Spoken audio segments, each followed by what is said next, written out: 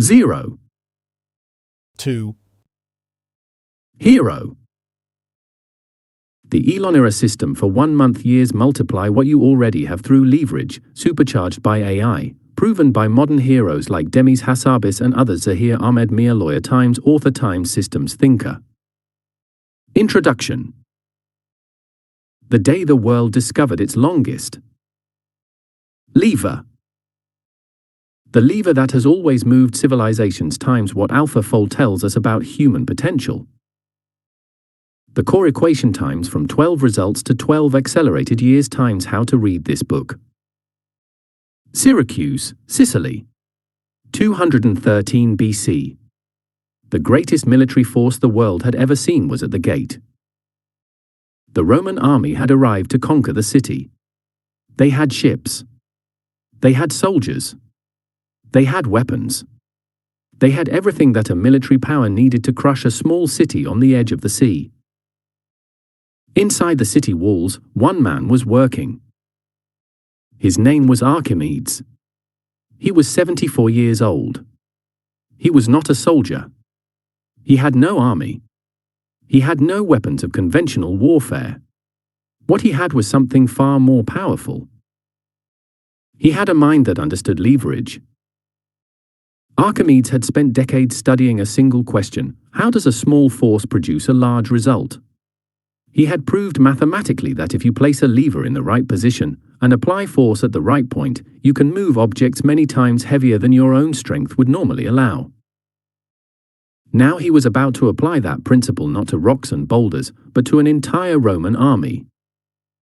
He designed machines. Giant cranes that reached over the city walls and lifted Roman ships out of the water, spinning them in the air before dropping them back into the sea. Catapults that could hurl rocks with such precision that soldiers could not tell where the next strike would come from. Mechanical claws that grabbed enemy ships by their prows and shook them until the soldiers fell into the water. One man. One mind. One principle. The Roman army, the most powerful fighting force on earth, was held off for 2 years. 2 years. By a single elderly mathematician who understood leverage. Give me a place to stand, and with a lever I will move the world. Archimedes, 287 to 212 BC. When the Roman general Marcus Marcellus finally broke through the city walls, his soldiers were reportedly terrified to enter buildings. They had heard so many stories about Archimedes' machines that they thought his devices were everywhere. They expected traps around every corner. Archimedes was killed by a Roman soldier while drawing mathematical diagrams in the sand. His last words, according to the ancient historian Plutarch, were, "Do not disturb my circles." He died as he had lived, focused, concentrated, thinking about leverage until the very last moment. That story happened more than 2,000 years ago. But the lesson it contains is the most important lesson in this entire book. You do not need to be the strongest. You do not need to be the wealthiest. You do not need to have the most resources. You need to understand leverage. One, the lever that has always moved civilizations. Here is something remarkable. When you look at the entire history of human progress, not just one century or one era, but the full sweep of civilization from ancient times to today, you see the same pattern over and over again.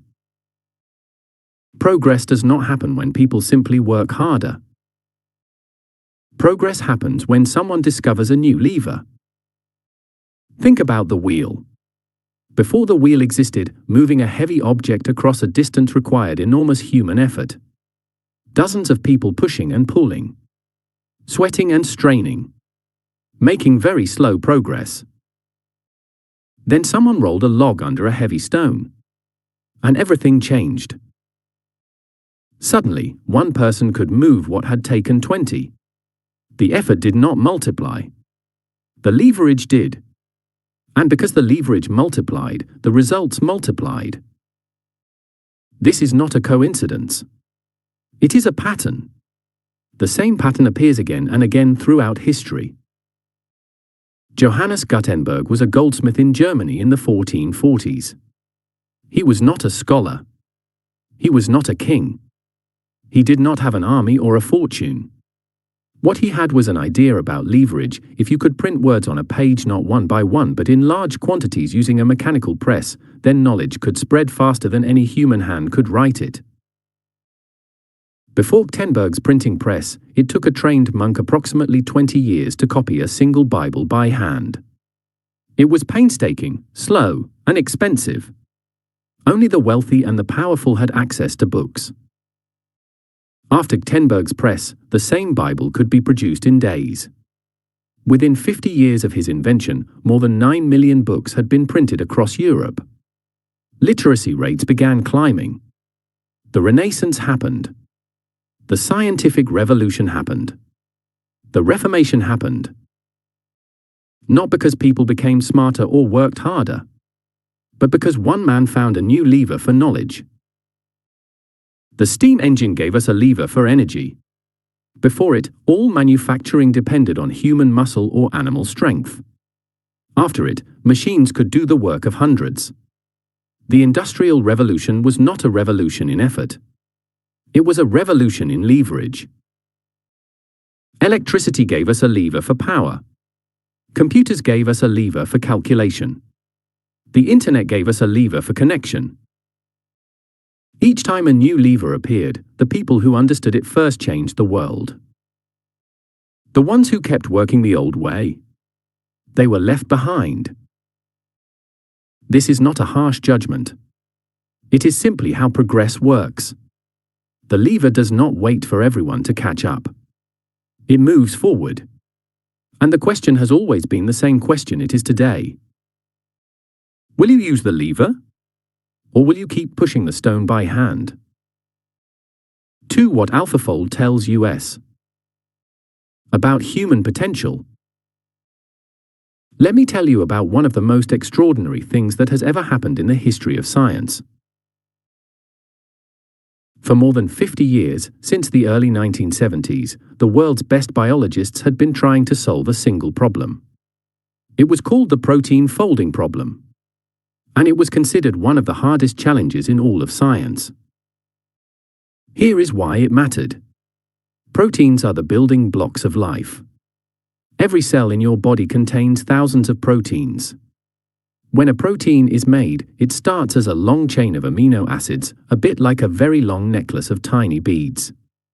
Then, in a fraction of a second, it folds itself into a precise three-dimensional shape.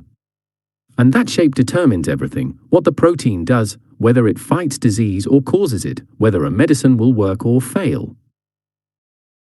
The problem was that figuring out the shape of a single protein could take a team of scientists years of work using expensive equipment.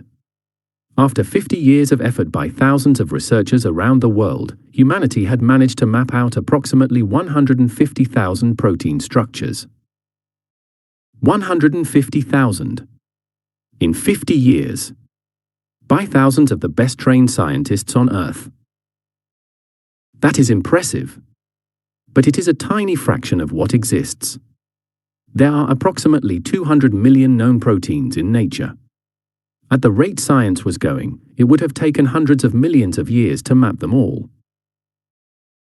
Then, in a quiet office in London, a young scientist named Demis Hassabis sat down with his team and asked a different question.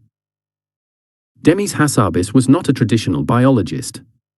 He was a chess prodigy who had become a video game designer who had become an artificial intelligence researcher. He had co-founded a company called DeepMind in 2010 with almost nothing, a small team, a big idea, and the conviction that AI could solve problems that humans alone could not. Google had bought DeepMind in 2014. And Hassabis had been working ever since on the most ambitious question he could find. His team built an AI system called AlphaFold. They trained it on every known protein structure in existence. They gave it the patterns of nature to learn from. And then they let it loose on the problem. In 2021, AlphaFold predicted the structures of nearly every protein known to science. Not 150,000. Not a million. 200 million protein structures predicted with an accuracy that matched the most expensive experimental methods ever used. In October 2024, Demis Hassabis received the Nobel Prize in Chemistry. 50 years of scientific effort accelerated into 1 year. That is not science fiction. That is what leverage looks like at its most extraordinary. Now ask yourself this question. If AI can do that for biology, if it can compress 50 years of work into a single year for a team of scientists, what can it do for you? What could you accomplish in 1 month if you had a lever that multiplied your thinking, your research, your writing, your planning, and your execution? That is the question this book is built to answer. 3. The core equation, time times. Leverage times RE equals exponential. Output. I want to introduce you to a simple idea that will change the way you think about everything. Most people measure their lives in years. They set yearly goals. They make New Year's resolutions. They think about where they want to be in 5 years or 10 years. They have been taught to measure progress in long cycles. There is nothing wrong with thinking long term. But here is the problem: when your deadline is 12 months away, your brain does not treat it as urgent. And when something is not urgent, the human mind tends to delay. Procrastinate. Get distracted. Work on easier things first. Researchers at Stanford have studied this pattern for years. Long deadlines do not create focus. They create the illusion of time, and illusions of time create the habit of delay. But here is what changes when you combine 3 things: time, leverage, and AI. Time times leverage times AI equals exponential output. Let me explain what this means in practice. We know from a landmark 2023 study by Harvard Business School and the Boston Consulting Group, which tested 758 professional consultants, that workers using AI completed tasks 25% faster and produced work that was rated 40% higher in quality. That is not a small improvement. That is a transformation. We know from a Stanford and MIT study of 5,000 customer service workers that AI boosted the productivity of newer, less experienced workers by 35%. People with 2 months of experience were performing at the level of people with 6 months of experience. The gap between beginner and expert was closing fast. And we know from the research organization METR that the capability of AI systems to complete longer and more complex tasks has been doubling every 4 to 7 months. Now think about what this means for you personally. If AI makes your research 5 times faster, your writing 3 times faster, your planning twice as focused, and your execution twice as effective, what does a single month of AI-powered, leverage-focused work produce? It produces what used to take a year. This is the 1-month year. 1 month of intelligent, focused, AI-powered effort equals 1 full year of ordinary effort. And if you live 12 such months in a row, you have done 12 years of ordinary work in a single year. That is not a dream. That is mathematics. For from 12 results a year to 12. Accelerated years. Let me show you what this looks like in real life. Not in a laboratory. Not in a theory. But in the stories of real people who understood leverage and used it. It was 2008. Elon Musk had just watched his rocket explode for the 3rd time in a row. His company, SpaceX, had almost no money left. His other company, Tesla, was also weeks away from bankruptcy. He was sitting in a meeting where he had to choose which company to save. He could not save both. Most people would have given up. But Musk had spent years building a framework for thinking about leverage. He knew that. The key was not to work harder on the problems he already had. The key was to find a better lever. He invested his last $40 million into SpaceX. On September 28, 2008, 3 days after what looked like total failure, the fourth Falcon 1 rocket launched successfully. It became the first privately developed liquid-fueled rocket to reach orbit in the history of spaceflight. 3 weeks later, NASA awarded SpaceX a contract worth $1.6 billion. SpaceX had gone from almost zero to the world's most valuable private company, worth $800 billion by 2025. And the key was not that Musk worked harder than everyone else. It was that he found a new lever, reusable rockets that cut the cost of reaching orbit from $54,500 per kilogram down to $2,720 per kilogram. A 20 times cost reduction. That is leverage. Now consider a completely different story. In 1998, a woman named Sarah Blakely was getting ready for a party. She wanted to wear cream-colored trousers but could not find suitable undergarments to wear underneath. So she cut the feet off a pair of tights and wore them. And she thought, why does this product not exist properly? Sarah Blakely had $5,000 in savings. She had no fashion background. She had no manufacturing experience. She had failed the law school entrance exam twice. She was selling fax machines door to door. But she had found a lever, a product that millions of women needed but nobody had made well. She wrote her own patent, reading patent books from the library late at night. She called hosiery manufacturers until one agreed to make a sample. She mailed a gift basket to Oprah Winfrey with a handwritten note. Oprah named Spanx her favorite product of the year 2000. Sarah Blakely took zero outside investment. She kept 100% of her company. 12 years later, she was named by Forbes as the youngest self-made female billionaire in history. Her $5,000 investment became a $1.2 billion company. $5,000 to $1.2 billion. That is a 240,000 times return. Not because she worked 240,000 times harder. Because she found the right lever. Now let me tell you about someone who had even less than Sarah Blakely. In 1992, a 16-year-old boy arrived in Mountain View, California with his mother. They had left Ukraine, a country where the government listened to phone calls and nobody had hot running water. They did not speak much English. They survived on government food stamps. The boy swept grocery store floors to earn money. His name was Jon Combe. He could not afford to buy books, so he would go to the bookstore, read as much as he could, and then put the books back. He taught himself computer networking this way. Years later, he and his friend Brian Acton applied for jobs at Facebook.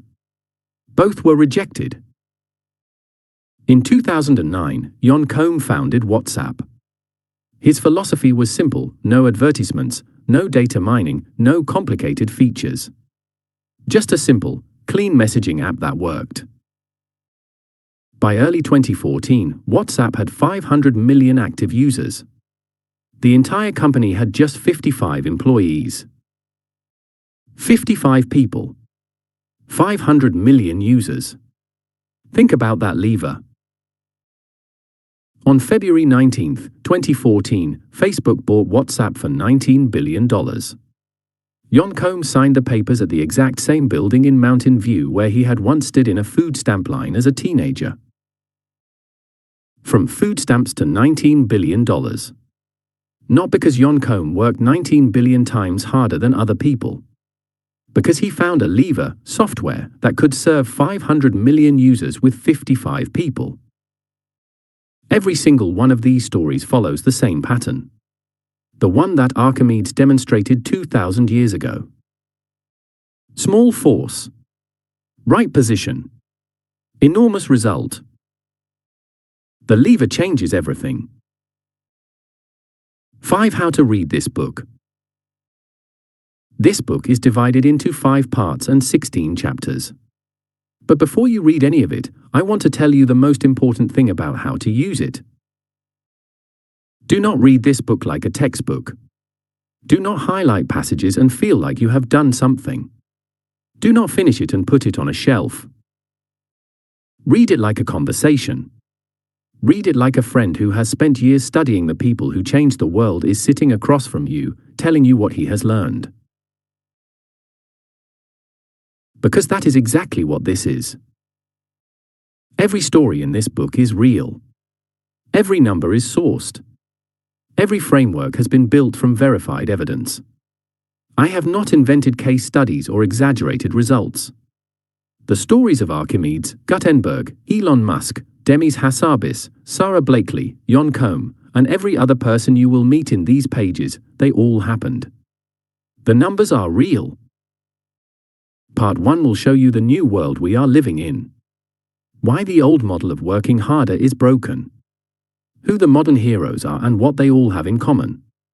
What the AI productivity explosion actually means for you, or not in theory, but in practice, backed by real studies.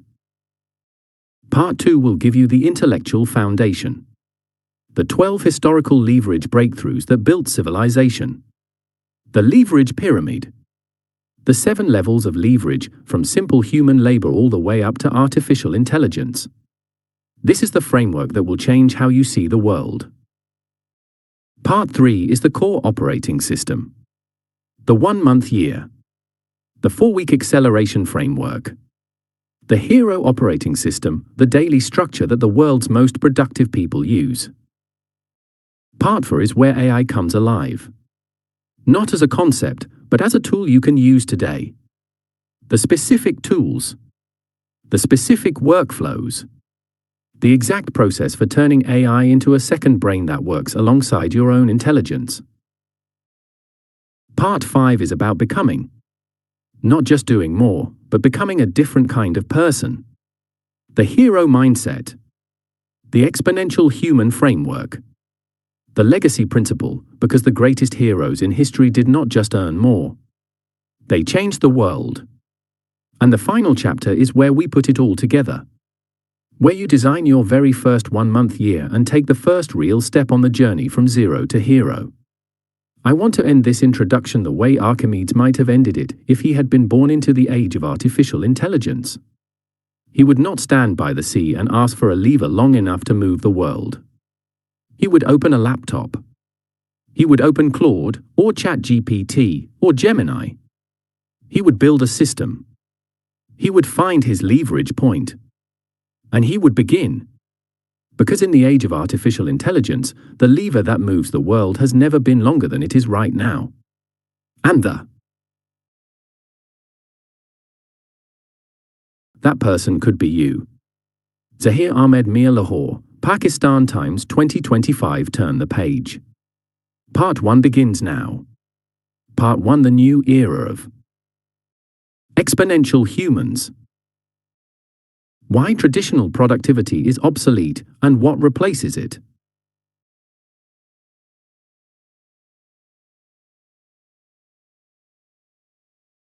Chapter 1. The end of linear life. For centuries, human progress was linear. Work more, earn more, repeat. The AI era has permanently broken that model. Key figures: Demis Hassabis, AlphaFold Times, Dario Amodi, Anthropic. London, England. 1992, a 12-year-old boy sat down at a chessboard in a national tournament. He had never won a competition at this level. His opponents were older, more experienced, and far more confident. His name was Demis Hassabis. He won the tournament. He was 12 years old. But what made Demis different was not just his talent. It was the way his mind worked. Where other chess players thought about pieces on a board, Demis thought about systems. Patterns. Patterns within patterns. He was not just playing a game. He was studying how intelligence works. By the age of 17, he had become one of the strongest chess players in the world for his age group.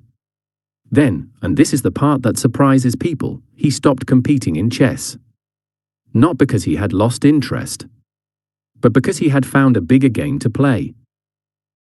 He started designing video games. Then he went to Cambridge to study computer science. Then he got a PhD from University College London in cognitive neuroscience, the science of how the human brain learns. Then, in 2010, he co-founded a company with a bold and almost unbelievable ambition. He wanted to build artificial general intelligence.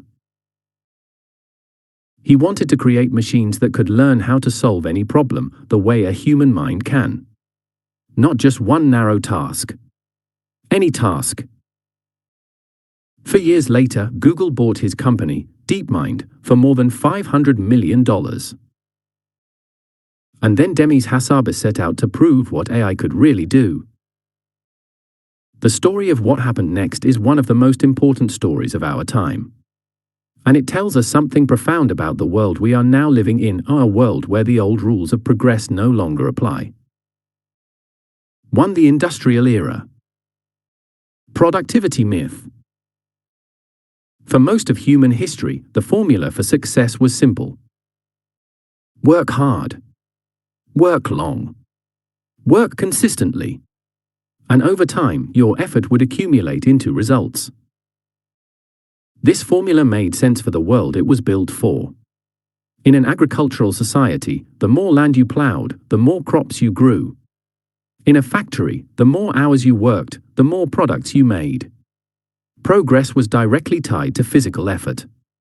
More effort, more output. It was linear. It was predictable. And for hundreds of years, it worked. This is what we can call the industrial era productivity model. And almost everything we believe about work, success, and achievement today comes from this model. Think about the phrases we use every day. Work harder. Put in the hours. No pain, no gain. Early bird gets the worm. Success is 99% perspiration. All of these phrases come from a world where effort and output were directly connected. Where the only way to get more results was to do more work. But here is the problem. That world no longer exists. Imagine two farmers. One works from sunrise to sunset, 7 days a week, plowing his field by hand. The other works for hours a day, but he uses a tractor. At the end of the month, the second farmer has plowed 10 times more land. Not because he worked 10 times harder. Because he had a machine that multiplied his effort. Now ask yourself, which farmer is winning? And more importantly, which farmer are you? Most people today are still trying to be the first farmer. They are working longer hours, staying late, checking emails at midnight, sacrificing their health and their relationships, all in the pursuit of more effort. And they are confused, exhausted, and falling further behind the people who have found the tractor. The tractor today is leverage. The tractor today is artificial intelligence. The industrial era productivity model told you to work harder. The exponential era tells you something completely different: work smarter, with leverage, and multiply your results. This is not a motivational slogan. It is a mathematical reality. And the evidence for it is everywhere, if you know where to look. The most productive people in the world are not working more hours. They are working with better systems. Based on research by Cal Newport, Deep Work, 2016. A famous study by researchers at Stanford University found that productivity per hour drops sharply after 50 hours of work per week. By 60 hours, productivity drops so much that the extra 10 hours produce almost nothing of value. In other words, working more does not produce more. After a certain point, it produces less. And yet most people, most organizations, most systems of education and employment still operate on the assumption that more hours equals more results. It is one of the most persistent myths in modern life. And it is holding millions of people back. 2 AlphaFold, 200 million. Structures, 50 years. Compressed. Now let us go back to Demis Hassabis. Because what happened at DeepMind between 2018 and 2022 is the single most powerful proof that the linear model of progress is over. To understand the story, you first need to understand the problem. Inside every living thing, every plant, every animal, every human being, there are thousands of different proteins. Proteins do almost everything in biology. They carry oxygen in your blood. They fight infections. They digest your food. They build your muscles. They send signals through your nervous system. Every protein is made of a chain of amino acids.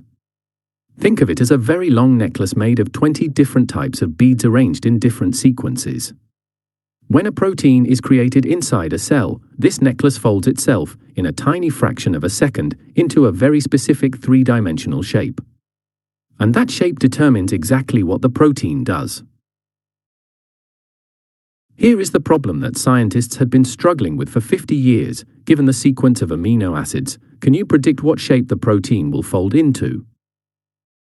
This was known as the protein folding problem. And it was considered one of the hardest unsolved problems in all of science. Why was it so hard? Because a protein with just 100 amino acids has more possible shapes than there are atoms in the observable universe. The number of possibilities is so astronomically large that no computer built before AI could search through them in any reasonable time. Scientists had been working on this problem since 1972. Using expensive laboratory equipment called X-ray crystallography, they could determine the shape of one protein, but it took years of work per protein. After 50 years of global scientific effort, humanity had mapped approximately 150,000 protein structures. 150,000. In 50 years. 150,000 protein structures mapped by human scientists over 50 years. Demis Hassabis and his team decided to approach the problem differently. Instead of trying to calculate the shape mathematically, they trained an AI system to learn the patterns. They fed AlphaFold every known protein structure. They let it study the relationship between amino acid sequences and three-dimensional shapes. They let it learn the deep patterns of nature that no human mind had been able to find. In November 2020, AlphaFold 2 entered a scientific competition called CASP14, the World Cup of Protein Structure Prediction. The results were stunning.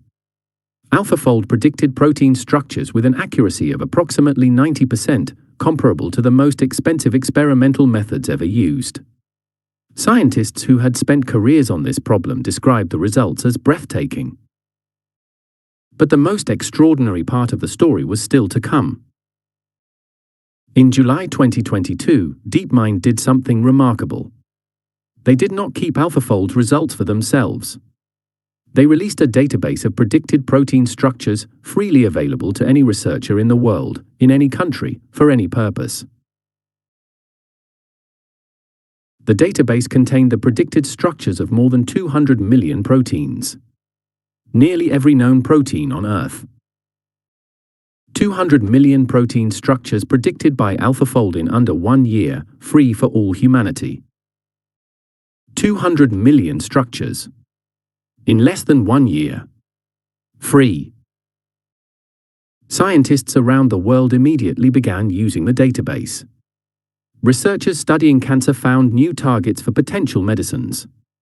Scientists working on neglected tropical diseases that affect billions of people in the developing world, diseases that had been ignored for decades because they were not profitable to research, suddenly had access to protein structures that could help them develop treatments. A researcher in Nigeria studying malaria. A scientist in Brazil working on Chagas disease. A team in India exploring antibiotic resistance. All of them now had access to data that had previously been impossible to obtain. In October 2024, Demis Hassabis and his colleague John Jumper received the Nobel Prize in Chemistry for this work. 50 years of scientific effort, compressed into 1 year. 150,000 structures in half a century, compared to 200 million structures in 12 months. That is not a small improvement. That is a different category of achievement entirely. And here is what that tells us about the world we are now living in. Linear progress, the kind produced by human effort alone, working step by step, has been overtaken. Not temporarily. Not in one small area of science. Permanently. Across every domain where intelligence is required. The era of linear life is over. The era of exponential leverage has begun. 3. Anthropic and constitutional. I. Safety as leverage. Now I want to tell you about a different kind of hero. In November 2020, the same month AlphaFold was stunning the scientific world, a team of researchers at OpenAI began to feel uneasy. They had been working on some of the most powerful AI systems ever built. And the more powerful the systems became, the more they worried about a question that most people in the AI industry were not yet taking seriously. What happens when an AI system becomes powerful enough to cause real harm, not because it is evil, but because it has not been built with the right values? One of those researchers was a man named Dario Amodi. Dario Amodi was not the typical Silicon Valley entrepreneur. He was a physicist by training, a researcher by instinct, and a worrier by nature. He had joined OpenAI because he believed AI was the most important technology being built in human history. But as the systems grew more powerful, his worry grew alongside them. In 2021, Dario and his sister Daniela Amodi, along with several colleagues, left OpenAI and founded a new company. They called it Anthropic. Their mission was not simply to build the most powerful AI. Their mission was to build the most powerful AI that was also safe, honest, and beneficial to humanity. They believed these two goals, power and safety, were not opposites. They were partners. To achieve this, they developed a new approach called constitutional AI. Here is how it works, explained simply. Most AI systems are trained using a process where human workers review thousands and thousands of examples of AI responses and rate them as good or bad. This is expensive, slow, and inconsistent. Different human raters have different opinions about what is good or bad. The process is messy. Constitutional AI works differently. Instead of relying only on human raters, the AI is given a set of principles, a constitution. A list of values like, be honest, avoid harm, be helpful, do not deceive. And the AI is trained to evaluate its own responses against these principles. It learns to ask itself, does this response follow my constitution? This was a major breakthrough. Not just technically, but philosophically. Anthropic had found a leverage point that other AI companies had not fully explored. They understood that a safe AI is not a weaker AI. A safe AI is a more trustworthy AI. And a more trustworthy AI is one that the whole world can use. The results confirmed the insight. Anthropic's AI system, Claude, became known for being thoughtful, careful, honest, and nuanced. Enterprises that could not use more aggressive AI systems because of legal risk, reputational risk, or ethical concerns could use Claude. By 2025, Anthropic had raised billions of dollars from Amazon and Google. Its valuation had grown to over $40 billion, making it one of the fastest-growing companies in the history of technology. Not because it compromised on safety for power, but because it treated safety as a competitive advantage. As a lever. Why does this matter for you? Because Anthropic teaches us something important about how leverage works in the modern world. Leverage is not always about doing more. Sometimes it is about doing things in a way that builds more trust, more reach, more long-term impact. Dario Amodi did not try to win an arms race. He tried to build a foundation. And the foundation, constitutional AI, safety-first design, honest systems, turned out to be the most powerful lever in the entire AI industry. Safety is not a constraint on capability. It is the source of lasting capability. The philosophy of Anthropic. For the new equation, effort times leverage equals impact.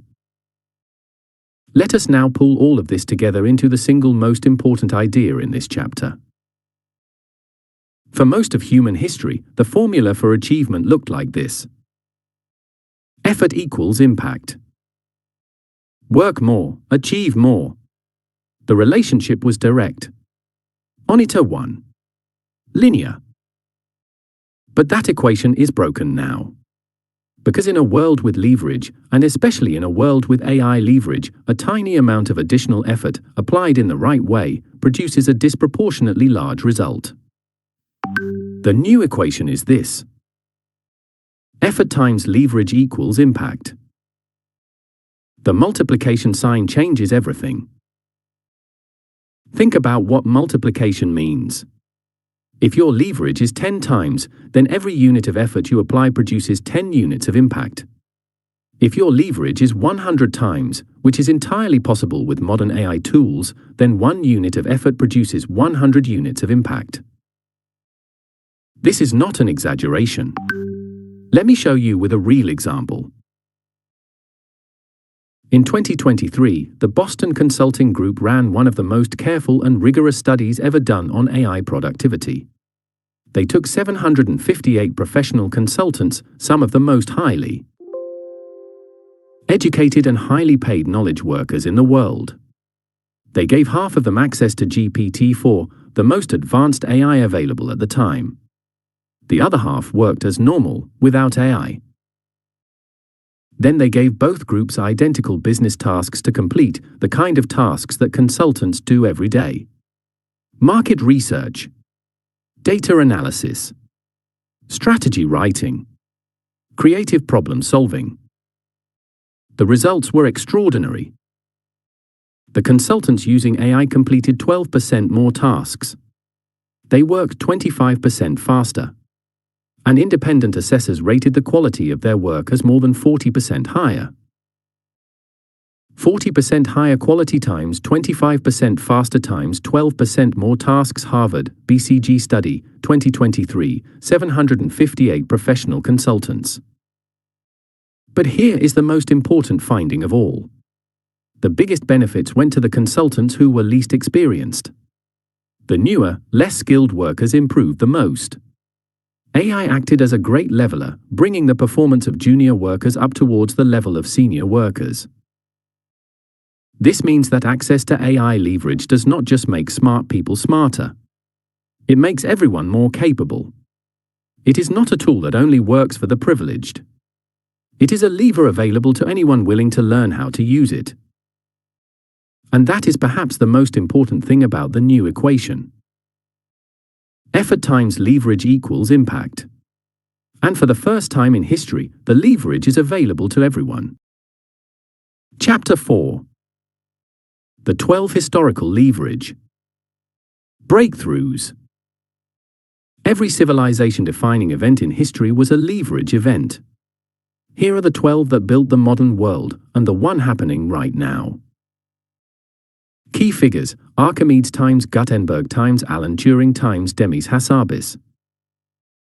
Imagine you could watch a time-lapse of human civilization. Not decades. Not centuries. But the full sweep of human history, from the first stone tool to the smartphone in your pocket, compressed into a single viewing. What would you see? You would see long stretches of almost no change. Generations of people living exactly as their parents had lived. Farming the same way. Building the same way. Thinking the same way. Progress so slow it was almost invisible. And then, at certain moments, everything would change at once. A burst of energy. A sudden leap. Cities rising, trade expanding, knowledge spreading, populations growing, the pace of life visibly accelerating. Then another long pause. then another burst. If you watched carefully, you would notice something. The bursts always happened at the same kind of moment. Not when people worked harder. Not when populations grew. Not when weather improved.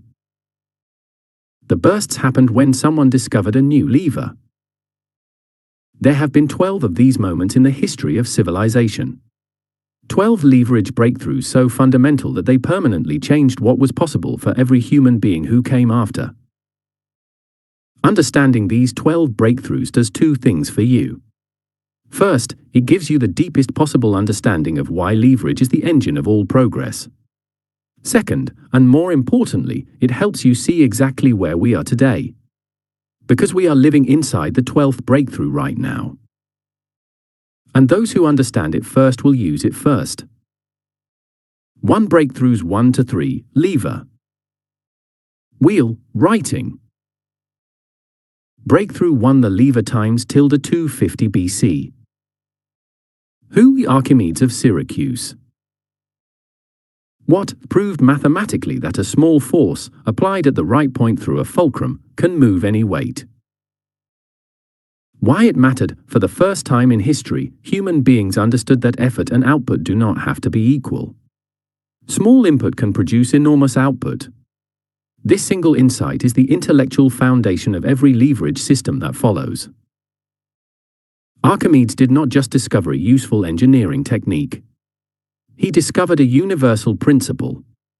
The principle that the relationship between effort and result is not fixed.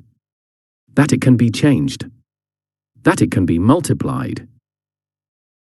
This idea was so radical that most people of his time could not fully grasp it. They had lived their entire lives believing that to move something heavy, you needed to apply a force equal to its weight. Archimedes proved that was wrong. And in doing so, he gave humanity a new way of thinking about every problem it would ever face. Breakthrough 2, the wheel times tilde 3500 BC. Who? Unknown innovators in Mesopotamia, modern-day Iraq. What? A circular disc rotating on an axle, reducing friction and multiplying the distance objects could be moved. Why it mattered? Before the wheel, moving heavy loads required armies of people. After it, one person with a cart could do what 50 could not. Trade networks expanded. Cities connected. Civilization became possible at scale. The wheel is so fundamental that we rarely stop to marvel at it. But consider life before it existed. Every object heavier than a person could carry had to be dragged, or carried by many people, or left where it was. The wheel did not just improve transportation. It multiplied the effective reach of every human settlement on Earth. Breakthrough 3, writing times tilde 3200 BC. Who? Sumerian scribes in Mesopotamia. What? Symbols pressed into clay tablets to record language, numbers, and ideas across time. Why it mattered? Before writing, knowledge died with individuals. After writing, knowledge accumulated. One generation could build on the discoveries of the last. For the first time, human progress became cumulative. Writing is easy to underestimate because we have used it for so long. But stop and think about what a world without it would look like. Every skill, every insight, every piece of knowledge would exist only in living human minds. When those minds died, the knowledge died with them. Each new generation would start almost from zero. Writing ended that. It was the first technology to give human knowledge a memory that outlasted its creator. 2 breakthroughs 4 to 6, printing. Press, scientific method, steam. Breakthrough for the printing press times tilde 1440. Who? Johannes Gutenberg, goldsmith of Mainz, Germany. What? Movable metal type, oil-based ink, and an adapted wine press, producing 3,600 pages per day versus 40 by hand. Why it mattered? Knowledge went from scarce to abundant in a single generation. Books multiplied. Literacy rose. The Renaissance, Reformation, and scientific revolution all followed. One machine changed the intellectual history of the world. The numbers tell the story precisely. Before Gutenberg, a trained monk could copy approximately 2 pages of text per day on a good day. Gutenberg's press produced 3,600 pages per day. That is a 1,800 times improvement in the production of knowledge. Within 50 years of his invention, presses were operating in more than 200 cities. More than 9 million books had been printed, more than had been produced in all of human history before that point. The cost of a book fell from the equivalent of a year's wages to the cost of a few days' work. For the first time, ordinary people could own books, could read, could think for themselves. Breakthrough 5. The scientific method times tilde 1620. Who? Francis Bacon, philosopher, England. What? A systematic process of hypothesis, observation, experimentation, and replication for discovering truth. Why it mattered. Before the scientific method, knowledge advanced slowly and randomly. After it, knowledge became a system, one that could be trusted, built upon, and accelerated. It created a lever for discovery itself. Francis Bacon's 1620 masterwork, Novum Organum, contained one of the most important insights ever written, that human knowledge and human power meet in one. That understanding how the world works is the foundation of the ability to change it. The scientific method was leverage applied to the process of learning. Instead of learning by accident, humanity now learned by design. Instead of knowledge advancing in random leaps, it advanced systematically. Each discovery enabled the next. The lever of the scientific method produced an exponential curve of knowledge that has been accelerating ever since. Breakthrough 16 power times tilde 1765. Who? James Watt, engineer, Scotland. Watt, an efficient steam engine that could power machinery continuously without human or animal muscle. Why it mattered. The Industrial Revolution was not a revolution in effort. It was a revolution in leverage. Machines that never tired replaced human muscle. One factory worker with steam-powered machines could produce what hundreds had produced by hand. Before the steam engine, all manufacturing was limited by the physical strength of human beings and animals. After it, machines powered by external energy could work continuously, day and night, in every season, without rest. The scale of the transformation was almost incomprehensible to those who lived through it. In 1760, Britain was a largely agricultural nation. By 1850, just 90 years later, it was the world's largest industrial economy. Not because British people had become stronger or smarter. Because they had found a new lever for energy. 3. Breakthrough 7 to 9. Electricity, computers, the Internet. Breakthrough 7. Electricity times tilde 1880s. Who? Thomas Edison, USA, and Nikola Tesla, Serbia, USA. What? The generation, transmission, and practical use of electrical power for light, heat, and machinery. Why it mattered. Electricity became the invisible infrastructure of civilization. Every technology that followed, from the telephone to the computer to the internet, depended on it. Electricity was not just a power source.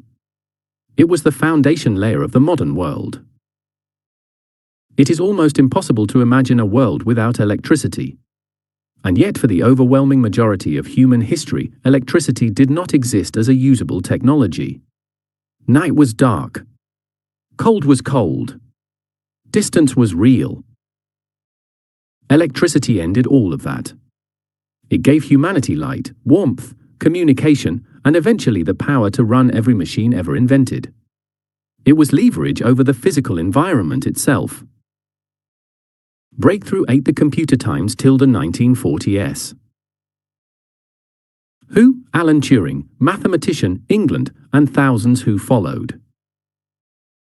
What if a machine that could perform complex calculations, store information, and execute logical operations at speeds no human mind could match? Why it mattered, computers did not just help humans calculate faster. They created a new category of human activity, information processing at machine speed.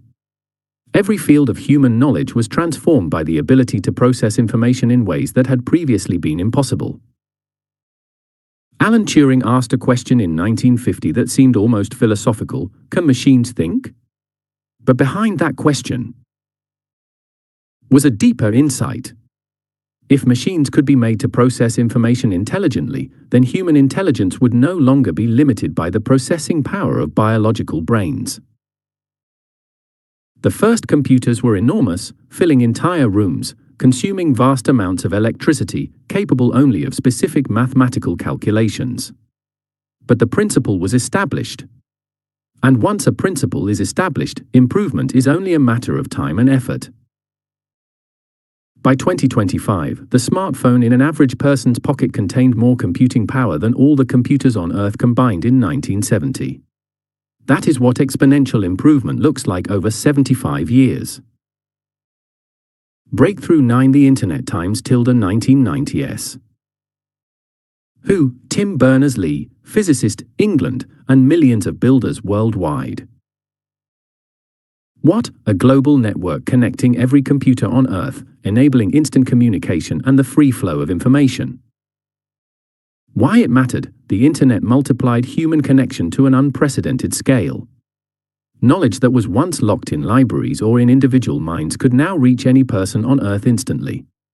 The global distribution of ideas became essentially free. Tim Berners-Lee invented the World Wide Web in 1991 while working at CERN, the physics laboratory in Switzerland. He did not try to patent his invention or make money from it. He gave it to the world for free. That decision alone is one of the most consequential acts of generosity in human history. Because the web he gave away became the foundation on which the entire digital economy was built. Every company in this book, Amazon, Google, Facebook, OpenAI, Anthropic, would not exist without the Internet that Berners-Lee gave away. For breakthroughs 10 to 11. Software, artificial intelligence. Breakthrough 10. Software times tilde 1980s, 2000s.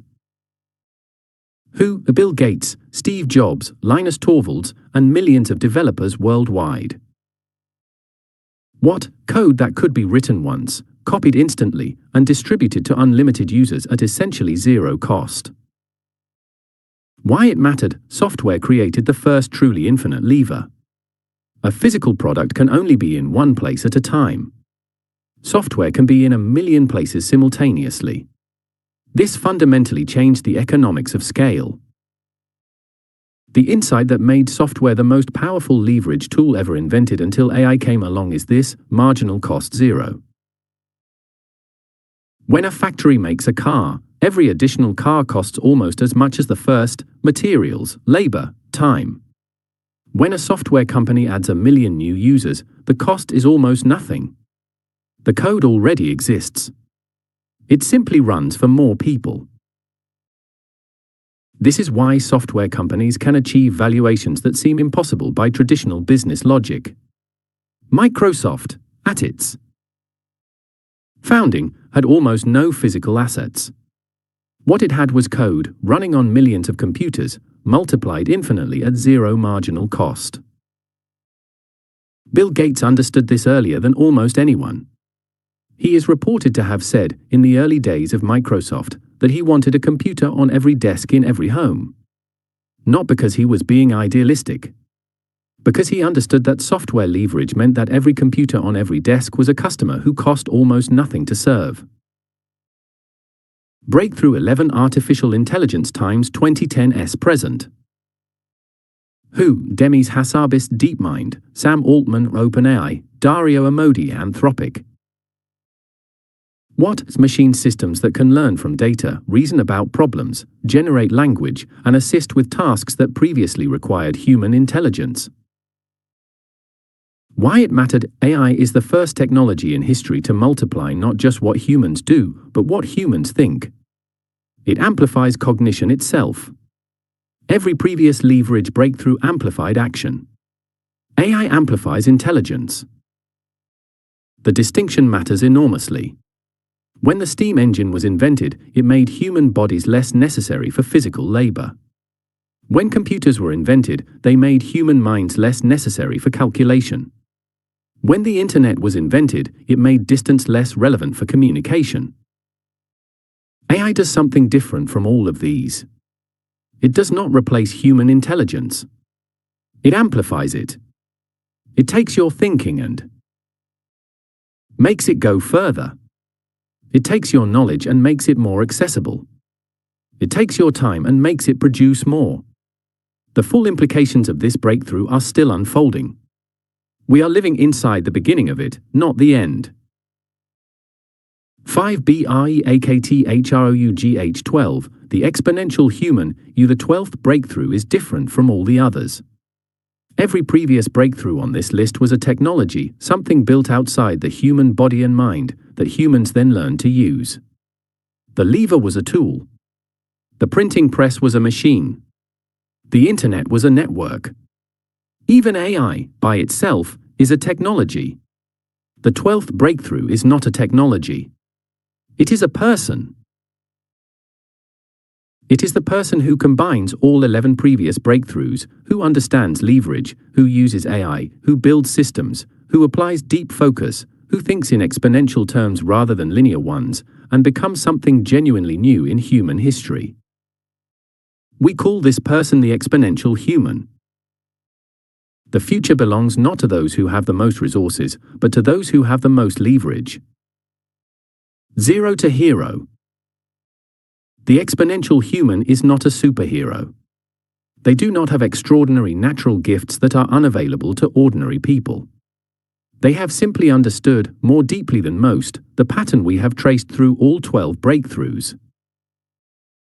The pattern is this: every era belongs to those who discover the next lever first.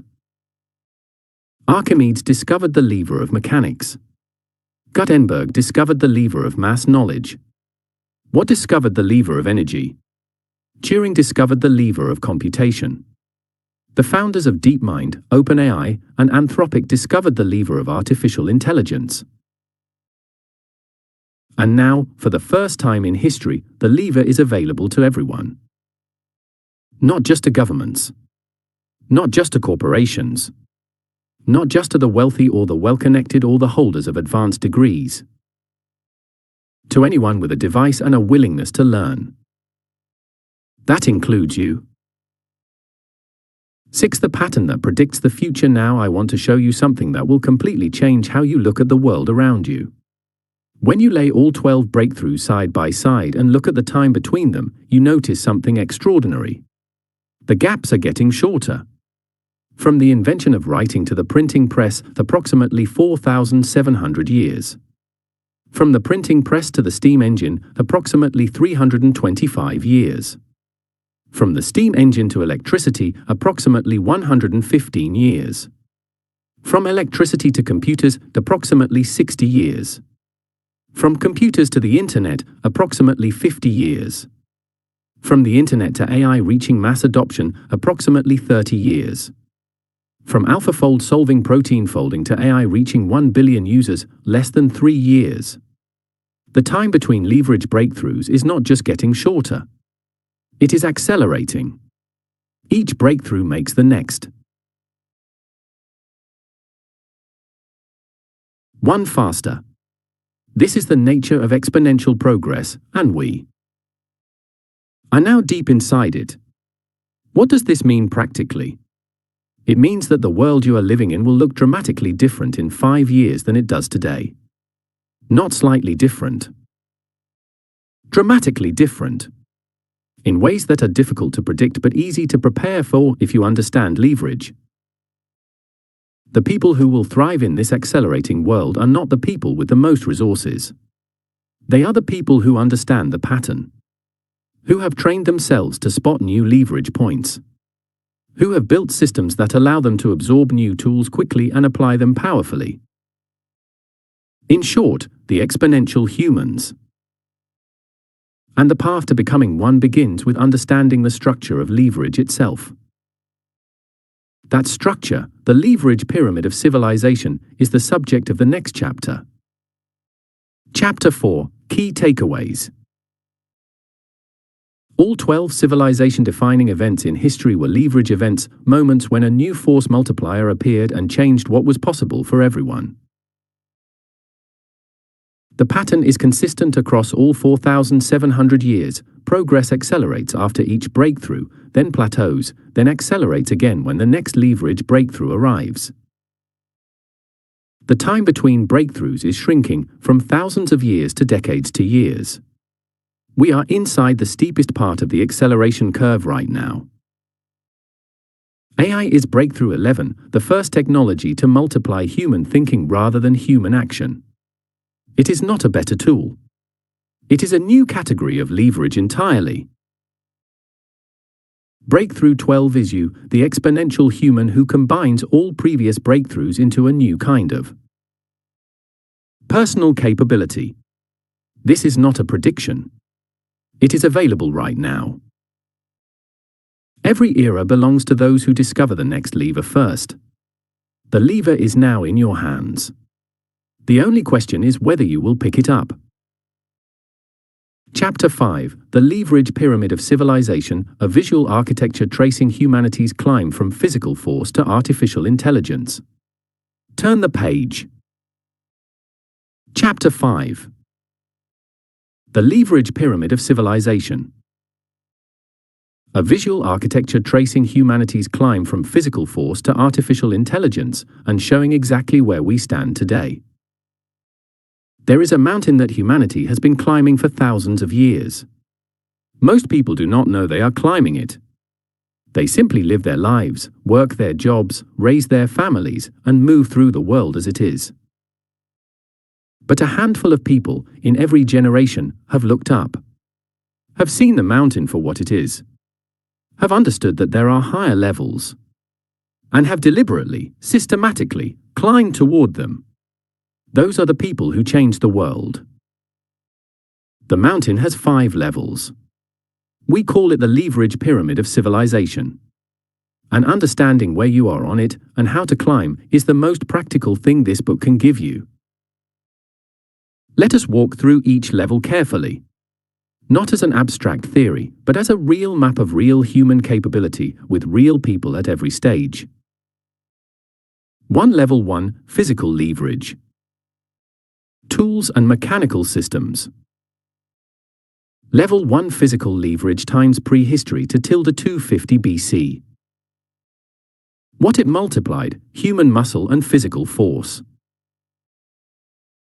Defining example: Archimedes' lever, the wheel, the pulley, the axe, any tool that extended what the human body could do physically. At the base of the pyramid is the most ancient form of leverage: physical tools. For most of human prehistory, a person's output was limited almost entirely by their own physical strength. If you wanted to move a stone, you pushed it. If you wanted to cut a tree, you used your hands and whatever sharp object you could find. The relationship between effort and output was direct and unforgiving. Then tools appeared. A sharpened stone edge multiplied the cutting power of a human hand. A lever multiplied the pushing force of a human arm. A pulley allowed one person to lift what would otherwise require many. At level 1, a person's power is determined by their physical tools. The better your tools, the more you can do. But there is a ceiling. No matter how good the tools, a single person can only apply so much physical effort. Think of an ancient builder at the pyramids of Giza. He has the best tools available in 2500 BC. Copper chisels, wooden sledges, rope and manpower. He is working at the absolute peak of level 1 physical leverage. He is impressive. His work has survived 4,500 years. But his output is still, ultimately, limited by the number of human bodies applying force. Most people in the world today still operate primarily at level 1. They exchange their physical time and effort for money. They are paid for hours, not for outcomes. They are valued for what their bodies and basic skills can do, not for the systems or tools or intelligence they deploy. Level 1 is not wrong. It is simply limited. And the goal of this book is to help you climb higher. Level 2, energy leverage. Industrial machines and electricity. Level 2 energy leverage times (1765 to (1940s).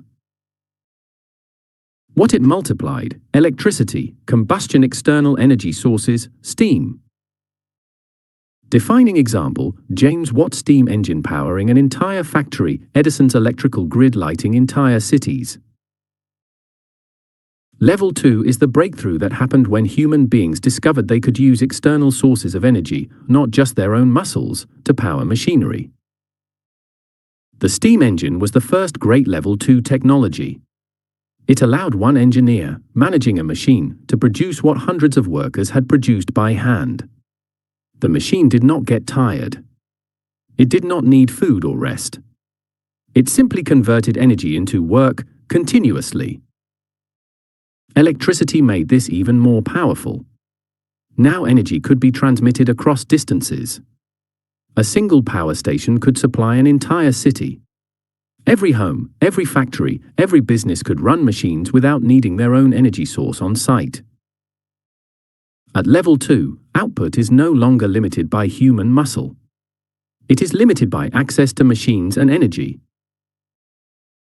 The people who climbed to Level 2 first, the factory owners, the railroad builders, the electricity entrepreneurs, became extraordinarily powerful and wealthy. Not because they were stronger or smarter than the workers at Level 1. Because they operated at a higher level of the pyramid. This is the key insight of the leverage pyramid. It is not about being better than others at the same level. It is about operating at a higher level entirely. Level 3, information. Leverage, computers and the Internet. Level 3 information leverage times (1950s to (2010s). What it multiplied: communication, information processing and global. Defining example: Alan Turing's computer concept, Tim Berners-Lee's World Wide Web, Bill Gates' software on every desk.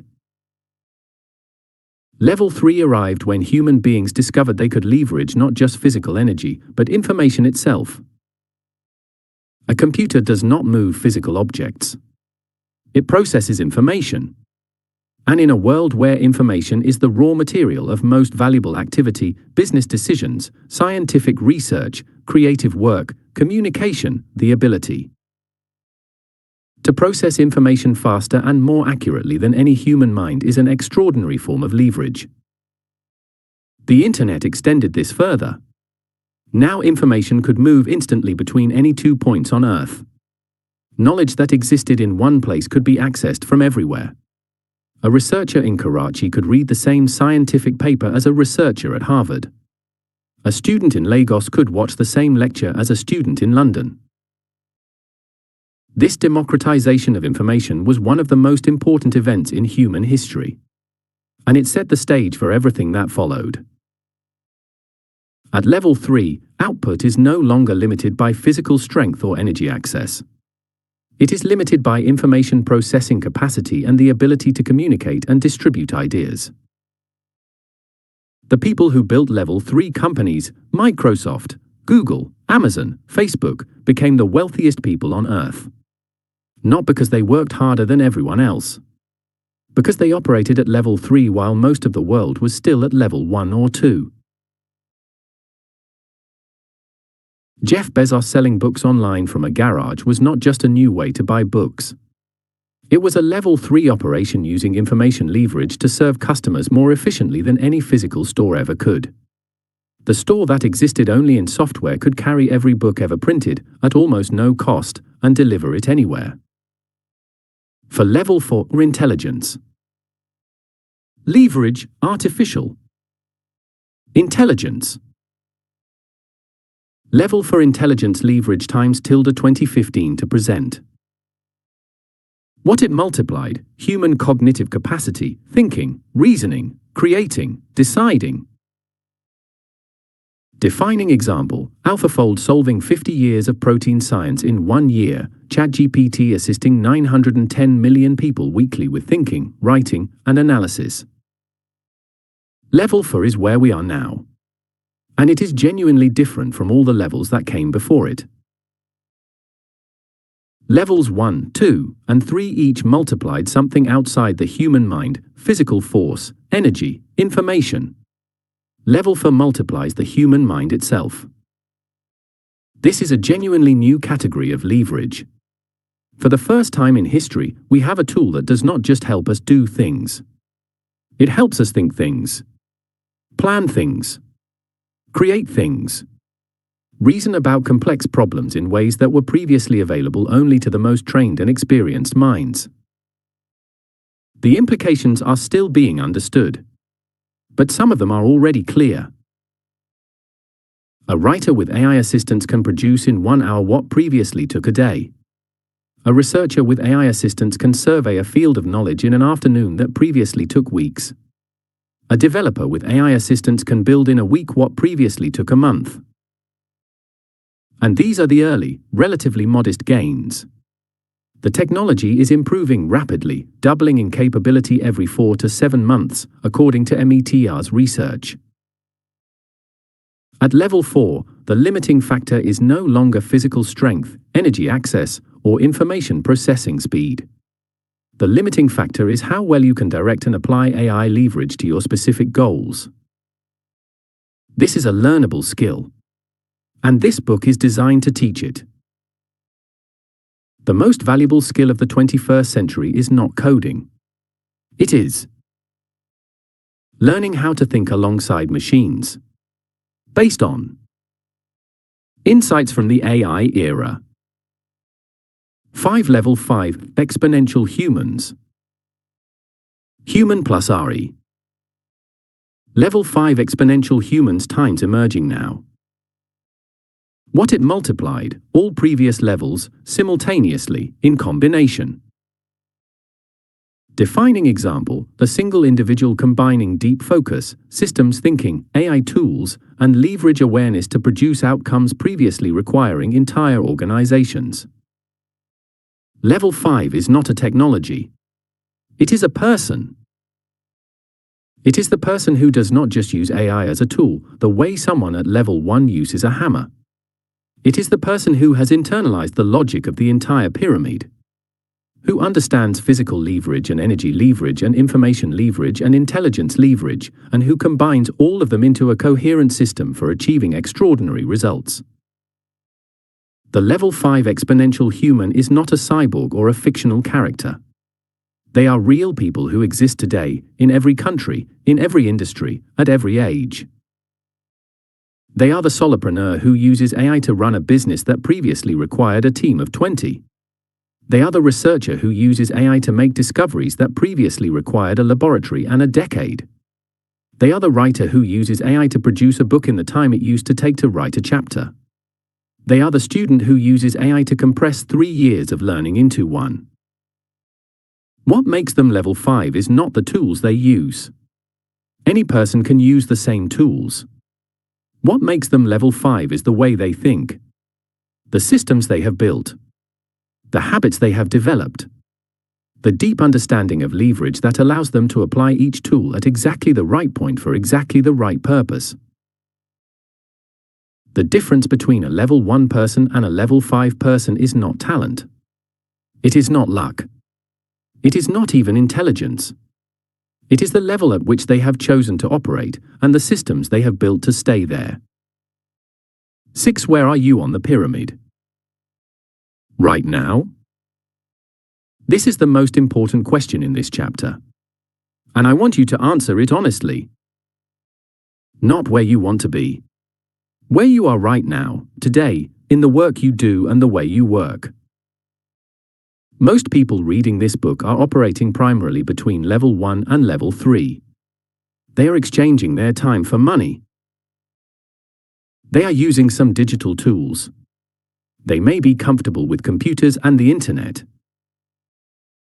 A smaller number are beginning to operate at level 4 using AI tools with some regularity, experiencing the productivity gains, starting to build new habits around AI-assisted work.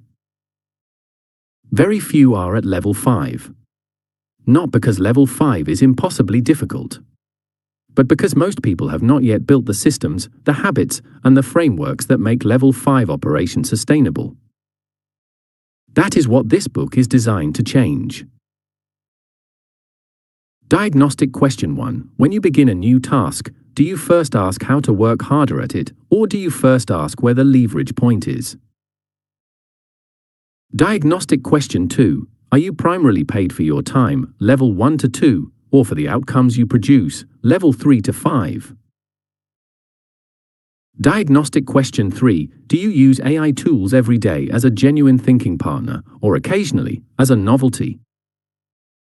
Diagnostic question 4. Do you have systems that produce results while you sleep, or do results only happen when you are working?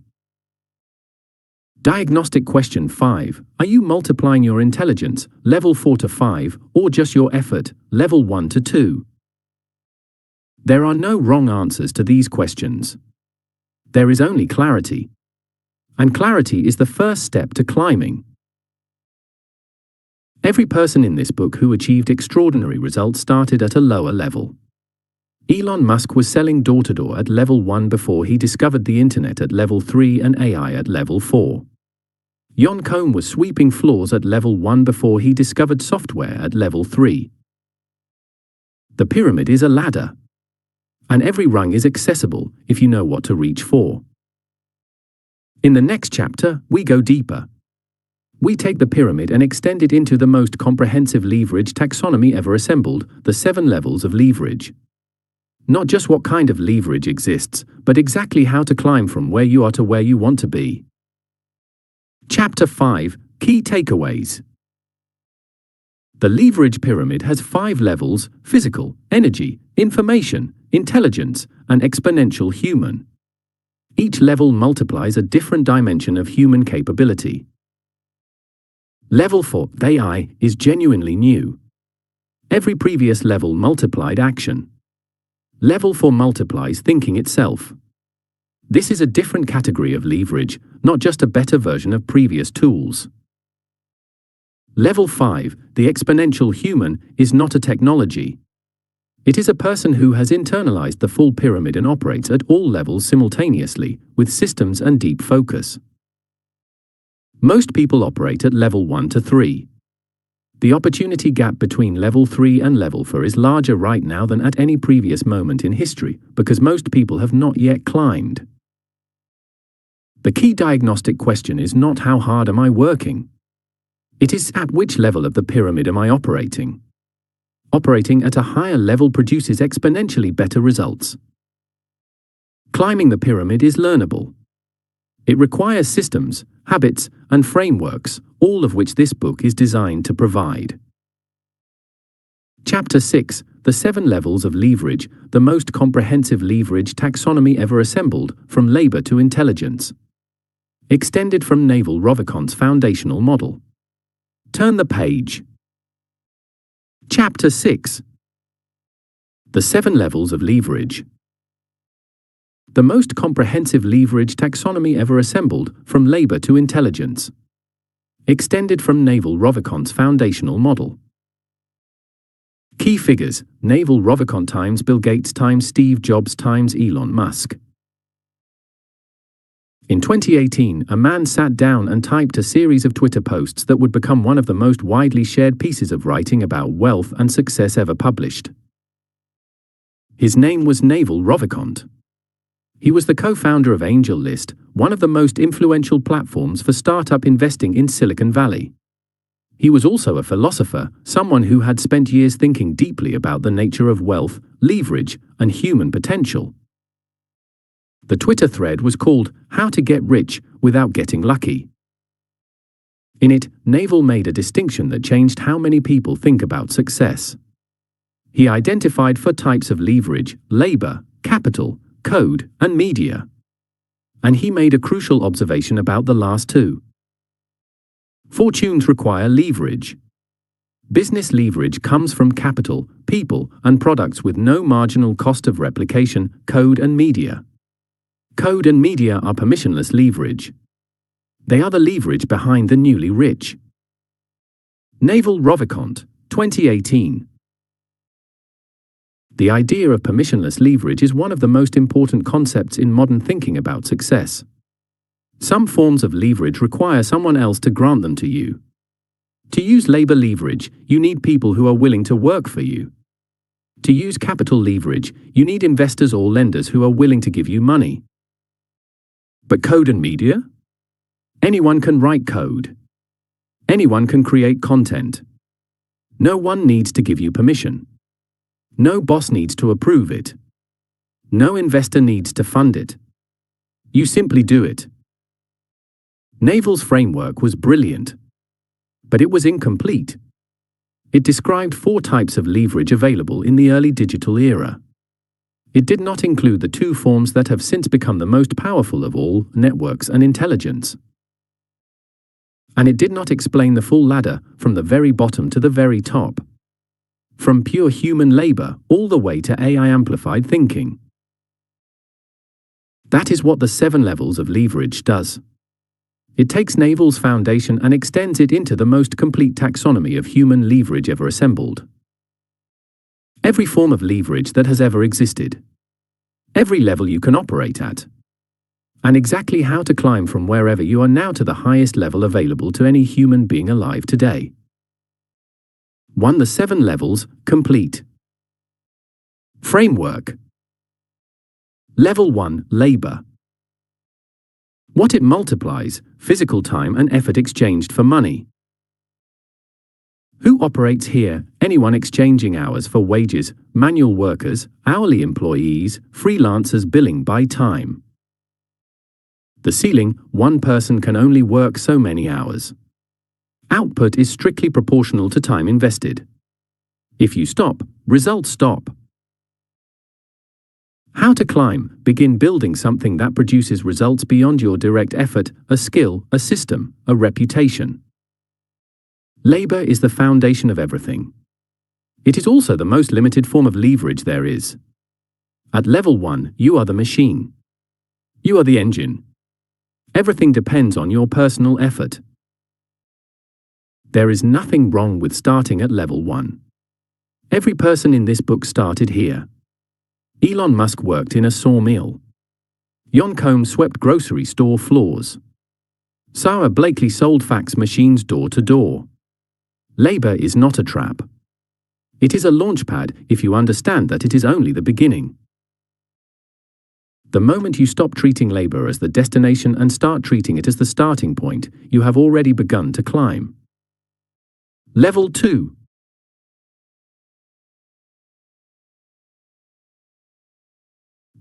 Tools. What it multiplies, physical tools extending human capability. Who operates here? Craftspeople, tradespeople, surgeons, anyone who multiplies their skill with specialized instruments.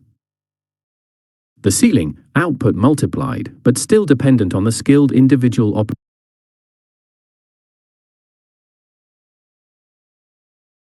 operating the tool. No tool, no output.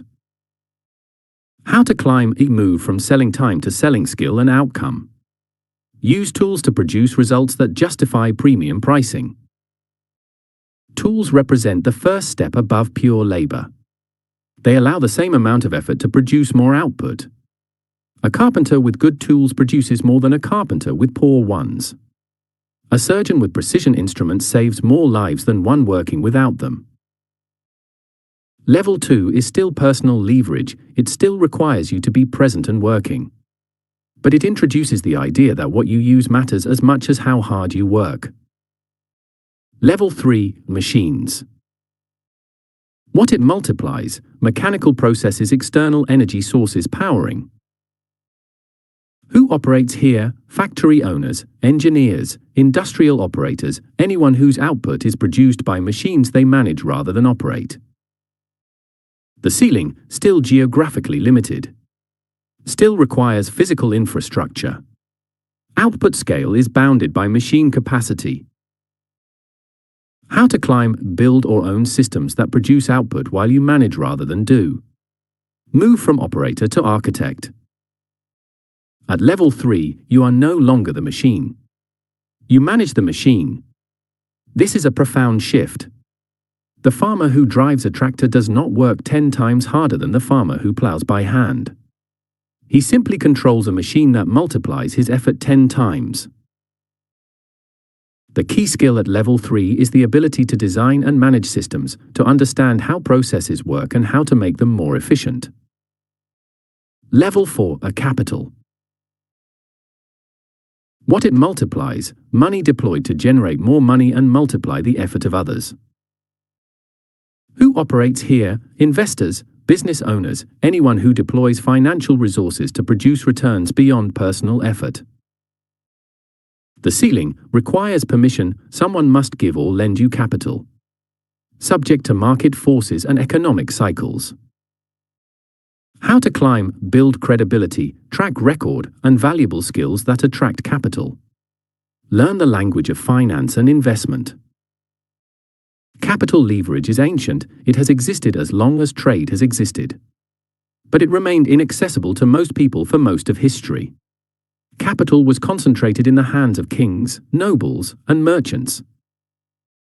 Today, the barriers to capital have fallen dramatically.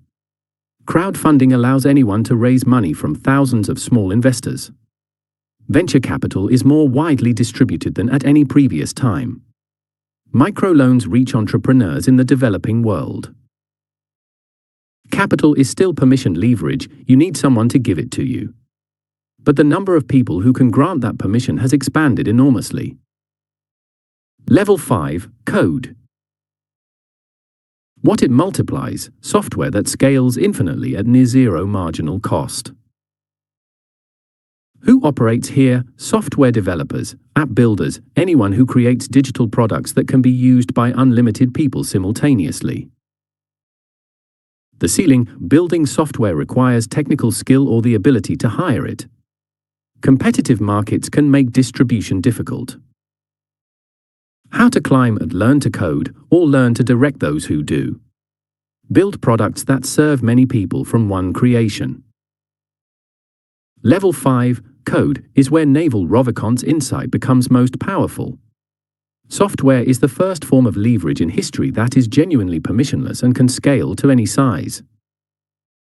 You do not need a factory. You do not need a warehouse. You do not need a fleet of trucks. You need a computer, an internet connection, and the knowledge of how to write code, or the ability to hire someone who can. The Collison brothers built Stripe on 7 lines of code. Jon Koum built WhatsApp in a 1-bedroom apartment. These were not anomalies. They were the natural consequence of level 5 leverage applied by people who understood what they were holding. Steve Jobs once said that a computer is like a bicycle for the mind. He was right, but he was describing level 3. Software is not a bicycle for the mind. It is a rocket for the mind. It does not just make thinking faster. It makes thinking scalable. Level 6, networks.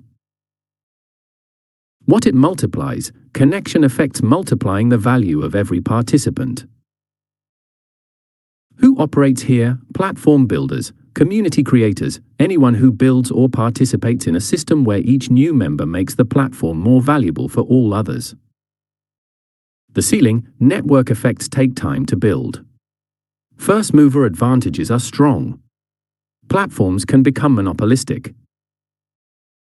How to climb and build or join platforms where your participation creates compounding value. Contribute to networks that reward contribution. Networks introduce a property that none of the previous levels have: compounding value. In a factory, adding more machines makes the factory larger. In a network, adding more members makes the network exponentially more valuable for every existing member. This is Metcalfe's law: the value of a network is proportional to the square of the number of its users. Facebook did not just grow. It became more useful to every existing user every time a new user joined. The network fed itself. And this self-reinforcing dynamic is one of the most powerful forces in modern economics. Mark Zuckerberg understood network leverage earlier and more completely than almost anyone. Facebook now has 3.35 billion daily active users, roughly 70% of all internet users outside China. The network leverage is so strong that competing platforms struggle to overcome it even with better products. Level 7. Intelligence. What it multiplies: AI amplifying human cognition, thinking, creating, deciding, discovering. Who operates here? Anyone who combines their human intelligence with AI tools to produce outcomes previously requiring teams of specialists. The ceiling, currently limited by the quality of human direction. AI is only as powerful as the prompts, systems, and judgment behind it. How to climb: build AI fluency. Develop prompt skills. Create personal AI workflows. Combine AI with deep focus and clear purpose. Level 7 is the level we are entering right now. And it is different from all the others in one fundamental way. Every previous level multiplied something physical or structural: labor, energy, information, money, code, connections. Level 7 multiplies intelligence itself. The capacity to think, reason, create, and decide. This is unprecedented. For all of human history, the intelligence available to any individual was limited by their own biological brain. The quality of their thinking was bounded by the capacity of their neurons, the knowledge they had accumulated, and the time they had available to think. AI breaks that boundary. A person at level 7 does not just work faster. They think more deeply. They consider more angles. They access more relevant knowledge. They produce better decisions and higher quality creative work, not because their own intelligence has grown, but because they have multiplied it. Level 7 is permissionless leverage over the most valuable resource in the modern world: human intelligence itself. No one needs to grant it to you. No investor needs to fund it. No employer needs to authorize it. You simply need to learn how to use it. 2. The 10 laws of leverage. The reference framework. These 10 laws are the distillation of everything in this chapter and the previous 2. They are the principles that govern how leverage works, applicable at every level, in every domain, in every era. Learn them. Return to them. Test every decision you make against them. Law 1. The lever beats force. Small effort at the right leverage point produces more than large effort applied directly. Always ask, where is the leverage point? Law 2. Systems beat goals. Goals tell you where to go. Systems take you there, automatically, repeatedly, even when motivation disappears. Build systems. Law 3. Focus multiplies intelligence. Deep, uninterrupted cognitive work produces results that distracted work cannot match regardless of hours invested. Protect your focus. Law 4. Technology is the longest lever of each era. Every generation has a dominant leverage technology. In our era, that technology is AI. Learn it before others do. Law 5. Automation beats repetition. Any task done the same way more than 3 times can be systematized. Any system that can be automated should be. Free your time for high leverage thinking. Law 6. Knowledge compounds. Skills and knowledge reinforce each other. Each new thing you learn connects to what you already know. The more you learn, the faster you learn. Law 7. Networks multiply power. Your reach is amplified by the quality and size of your network. Build genuine connections in high-value communities. Give before you take. Law 8. AI multiplies thinking. AI is not a shortcut. It is a force multiplier for intelligent humans. The better your thinking, the more AI multiplies it. Combined, they produce exponential results. Law 9. Time compression creates urgency. Annual timelines produce procrastination. Monthly cycles produce action. Compress your operating cycle and your results will follow. Law 10. Leverage turns zero into hero. You do not need more resources to achieve more. You need better leverage.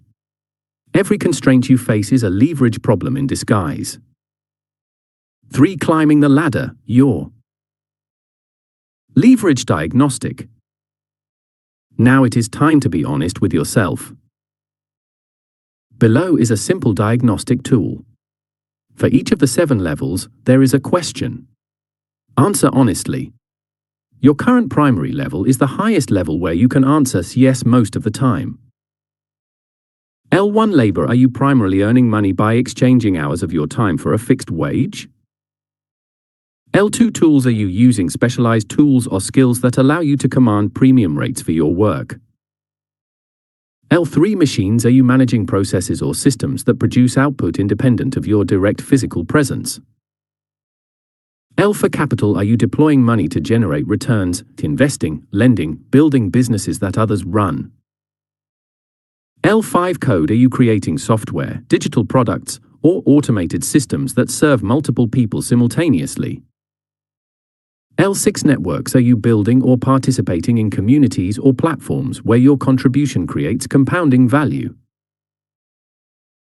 L7 intelligence. Are you using AI tools daily as a genuine thinking partner to produce work and decisions of a quality and speed beyond your unaided capability? Whatever level you identified as your current primary level, that is your starting point, not your destination. The goal of this book is to take you from wherever you are now to level 7. Not overnight. Not by abandoning the levels below, but by systematically adding new leverage forms to what you already have so that each layer multiplies the ones beneath it. A person at level 5, code, who adds level 7, AI, does not become marginally better. They become exponentially better because AI amplifies the code they write, the products they build, and the decisions they make about where to focus their energy. A person at level 1, labor, who begins incorporating level 7, AI, does not have to wait until they have mastered levels 2 through 6. They can start using AI today, from wherever they are, and immediately begin experiencing the compound benefits. The ladder is not a queue. You do not have to wait your turn to climb. Every rung is accessible right now, from wherever you are standing. This is the gift of the age we are living in. The lever has never been longer. The ladder has never been more accessible. The only remaining question is whether you are willing to reach for the next rung. Part 2 has given you the complete intellectual architecture of leverage. The 12 historical breakthroughs that built civilization. The 5-level pyramid that maps humanity's climb from physical force to artificial intelligence. And now the 7 levels of leverage, the most comprehensive taxonomy available, with the 10 laws that govern how all leverage works. You now have the map. You understand the terrain. In Part 3, we build the operating system. The 1-month year. The hero operating system. The specific, practical, day-by-day and week-by-week structure that allows you to take everything you now understand about leverage and turn it into real results. The science is complete. Now the execution begins. Chapter 6, Key Takeaways.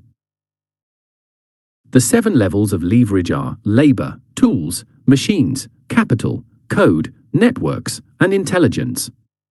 Each level multiplies a different dimension of human output.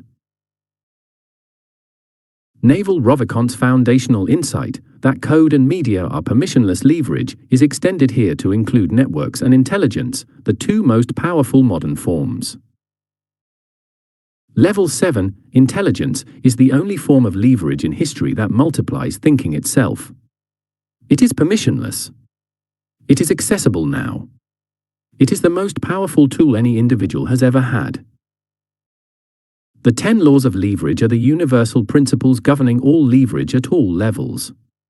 Law 10 summarizes them all. Leverage turns zero into hero. The leverage diagnostic reveals your current primary level. Whatever it is only a starting point, not a ceiling. The ladder is not a queue. You do not need to master each level sequentially before reaching the next. AI leverage is available to you right now, from wherever you are. End of part 2. The science of leverage. Part 3, THE 1-month-year system begins on the next page. The core operating system of zero to hero, built to compress time and multiply results. Part 3, the 1-month-year. System.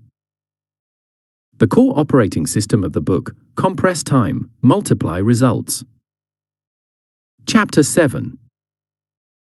The death of the 12-month year. Annual goal systems were designed for an era before leverage. They guarantee procrastination. Here is the neuroscience and the replacement. Key figures: Cal Newport times James Clear times Tim Ferriss. It is January 1st. You have a list. It is a good list, ambitious, specific, meaningful. You have written it carefully. You believe in it. This year, you tell yourself, will be different. You start well. The first week is excellent. The second week, reasonable. By February, the pace has slowed. By March, the list is somewhere in a drawer. By December, when you find it again while looking for something else, you feel a familiar mixture of disappointment and resolution. Next year, you tell yourself, will be different. This is not a story about weakness of character. It is a story about a broken system. The annual goal cycle was not designed for human psychology.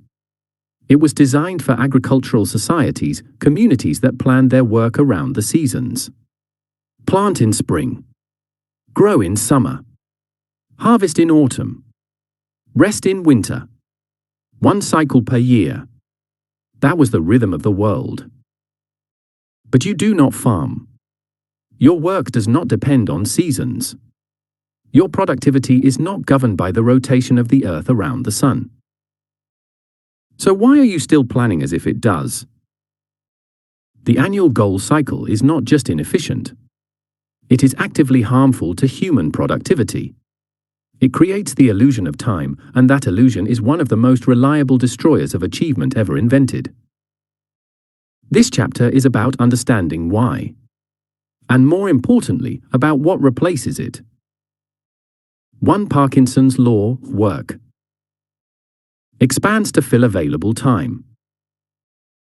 In 1955, a British historian and author named C. Northcote Parkinson published a satirical essay in The Economist magazine. In it, he made an observation that has since become one of the most quoted insights in the history of productivity. Work expands so as to fill the time available for its completion. C. Northcote Parkinson, The Economist, 1955. Parkinson was writing humorously about bureaucracy. But buried in the joke was a profound psychological truth. When you give yourself a year to achieve something, your mind treats it as a year-long project, even if the actual work could be done in 3 months. The timeline does not just reflect the difficulty of the task. It shapes how you approach the task. A year feels long. When something feels long, urgency disappears. When urgency disappears, procrastination begins. When procrastination begins, the year passes, and the work that could have been done in 3 months has somehow still not been started. Tim Ferriss, author of The 4-Hour Work Week, understood Parkinson's law deeply. He used it deliberately. When he needed to learn a new language, he did not give himself a year. He gave himself 3 months and designed the experience as an intense, compressed challenge. When he needed to automate his business, he did not plan a gradual transition. He forced an immediate confrontation with the systems he needed to build. Artificial urgency, Ferris found, produces real results. Not because rushing is better than planning, but because compressed timelines force prioritization. When you have 12 months, you can afford to do everything in roughly the right order, roughly efficiently, with plenty of time for adjustment. When you have 4 weeks, you cannot afford anything that does not directly serve the most important outcome. Parkinson's law tells us that annual timelines do not just allow procrastination. They almost guarantee it. The solution is not to work harder within the same broken timeline.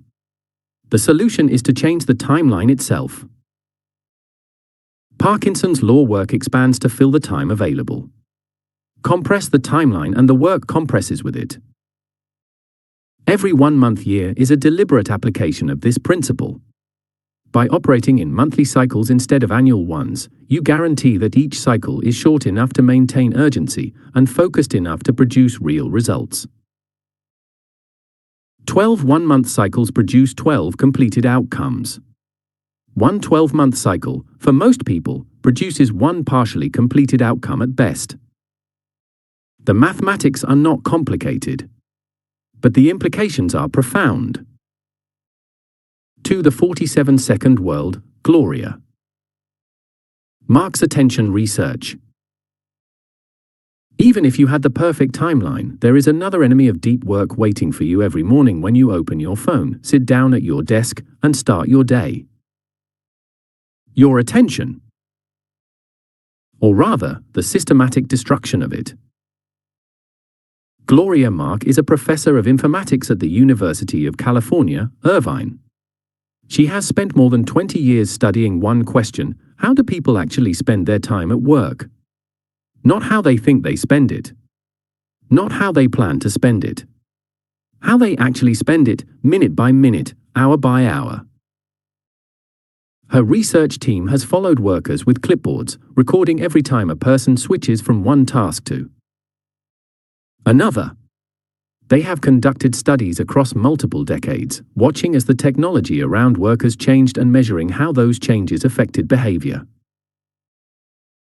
The findings are deeply uncomfortable. In 2004, when Gloria Mark first began her large-scale studies, the average time a worker spent on a single screen before switching to something else was 2.5 minutes. That is not long. But compare it to what followed. By 2012, that number had dropped to 75 seconds. By 2016, it had dropped again to 47 seconds. The median was even lower, 40 seconds. 47 seconds average time a modern knowledge worker focuses on one thing before switching, Gloria Mark, UC Irvine. Think about what 47 seconds means in practice. It means that most knowledge workers never enter a state of deep concentration at all. You cannot build a complex argument in 47 seconds. You cannot design a system. You cannot write anything of quality. You cannot think through a difficult problem. You can check an email. You can scroll a feed. You can glance at a notification. And then you are on to the next thing before the last thing was ever completed. But the damage is worse than just the lost time. Because when you switch tasks, your brain does not switch cleanly. There is a residue. Researcher Sophie Lee Roy at the University of Washington called this phenomenon attention residue. When you are working on task A and you switch to task B, part of your cognitive attention remains on task A. You are physically doing task B, but mentally you are still partially somewhere else.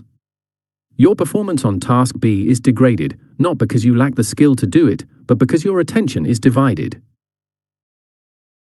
And here is the truly alarming part. After an interruption, it takes an average of 23 minutes for a worker to return to full, deep engagement with the original task. 23 minutes. After every 47-second distraction. If you are interrupted 6 times per hour, which is well below the average for most office workers, you spend the entire hour recovering from interruptions. You never enter deep work at all. This is the 47-second world. A world in which the tools designed to make us more connected have made us less capable of the concentrated thinking that produces everything of real value. And almost everyone is living in it. 3. Herbert Simon's 1971 warning. About the attention economy. The remarkable thing about the attention crisis is that it was predicted more than 50 years ago by one of the greatest minds of the 20th century. Herbert Simon was a Nobel Prize-winning economist, cognitive psychologist, and one of the founding fathers of artificial intelligence. In 1971, decades before the internet, decades before smartphones, decades before social media, he wrote a passage that reads as if it were written specifically about the world we are living in today. In an information-rich world, the wealth of information means a dearth of something else. A wealth of information creates a poverty of attention and a need to allocate that attention efficiently among the overabundance of information sources that might consume it. Herbert Simon, 1971. A poverty of attention. In 1971, Simon understood something that most people still do not fully grasp. Information and attention are in direct competition. Every additional piece of information that enters your world requires some of your attention to process it. And attention is not infinite. It is the scarcest resource you have. In 1971, the information available to an average person was limited by the books they could physically access, the newspapers delivered to their door, and the conversations they had in person. Even then, Simon was worried about information overload. Today, a single smartphone gives you access to more information than any human being in history could have consumed in 100 lifetimes. And that information is specifically designed by teams of engineers, psychologists, and product managers to capture and hold your attention as efficiently as possible. The result is what Simon predicted: a poverty of attention. Not a shortage of time. A shortage of the concentrated, directed, uninterrupted cognitive effort that turns time into results. The most successful people in the modern world are not the ones with the most information. They are the ones who have learned to protect their attention from the flood of information that constantly tries to capture it. For why deep focus is a cognitive force multiplier. Cal Newport is a computer science professor at Georgetown University. He is also one of the most important thinkers about work and productivity writing today. His 2016 book, Deep Work, made a simple but radical argument. The ability to concentrate deeply, to focus on a single difficult task for an extended period, free from distraction, is both increasingly rare and increasingly valuable. And because it is rare, those who can do it have an enormous competitive advantage over those who cannot. The ability to perform deep work is becoming increasingly rare at exactly the same time it is becoming increasingly valuable in our economy. The few who cultivate this skill and then make it the core of their working life will thrive. Cal Newport, Deep Work, 2016. Newport's formula for the quality of work produced is deceptively simple. Quality of work equals time spent times intensity of focus. Notice what this formula tells you. If your intensity of focus is near zero, because you are constantly switching tasks, checking notifications, half thinking about the last thing while trying to start the next, then the quality of your work approaches zero regardless of how many hours you invest. But if your intensity of focus is high, if you are genuine. 5. The case for monthly operating cycles. Now we can bring everything together. Annual goal systems are broken because they are too long. Parkinson's law guarantees that long timelines produce procrastination. The 47-second world guarantees that even when you sit down to work, your attention is under constant attack. Simon warned us in 1971 that information abundance creates attention poverty. Newport shows us that deep focus is the force multiplier that turns all of this around. What is the operating system that addresses all of these problems simultaneously? The 1-month year. Here is the logic, step by step. Step 1. Monthly cycles are short enough to maintain urgency. When your deadline is 4 weeks away, and not 12 months, Parkinson's law works in your favor. There is no room for the comfortable belief that there is plenty of time. Every week matters. Every day matters. The urgency that annual timelines destroy is restored. Step 2. Monthly cycles are long enough to produce meaningful results. Tim Ferriss learned a new language in 3 months. Demis Hassabis solved a 50-year scientific problem in under a year. Sarah Blakely built the prototype for a billion-dollar product in months, not years. 1 month, focused and leveraged, is enough time to produce a complete, meaningful outcome. Step 3. Monthly cycles force the most important skill in the leverage economy, prioritization.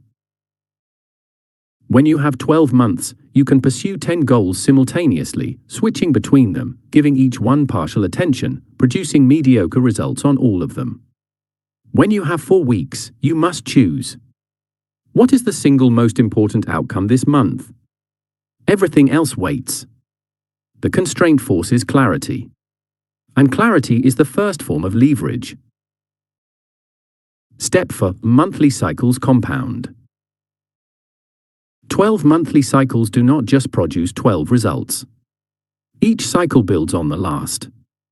The system you built in month 1 supports the work you do in month 2. The reputation you built in month 2 opens doors in month 3. The skills you developed in month 3 accelerate everything in month 4. By month 12, you are not producing at the same rate as month 1. You are producing at a rate that reflects 11 months of compounded growth. Step 5. Monthly cycles work with AI leverage, not against it. The 1-month year is specifically designed for the AI era. Because AI compresses the time required for research, writing, analysis, and planning, the 4 activities that traditionally consume most of a knowledge worker's time, 1 month of AI leveraged work genuinely can produce what previously took a year. The annual goal system was designed for a world without leverage. The 1-month year is designed for a world where leverage has made everything faster, better, and more achievable if you know how to direct it. The next chapter gives you the complete system. The monthly mission blueprint. The 4-week acceleration framework. Week by week, day by day, a practical operating system for the most productive month of your life. And then Chapter 9 gives you the daily architecture, the hero operating system, that makes this sustainable, not just for 1 month, but for every month after it. The old system is dead. The new one is ready. Turn the page. Chapter 7. Key takeaways. Parkinson's law of work expands to fill available time. Annual timelines do not produce annual effort, they produce annual procrastination. Compress the timeline and the work compresses with it. Gloria Mark's research found the average knowledge worker maintains focus for just 47 seconds before switching tasks. After an interruption, it takes 23 minutes to return to deep engagement. Herbert Simon warned about attention poverty in 1971, before the internet, before smartphones. Today, that warning is more relevant than ever. Attention is the scarcest resource you have. Deep focus is a cognitive force multiplier. Quality of work equals time times intensity of focus. Without deep focus, even large amounts of time produce shallow results. Monthly operating cycles solve all the problems that annual cycles create: urgency, prioritization, compounding, and alignment with AI leverage. The 1-month year is not about rushing. It is about eliminating the procrastination that annual timelines make.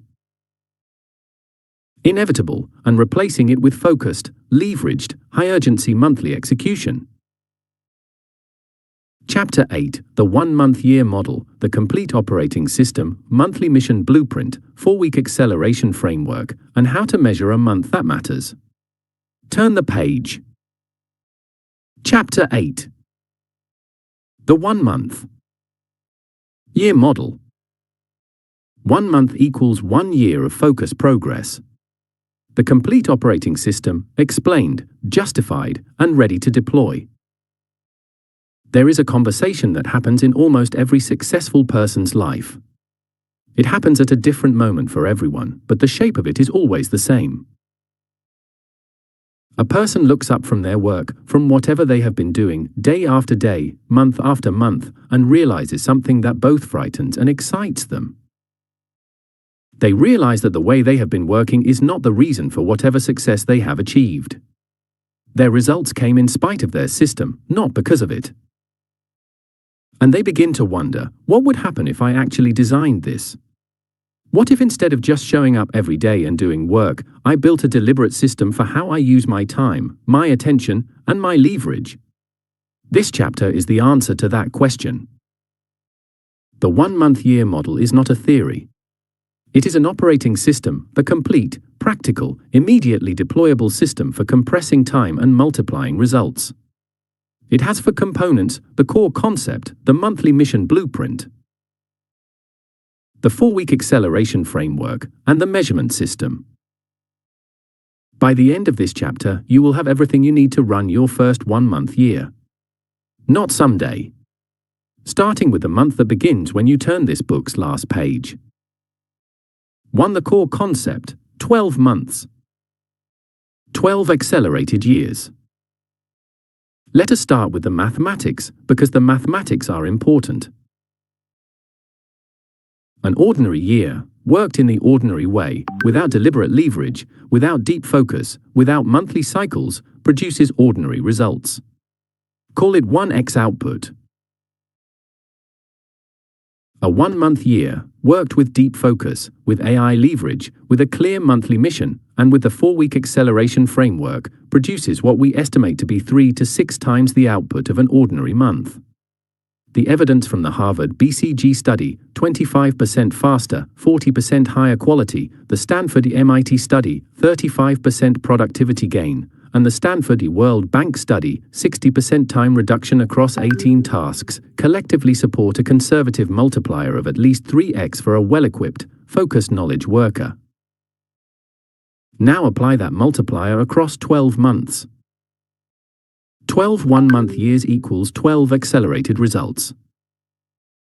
At 3-6 times leverage equals 36 to 72 ordinary months of output in 12. 3 to 6 years of ordinary output. In 1 calendar year. That is the 1 month year. Not magic. Mathematics. But the model only works if you actually run it properly. And running it properly begins with one thing, the monthly mission. To the monthly mission. Blueprint. Every 1 month year begins with a monthly mission. Not a goal. A mission. The distinction matters. A goal is a destination, something you want to reach. A mission is a complete picture, where you are going, why it matters, what success looks like, and what you will sacrifice to get there. The monthly mission blueprint has 6 fields. Fill in all 6 before the month begins.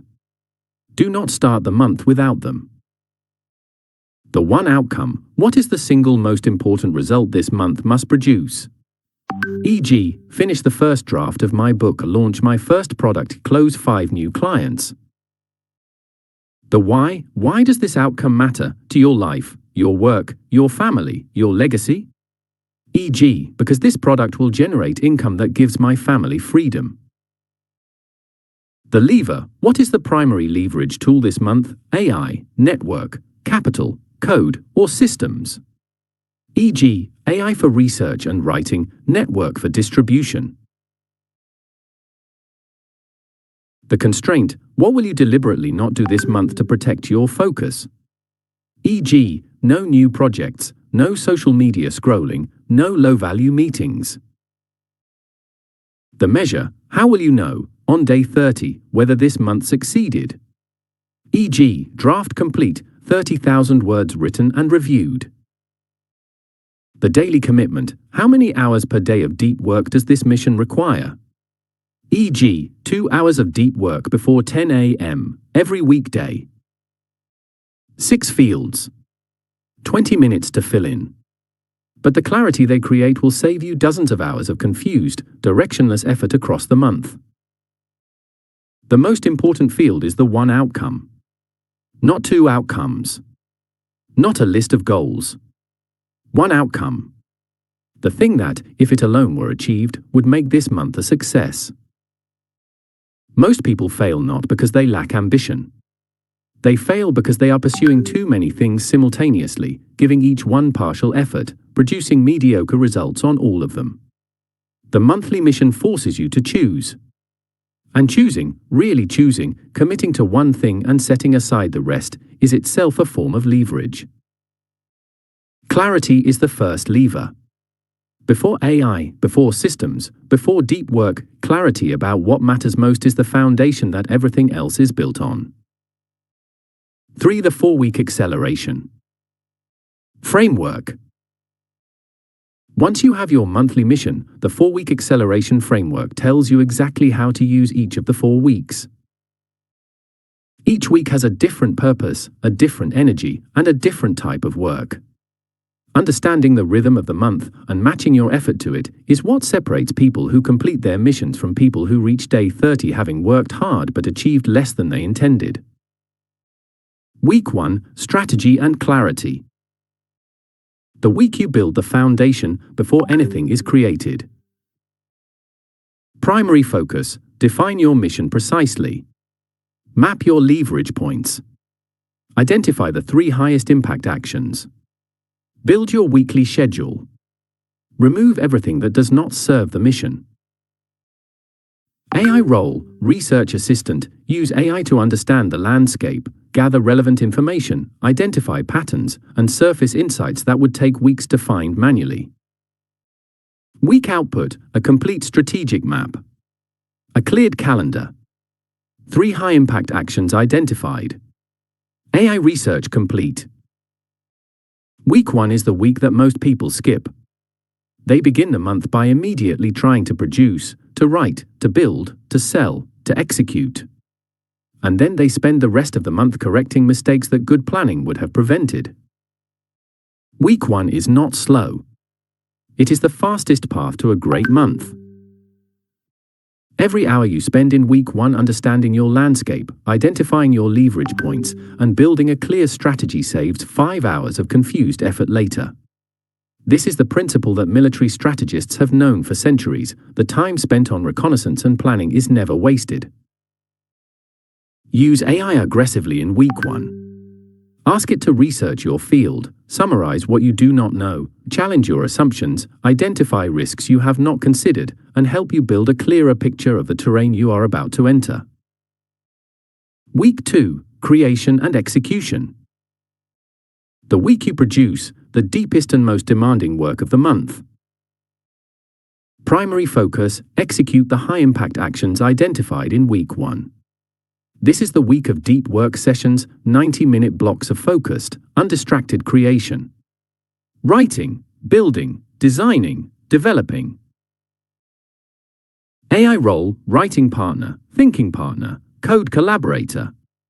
AI accelerates the creation process, first drafts, frameworks, structural outlines, research synthesis. Week output, the core output of the month, first draft, first. Version, first proposal. The main deliverable, created. Week 2 is the engine room. This is where the work happens. Protect week 2 with ferocity. Cancel meetings. Turn off notifications. Guard your deep work blocks. Tell the people around you that week 2 is not a normal week. The Harvard BCG study found that AI users completed their work 25% faster and with 40% higher quality. Those gains are most powerfully felt in week 2 because week 2 is where creation happens. AI compresses the time between idea and output dramatically. Use the 90-minute deep work block structure. Each session should have a single, specific objective, not a work on the Book but write the second section of Chapter 3. The more specific the session objective, the more focus your cognitive energy, and the better the output. Week 3, Scale and Leverage Expansion. The week you multiply, turning one result into many. Primary focus, review what week 2 produced. Identify what can be amplified, automated, distributed, or systematized. Connect your work to networks, tools, and people who can extend its reach.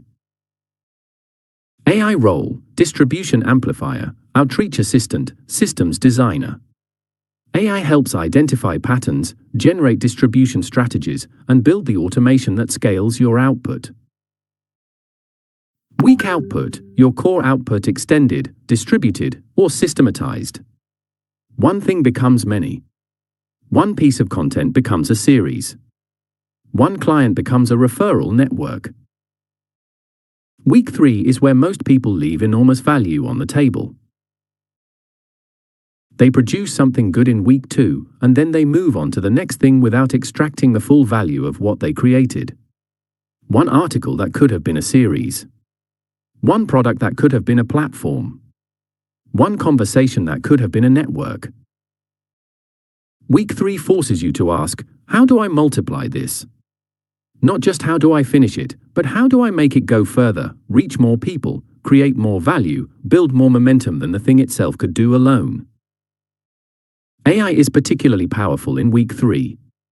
It can help you identify distribution channels you have not considered, right outreach. That gets responses, repurpose your core output into multiple formats, and design systems that keep producing results after the month ends. Week 4, results, reflection and next cycle launch. The week you measure, learn, and prepare to compound. Primary focus, measure results honestly against the monthly mission. Capture what worked and what did not. Document the systems that should continue. Design the next monthly mission. AI role, analysis partner, reflection facilitator, next cycle planner. AI helps interpret data, identify patterns in what worked, and build the mission blueprint for month 2. Week output, a completed month review. Clear measurements. At least one permanent system created. A fully designed mission blueprint for month 2. Week 4 is the week that turns one good month into 12 great ones.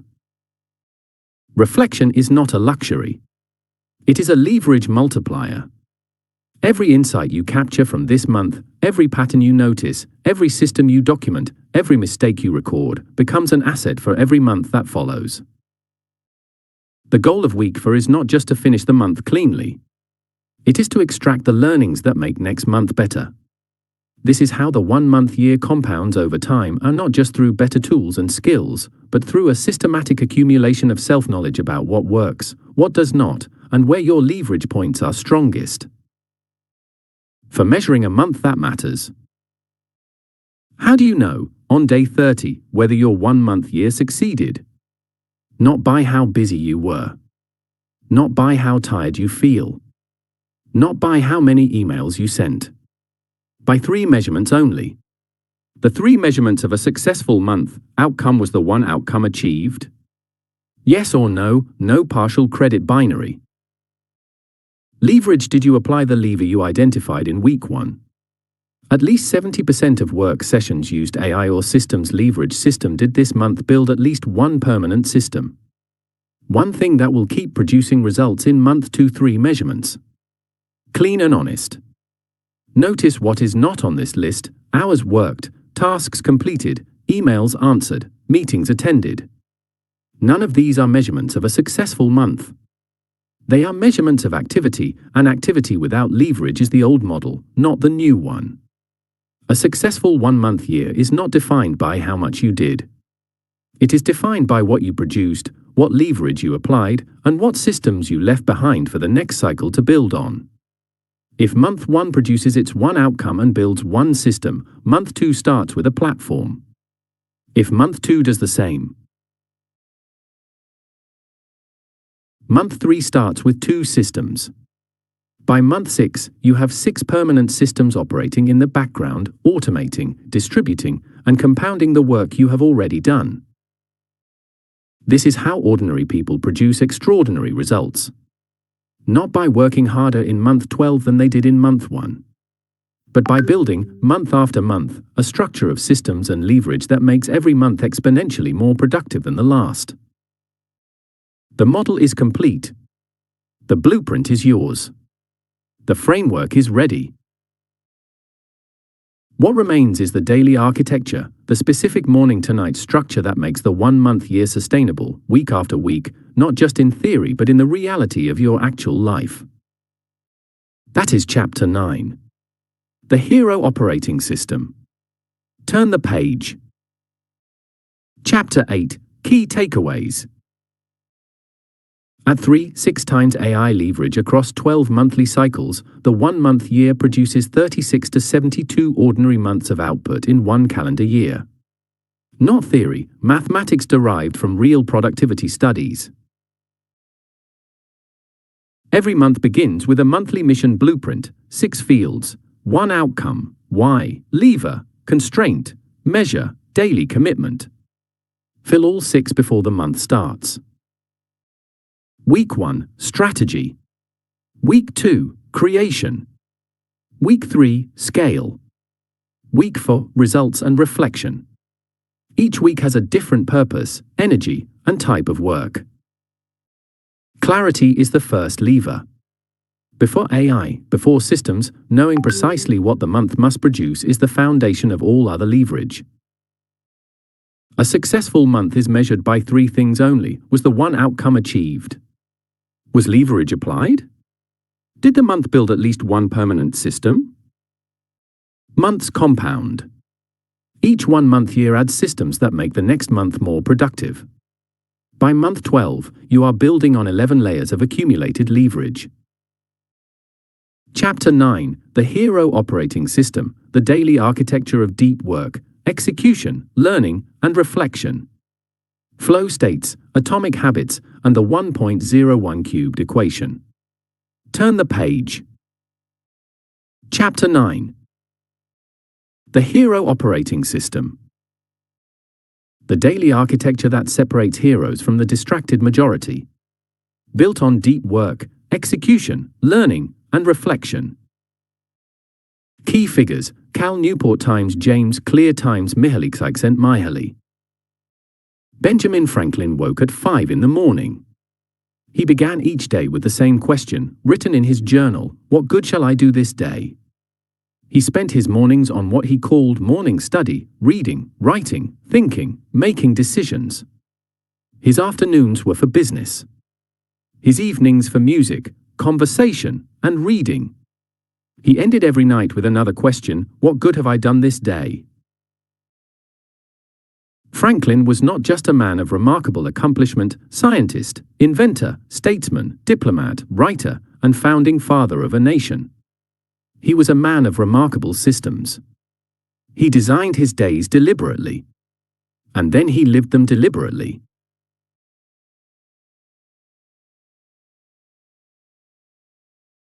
His daily architecture was not rigid. It was not perfect. He himself admitted to failing to keep it consistently. But it existed. And its existence meant that every day, there was a structure pulling him toward his most important work, even on the days when motivation was absent. That is what a system does that willpower alone cannot. A system shows up even when you do not want to.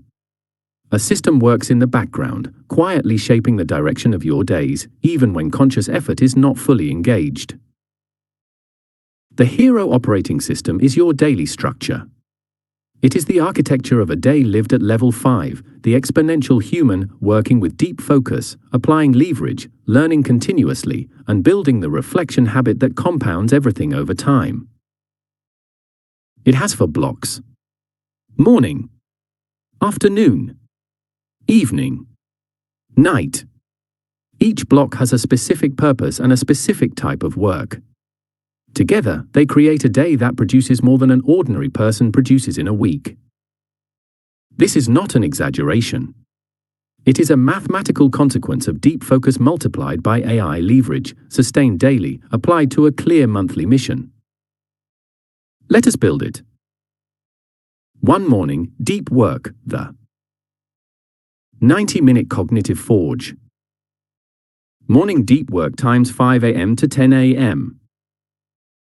The most important block of the day, the cognitive forge where your highest value thinking happens. What happens? A 90-minute uninterrupted work session focused on the single most important creative, analytical, or strategic task of the month. No phone. No email. No meetings. Pure, concentrated cognitive effort. Why it matters? Your brain's prefrontal cortex, the seat of complex reasoning, creative thinking, and problem solving, is most active in the early hours. Cognitive fatigue accumulates throughout the day. Morning deep work captures your best thinking for your most important work. AI role, pre-session, use AI to prepare context, organize research, or outline the session. Post-session, use AI to review, expand, or improve what you produced. The 90-minute deep work block is not a suggestion. It is the foundation of everything else in the Hero operating system. Cal Newport's research, and the neuroscience behind it, is clear. Complex cognitive work requires sustained concentration to reach its full quality. The brain does not perform at its peak in the first 5 minutes of a session. It takes time, often 15 to 20 minutes, to settle into a state of genuine depth. And then it requires sustained, uninterrupted focus to stay there. 90 minutes is long enough to reach depth and produce meaningful work. It is short enough to be achievable daily, without cognitive burnout. It is the minimum viable unit of deep work. The ability to concentrate without distraction is becoming increasingly rare. It is also becoming increasingly valuable. The two facts are not unrelated. Cal Newport, deep work. Here is what 90 minutes of daily deep work produces over a month. Working 22 weekdays per month, 90 minutes each, 33 hours of deep, concentrated, high-quality cognitive effort. Not 33 hours of being at your desk. Not 33 hours of checking emails and attending meetings. 33 hours of your best thinking applied to your most important work. Compare that to the average knowledge worker who, according to a 2012 McKinsey study, spends more than 60% of their work week on electronic communication and internet searching. Of the remaining 40%, most is spent in shallow, fragmented work punctuated by constant interruptions. The deep work practitioner and the average worker both put in a full day. But only one of them is doing work that actually moves the needle. Morning is the time for this work because morning is when cognitive resources are fresh. Decision fatigue has not yet set in. The day's demands have not yet colonized your attention. The mind is clear, the prefrontal cortex is primed, and the 47-second world has not yet fully activated. Protect this block with the same ferocity you would protect your most important meeting. Because it is your most important meeting with your own best thinking. 2. Afternoon, execution. Leverage in motion. Afternoon execution times 10 a.m. to 4 p.m. Leverage in motion, where strategy meets action and systems meet reality. What happens? Communication, collaboration, AI-assisted work, administrative tasks, meetings where necessary, execution of the week's tactical priorities. This is the block where you use AI most heavily as a daily partner. Why it matters? Not everything requires your deepest cognitive resources. Many tasks, communication, research, coordination, planning, can be done at a lower level of concentration. Reserving your peak cognitive energy for deep work means the afternoon can handle volume without depleting what matters most. AI role, heavy AI use, writing assistance, research, analysis, email drafting, scheduling, data synthesis, and any task where AI can multiply your throughput without requiring the depth of morning focus. The afternoon is the block where most of the world's visible work gets done. Emails are answered, calls are made, decisions are executed, problems are solved, projects are advanced. The hero's afternoon is different from the ordinary worker's afternoon in one key way: leverage is applied deliberately and systematically to everything that happens here. Before AI, the afternoon was a relatively undifferentiated block of effort. Every task required roughly equal human time to complete. Writing a report, 2 hours. Researching a question, an hour. Preparing a proposal, a day. With AI, the afternoon becomes a force multiplication zone. The report takes 40 minutes. The research takes 15 minutes. The proposal takes 2 hours instead of 8. The time saved does not disappear. It compounds. Each afternoon that runs 30% faster than it would without AI leverage leaves an extra 90 minutes for additional execution, additional deep work, or, crucially, additional rest that keeps tomorrow's morning sharp. Structure your afternoon around 3 categories of task: high communication work, emails, calls, meetings, AI-assisted production, writing, analysis, research, and system maintenance, the tasks that keep your leverage systems running. Give each category a time budget. Do not let any one category consume the full afternoon. The goal of the afternoon is not to do everything. It is to do the highest leverage version of everything, using AI to compress time, systems to automate repetition, and clear priorities to ensure the most important tasks are done first. 3. Evening, learning. Compounding knowledge daily. Evening learning times for PM to 8 p.m. The daily investment in the knowledge that compounds into wisdom, skill, and advantage. What happens? 60 to 90 minutes of deliberate learning, reading, courses, podcasts, conversations with people who know things you do not. Focused on skills and knowledge directly relevant to the monthly mission. Why it matters: knowledge is level 6 on the leverage hierarchy. Ideas scale infinitely. Every skill you add multiplies the value of all your other skills. Daily learning is the slow compounding that creates the sudden leaps people call talent. AI role, learning accelerator. Use AI to explain complex concepts, test your understanding, suggest the best resources, connect new knowledge to what you already know, and answer the questions your reading raises. James Clear's foundational insight in Atomic Habits is that 1% improvement each day compounds to 37 times improvement over a year. 1.01365 equals 37.78 times 1% better every day produces 37 times improvement in a year. What makes this formula so powerful and so counterintuitive is the invisibility of the progress in the early months. The person who commits to daily learning in January will feel, by March, that very little has changed. They have read 20 books, or taken 3 online courses, or spent 60 mornings studying a new skill. But they cannot yet see the compound effect in their results. By October, the compound is invisible until it is undeniable.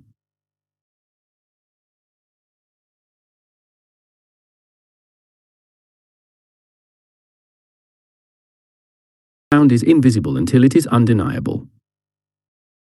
The British cycling team that Dave Brailsford turned into world champions did not simply train harder than other teams.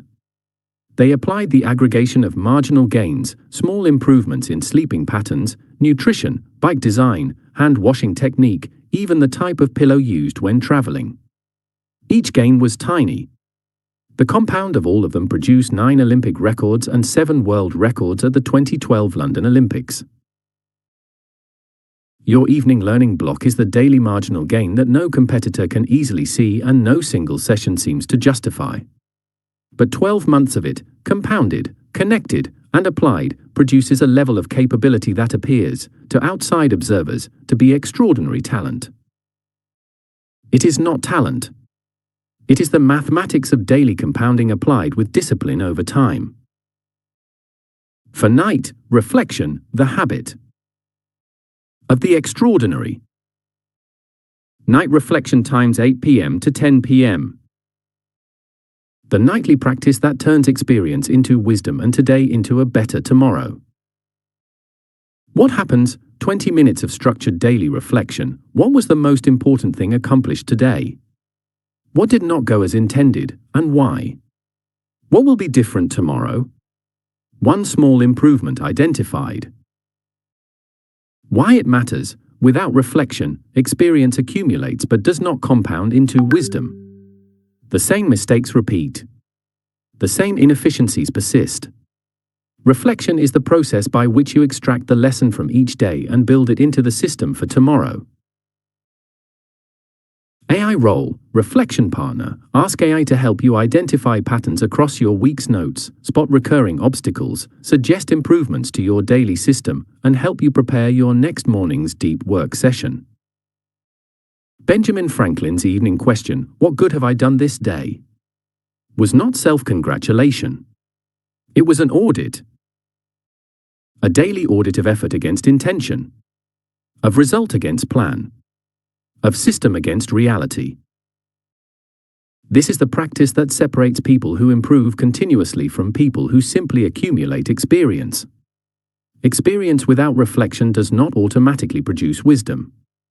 Two people can work in the same field for 20 years, one improving steadily, one making the same mistakes in year 20 that they made in year 1. The difference is not effort or intelligence. It is reflection. The structured daily reflection practice takes 20 minutes. Not an hour. Not a journal the size of a novel. 20 focus minutes, answering 3 questions. The 3 nightly questions. 1. What was the most important thing I accomplished today, and why did it matter? 2. What did not go as I intended, and what was the real reason why? 3. What is the one small change I will make tomorrow that will make it better than today? 3 questions. 20 minutes. Every night. Over a month, this produces 30 cycles of deliberate improvement. Over a year, 365. Each cycle small. The compound of them enormous. 5 Atomic Habits 4. Exponential growth, the 1.01. Principle. James Clear spent years studying the science of habit formation before writing Atomic Habits, one of the best-selling books of the decade. His central insight was elegant and counterintuitive. Dramatic transformations do not come from dramatic efforts. They come from the sustained aggregation of small, consistent improvements, each one almost invisible, all of them together unstoppable. The British cycling example is the most dramatic illustration of this principle in action. When Dave Brailsford became British Cycling's performance director in 2003, the team had won a single Olympic gold medal in its entire history. Brailsford's philosophy was simple: find every factor that influences performance and improve each one by 1%. Not 10%. Not revolutionary change. 1%. Aerodynamics improved 1%. Nutrition improved 1%. Sleep quality improved 1%. Even the type of pillow used when the team traveled, because better sleep quality meant better recovery and better performance. Every 1% gain combined with every other 1% gain. The compound was staggering. At the 2008 Beijing Olympics, British cyclists won 60% of the available gold medals. At the 2012 London Olympics, they set 9 Olympic records and 7 world records. Bradley Wiggins became the first British cyclist ever to win the Tour de France. All of this from systematic 1% improvements, starting from a team that had won 1 gold medal in a century. The Hero operating system applies this principle to your entire working life. Deep work, improving 1% each session. AA skills, improving 1% each day. Reflection, improving 1% each week. The compound of all these small improvements, in the context of the 1-month-year system and AI leverage, produces results that seem impossible from the outside and inevitable from the inside. 6. Building your hero habit. Stack. The hero operating system works best when its blocks are not just scheduled but habituated. When they stop being things you choose to do each day and start being things your system does for you automatically. James Clear's framework for habit formation is built on 3 elements: trigger, habit, reward. When a consistent trigger reliably activates a consistent behavior and is followed by a consistent reward, the habit embeds itself in the neural architecture of the brain and stops requiring conscious will to execute. Here is the hero habit stack, the minimum viable version of the 4 blocks, designed to be triggered, habituated, and compounded. The 4 core hero habits. Trigger, alarm sounds at 5:30 a.m. times habit, morning deep work session begins at 6 a.m. with one specific goal written down times leverage. Trigger, afternoon work block begins times habit, open AI assistant before any other tool times leverage. Trigger, evening reading queue, tea, quiet space, same time, times habit, 60 minutes of deliberate learning on monthly mission topic times leverage. Trigger, laptop closes at 9:30 p.m. times habit, 3 nightly questions written in journal times leverage. Stack all 4 habits. Link them. Let the completion of each become the cue for the next. Over 30 days of repetition, the stack becomes automatic. Over 3 months, it becomes identity. An identity is the most powerful form of leverage in the human operating system. When you no longer think of yourself as someone trying to do deep work, but as someone who does deep work, the behavior becomes self-sustaining in a way that motivation and willpower never can. 7. Flow state, the 500%. Productivity multiplier. There is a state of human consciousness that goes beyond deep work.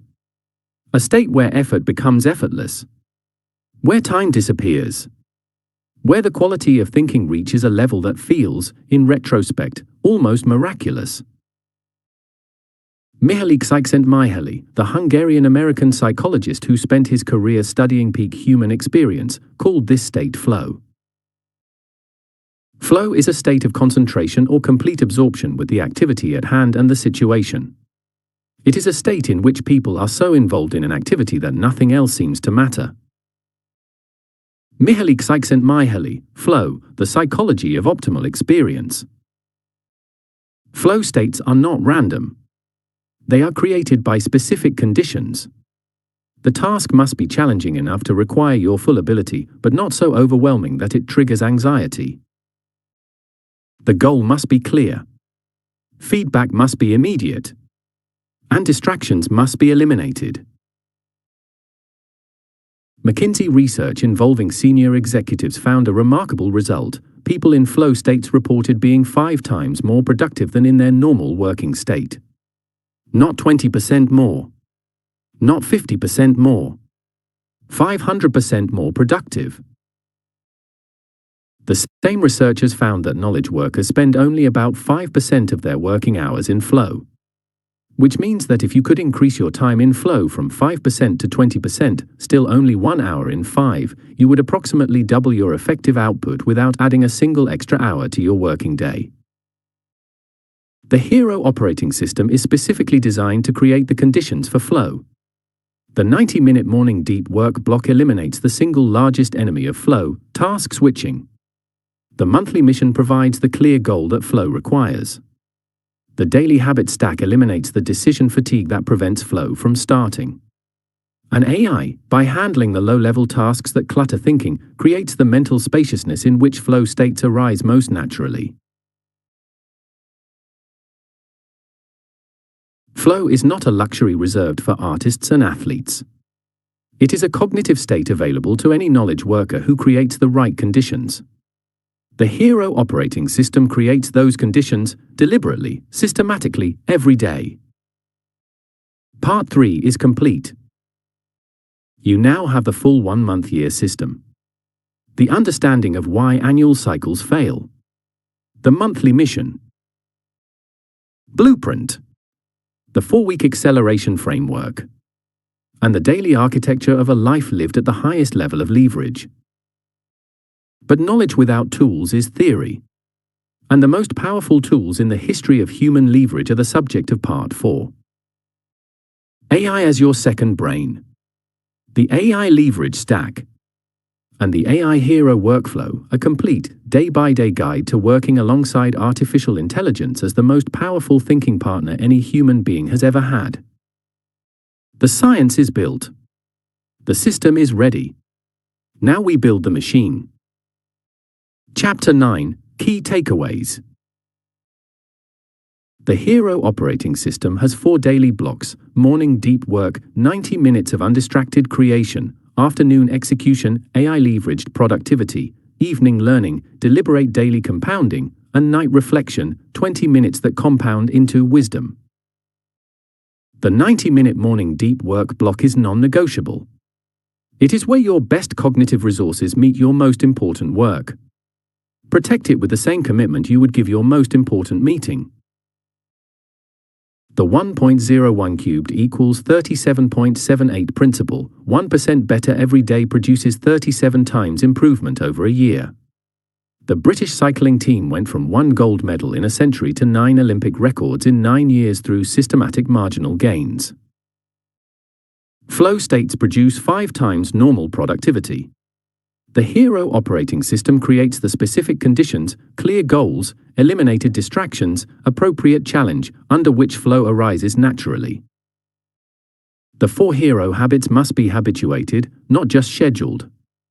Trigger habit reward, applied to each block, embeds the system in neural architecture where it runs automatically, with or without motivation. Identity is the most powerful leverage in the human operating system. When you become someone who does deep work, rather than someone trying to do deep work, the behavior becomes self-sustaining. End of Part 3.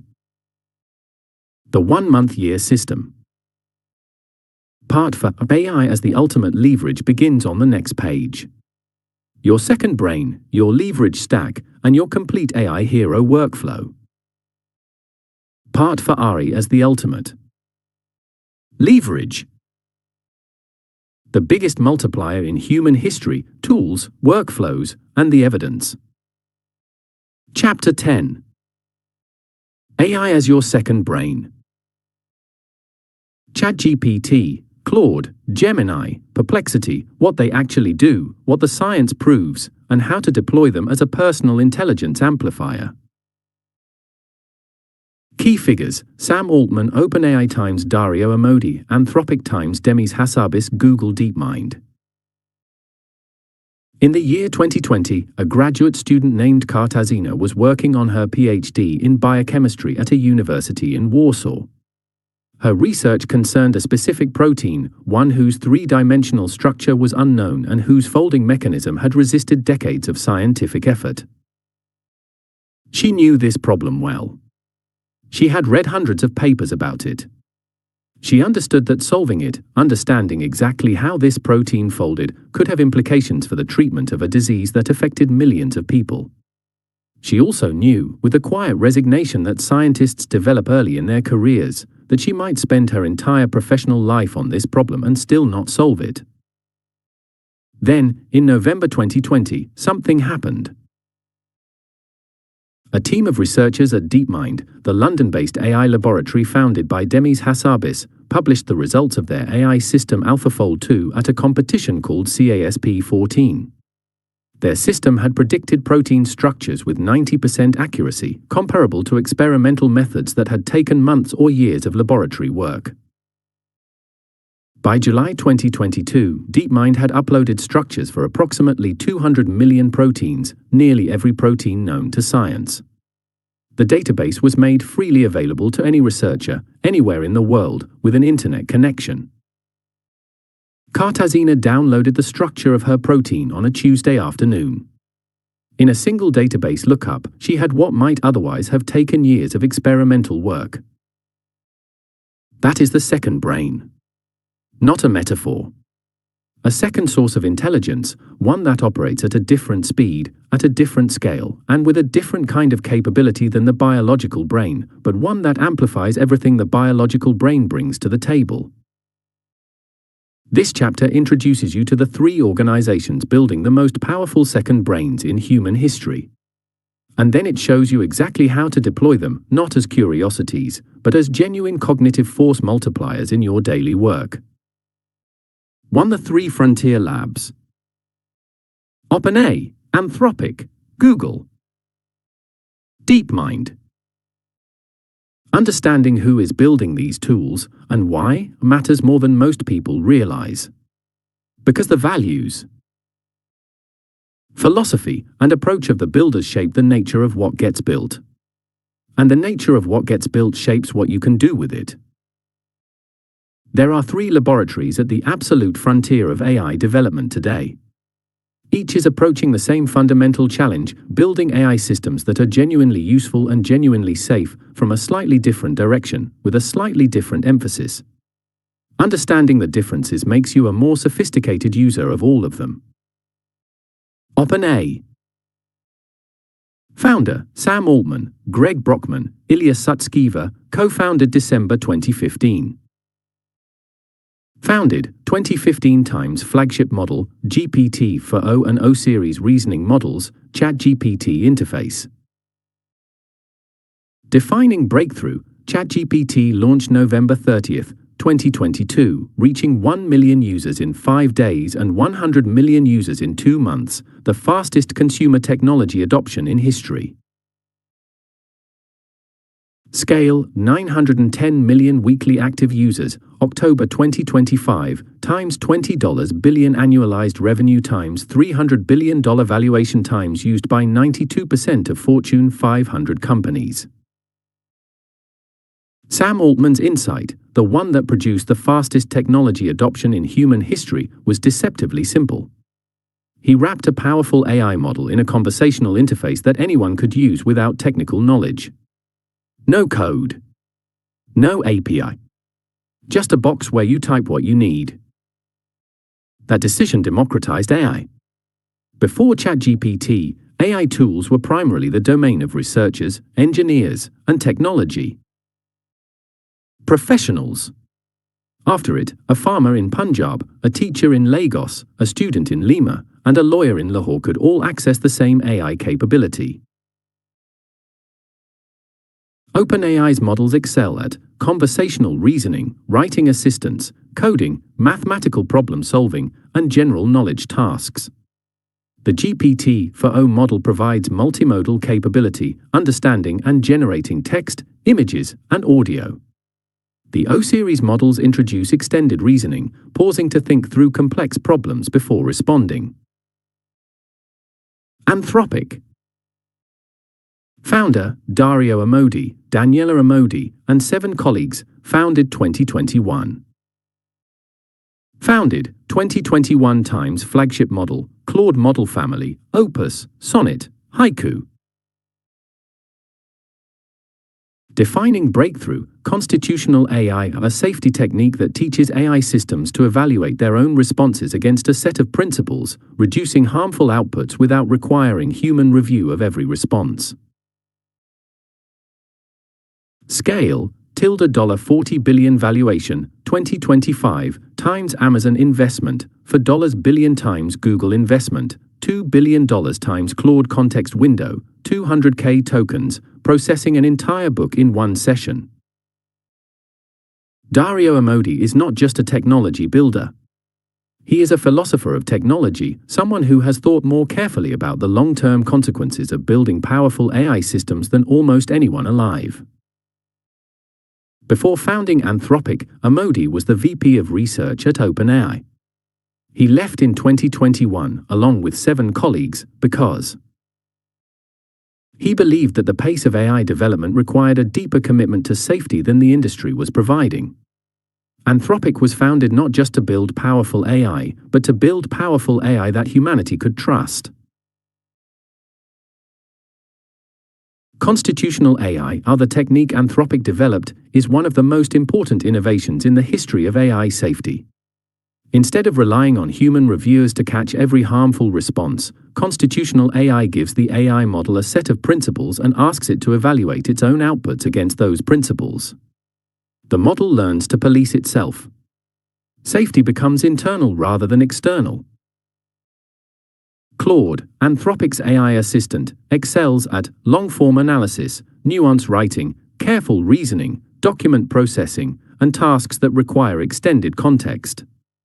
The 200,000 token context window allows Claude to read and reason about an entire book, a complete legal case file, or a year's worth of business communications in a single session. Anthropic's bet is that the most commercially successful AI will ultimately be the most trustworthy AI. Safety and capability are not in tension, they are complementary. This insight may prove to be the most important idea in the history of the industry. Google DeepMind. Founder, Demis Hassabis, Shane Legg, Mustafa Suleiman, founded 2010, acquired by Google 2014. Founded, 2010 times flagship model, Gemini model family, Ultra, Pro, Flash, AlphaFold, AlphaCode, AlphaMissense. Defining breakthrough, AlphaFold 2, predicting protein structures with 90% accuracy in 2020, solving a 50-year scientific challenge, followed by 200 million protein structures uploaded freely to the world in 2022. Scale, Nobel Prize in Chemistry awarded to Demis Hassabis, October 9, 2024 times over 2 million researchers in 190 countries using AlphaFold times Gemini integrated natively into all Google products. Demis Hassabis is perhaps the most remarkable person in the history of artificial intelligence. He was a chess master at 13. He designed the AI for the video game theme park at 17. He earned a PhD in cognitive neuroscience from University College London at 32. And at 34, he founded DeepMind with the explicit mission of solving intelligence and then using that intelligence to solve everything else. AlphaFold is the proof of that mission made real. It is the most dramatic demonstration in history of what AI can do when applied to one of science's hardest problems. A challenge that had consumed the careers of thousands of researchers across 50 years was solved to a degree that the scientific community had not imagined possible by an AI system that DeepMind had been building for years. Hassabis received the Nobel Prize in Chemistry in October 2024. The citation acknowledged that AlphaFold had not merely improved on existing methods, it had fundamentally changed what was possible in biological research. DeepMind's models excel at scientific reasoning, multimodal tasks, text, image, audio, video, integration with Google's vast knowledge infrastructure, and tasks that benefit from the combination of language understanding with scientific knowledge. 2I as researcher times strategist times writer times coder times assistant. The three labs above have built different tools with different strengths. But what unites them is the fundamental capability they all provide, the ability to act as a second brain. What does a second brain actually do? It does 5 things. As a researcher, AI compresses weeks of research into hours. Ask it to survey a field, summarize the state of knowledge on a topic, identify the most important papers or sources, explain complex concepts in accessible terms, or surface the counterarguments to a position you hold. What previously required days of reading and note-taking now takes a focused afternoon conversation with an AI research partner. As a strategist, AI helps you think more clearly about complex decisions. It can serve as a devil's advocate, challenging your assumptions, identifying risks you have not considered, presenting the strongest case for the opposite position. It can help you map the second and third order consequences of a decision. It can analyze competitive landscapes, business models, and strategic options with the thoroughness of a consulting team and the speed of a search engine. As a writer, AI dramatically accelerates the production of written work from first drafts to final polish. It can help you outline, draft, revise, and refine. It can adapt your writing to different audiences, tones, and formats. It can suggest stronger arguments, cleaner structures, and more precise language. The writer who uses AI does not produce lower quality work. They produce higher quality work, faster, with more energy remaining for the judgments that require genuine human insight. As a coder, AI has transformed software development. GitHub Copilot, which uses AI to assist developers, has been shown to complete tasks 55.8% faster than unassisted coding. AI can write functional code from a plain language description, explain what existing code does, identify bugs, suggest optimizations, and help non-developers build simple tools and automations. For non-technical users, AI coding assistance opens entirely new categories of leverage that were previously inaccessible. As an assistant, AI handles the administrative overhead that consumes enormous amounts of time, summarizing long documents, drafting routine communications, scheduling, preparing meeting briefs, organizing information, and answering factual questions. Every hour of administrative time that AI compresses is an hour freed for deep work. 3-task compression table, hours minutes. Here is the evidence, summarized concisely. These are not estimates or projections. They are derived from the research studies cited throughout this book: Harvard BCG, Stanford MIT, Stanford World Bank, GitHub's own developer studies, and documented user experiences across millions of AI interactions. Task without AI with AI factor: first draft, 2,000-word article, 8 times 8 hours, 60 to 90 minutes. 5. Market research report: 20 to 40 hours, 3 to 6 hours, 6 to 10 times. Summarize a 50-page document, 40 times, 3 to 4 hours, 5 minutes. Coding: HTTP server or simple app, 2 hours, 41 minutes. Hour 11 minutes, 2.3 times. Pull request cycle, enterprise dev, 4 times. Meeting notes transcription, 9.6 days, 2.4. 1 days.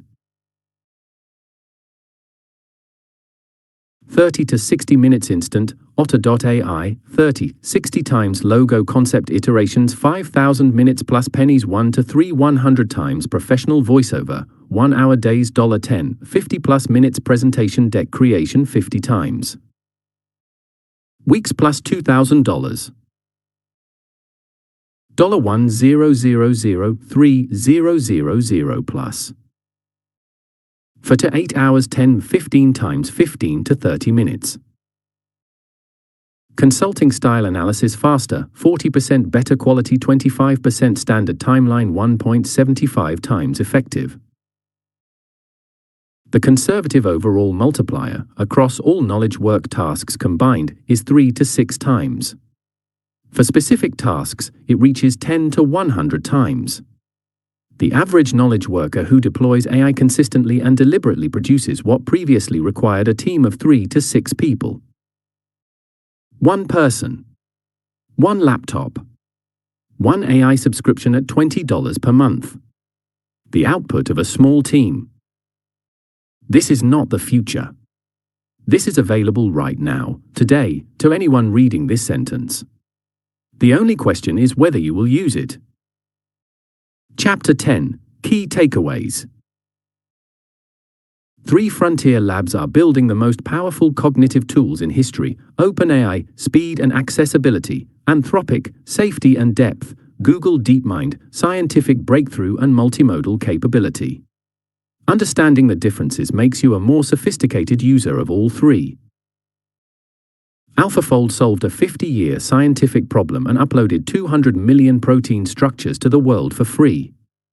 This is the clearest proof of what AI can do when applied to humanity's hardest challenges. Constitutional AI, Anthropic safety innovation, teaches AI models to evaluate their own responses against principles. Safety and capability are complementary, not competing. AI functions as 5 kinds of second brain: researcher, strategist, writer, coder, and assistant. Each role compresses time dramatically, from 5 times to over 100 times for specific tasks. The overall productivity multiplier for a well-deployed AI stack is 3-6 times across all knowledge work. For specific tasks, it reaches 100 times. This is available now for $20 per month. The second brain does not replace the first brain. It amplifies it. Human judgment, creativity, and purpose remain the irreplaceable inputs. AI multiplies everything that the human brings. Chapter 11, The AI Leverage Stack, How to Build a Personal AI System That Replaces an Entire Team for Under $200 per Month. Turn the page. Chapter 11. The AI Leverage Stack. How to build a personal AI system that replaces an entire team for under $200 per month. In 1990, if you wanted to build a serious business, you needed a team.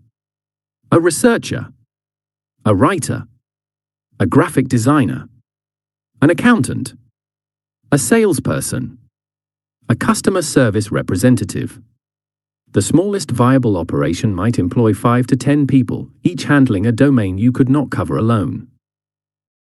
In 2000, the internet reduced some of this. Software automated some accounting. Email replaced some phone calls. But you still needed people for the knowledge work. In 2024, a solo operator with the right AI stack can research like a think tank, write like a newsroom, design like a creative agency, analyze like a consulting firm, and communicate like a customer service team at the same time, continuously, for less than the cost of a single part-time employee's monthly wages. This is the AI leverage stack. It is not one tool. It is a deliberately assembled combination of AI tools, each chosen for a specific purpose, that together replace the functions previously requiring an entire team. This chapter gives you 3 versions, one for solo entrepreneurs, one for corporate professionals, and one for students and creators. Each is designed for a different context, a different budget, and a different set of priorities. Pick the one that matches where you are. Build it this week. Start using it this month. 1. The Solo Entrepreneur AI Stack. Solo Entrepreneur AI Stack. Run a full business operation alone. ChatGPT plus primary thinking partner. Writing, strategy, customer comms. $20 per Mo. Claude Pro long-form analysis, document review, complex reasoning. $20 per Mo. Perplexity Pro real-time research with citations, market intelligence. $20 per Mo. Midjourney brand visuals, social graphics, product mockups. $10 per Mo. Otter.ai. $17 per Mo. Meeting transcription, note-taking, call. Summaries. Notion AI knowledge management, second brain, project planning. $10 per Mo. Gamma presentations, pitch decks, proposals in minutes. Free tier monthly total, $97, $110 per month. The solo entrepreneur stack replaces what would previously have been a team of 5 to 6 specialists. Let us be specific about what each tool replaces. ChatGPT Plus replaces the strategist who helps you think through decisions, the copywriter who drafts your communications, and the analyst who helps you understand your market. $20 a month.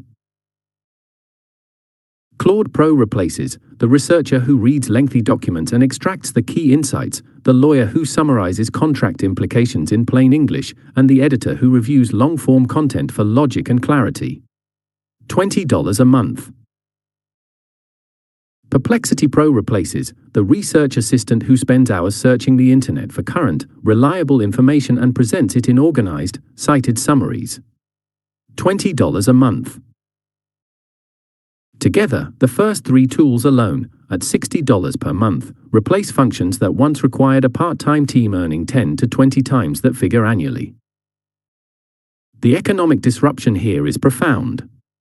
For the first time in history, the cognitive resources of a small team are available to a single individual at the cost of a dinner for 2. 2. The corporate professional AI stack. Corporate professional AI stack. Outperform in a corporate environment and climb faster.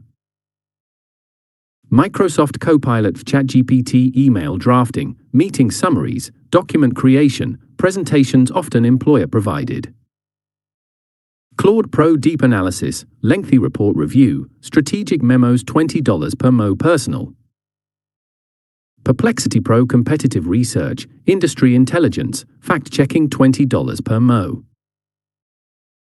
GitHub Copilot for any technical or analytical work involving code or data $10 per Mo. Otter.ai Meeting Transcription, Action Item Extraction $17 per Mo. Gamma A Beautiful.ai Executive Presentations, Board Materials, Client Decks free $12 Mo. Monthly total, $50 $80 Mo Personal spend, employer may cover more. The corporate professional faces a different challenge from the solo entrepreneur. You are not trying to replace a team. You are trying to outperform colleagues who have the same resources, the same information, and the same hours in the day. The AI stack does not just make you faster. It changes the quality ceiling of what you can produce. A presentation prepared with AI assistance is not just produced faster, it is better researched, more clearly structured, and more professionally designed than one produced without. A memo written with AI assistance is not just drafted more quickly, it is more precisely argued, more thoroughly supported with evidence, and more cleanly expressed. The career advantage of AI fluency in a corporate environment is not subtle. In a world where everyone has access to the same tools but most people use them superficially, the person who has built genuine AI fluency, who has integrated these tools deeply into how they work, produces at a level that is simply incomparable to colleagues operating without them. That person gets the promotion, gets the assignment, gets the recognition, not because they are smarter or more talented, because they are operating at level 7 while colleagues are still at level 3. 3. The student and creator RE. Stack. Student and creator AI stack learn faster, create more, build an audience from nothing. ChatGPT free R plus study aid, essay support, concept explanation, idea generation free are $20 per Mo. Claude free Pro essay feedback, research synthesis, long reading comprehension free, $20 per Mo. Perplexity free research with citations for essays and projects free. Midjourney Dolly thumbnails, visual content, social graphics $10 per Mo. 11 Labs voiceovers for videos, podcasts, audio content free tier available. Otter.ai free lecture transcription, interview notes free. Notion AI notes, research organization, content planning free are $10 per Mo. Monthly total, $0 $70 Mo depending on tier choices. The student and creator stack is the most democratizing of the 3. It brings professional-grade cognitive tools within reach of anyone, regardless of income, regardless of location, regardless of educational background. A student in Karachi with a free ChatGPT account, a free Perplexity account, and Claude's free tier has access to research and writing assistance that would have cost thousands of dollars in tutoring, research assistance, and professional editing 10 years ago. A creator with a $20 Midjourney subscription produces visual content that would previously have required a professional graphic designer at $500 to $5,000 per project. Mr. Beast, who reached 470 million subscribers from a second-hand laptop in Greenville, North Carolina, would, if beginning today, have access to tools that did not exist when he started.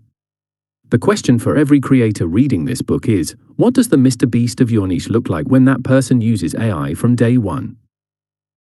For the 4 core RE functions. What each tool actually does. Regardless of which stack you choose, there are 4 core functions that your AI system must perform. Understand these 4 functions, and you will be able to evaluate any new AI tool that appears and decide immediately whether it belongs in your stack. The research engine. Your research engine surfaces information quickly, accurately, and with context. The best tool for this purpose is Perplexity, which searches the live web, synthesizes results, and provides citations so you can verify claims. For deeper research on a specific document or set of documents, Claude's long context window makes it the superior choice. Use Perplexity for breadth, use Claude for depth. The writing partner. Your writing partner helps you produce high-quality written work faster. Both ChatGPT and Claude excel here, with different strengths. ChatGPT tends to be more conversational and generative. Claude tends to be more careful and nuanced, particularly for longer pieces. Use ChatGPT for first drafts and creative writing. Use Claude for analytical writing and revision. The strategy assistant. Your strategy assistant helps you think through decisions. This is where AI is most underutilized. Most people use AI to produce outputs, drafts, summaries, code. Fewer use it as a genuine thinking partner, to challenge their reasoning, identify blind spots, explore options they had not considered.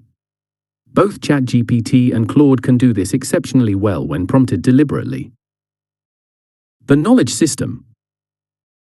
Your knowledge system stores, organizes, and makes retrievable everything you are learning and creating. Notion AI is the leading tool for this purpose, a combination of notes application and AI assistant that allows you to build a searchable, interconnected knowledge base that grows with you over time. The person who builds a good knowledge system is not just more productive today. They are exponentially more capable in 6 months when their accumulated knowledge becomes retrievable instantly. 5 specialist tools, Perplexity times. GitHub Copilot times Midjourney times. 11 Labs. Beyond the core stack, there are specialist tools that provide extraordinary leverage in specific domains. These are the tools worth knowing about even if you do not deploy them immediately. Perplexity AI by Perplexity AI times $20 per Mo Pro. Real-time research with citations replaces 2+ hours of Google searching with 5 to 10 focus minutes valued at $20 billion, September 2025.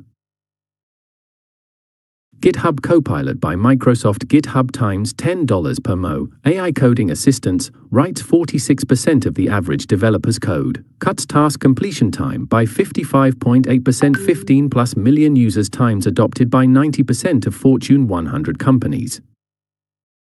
Midjourney by Midjourney Incorporated. Times $10 per Mo. AI image generation, professional quality visuals in seconds, replaces $500,000 per design concept image generation that once took weeks and thousands of dollars now takes 10 to 60 seconds. 11 Labs by 11 Labs times free tier $5 to $99 per Mo. Voice cloning and text-to-speech in 29 languages replaces $5,000 $15,000 professional audiobook narration. 41% of Fortune 500 employees use 11 Labs times industry-leading voice quality.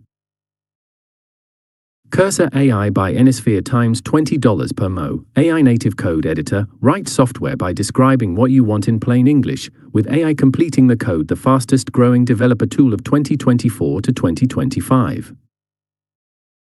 Runway ML by Runway times $12+ per Mo. AI video generation and editing, create and edit video content from text descriptions. Professional video production compressed from days to hours.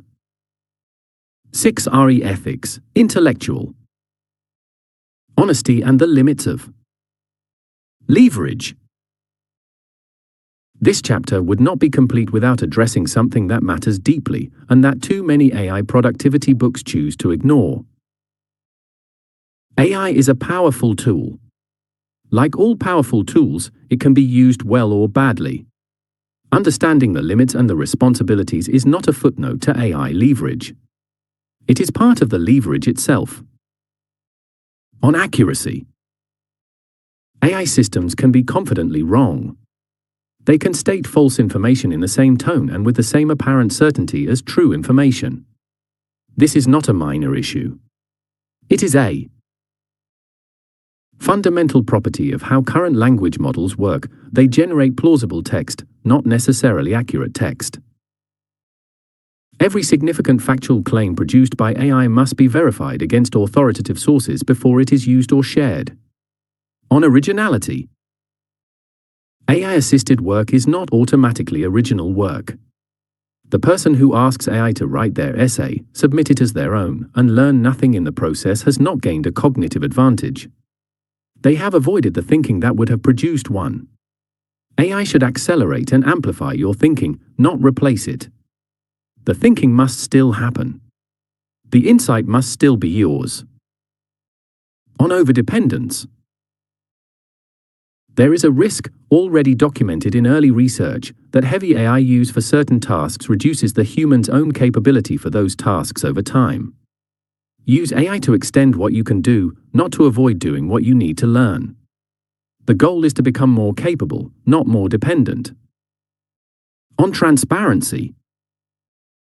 In professional and academic contexts, the norms around AI use are still evolving. When in doubt, be transparent about how you have used AI assistance. Transparency is both an ethical position and a strategic one. It builds trust, and trust is leverage. The most powerful AI users are not those who use AI the most.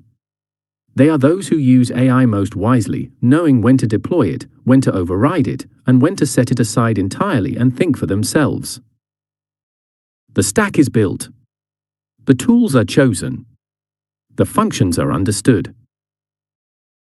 Now comes the most practical chapter in this section, the one that tells you exactly, step by step, how to use all of this in a single integrated workflow that takes you from raw idea to fully scaled output. The AI Hero Workflow. Turn the page. Chapter 11, Key Takeaways.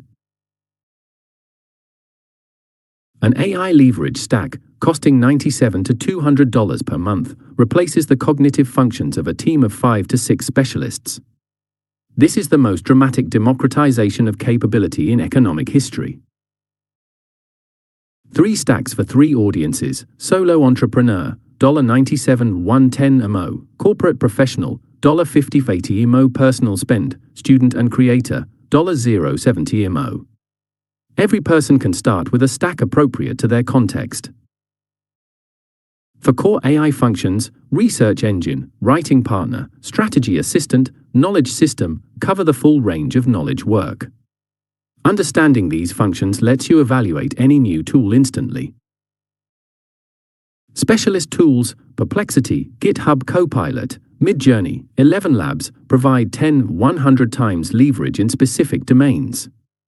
Add them as your work requires them. AI ethics matter practically, not just morally. Verify AI outputs. Maintain your own thinking. Be transparent. The most effective AI users are the most responsible ones. The stack is not about having the most tools. It is about having the right tools, deployed deliberately, for specific purposes, integrated into a coherent daily workflow. Chapter 12, The AI Hero Workflow, From Raw Idea to Scaled Output, the complete 5-stage workflow. Turn the page. Chapter 12. The AI Hero Workflow. Using AI effectively requires structure. Here is the complete workflow, from raw idea to scaled output. 2 people sit down on a Monday morning with the same task, produce a 3,000-word analysis of an emerging market opportunity. Both have access to the same AI tools. Both are intelligent, motivated professionals. By Friday, their outputs are incomparably different. The first person asked AI to write the analysis. The result came back quickly, fluent, well-structured, confident in tone. But thin. Lacking the specific insight that makes an analysis actually useful. Missing the judgment that distinguishes a good decision from an average one.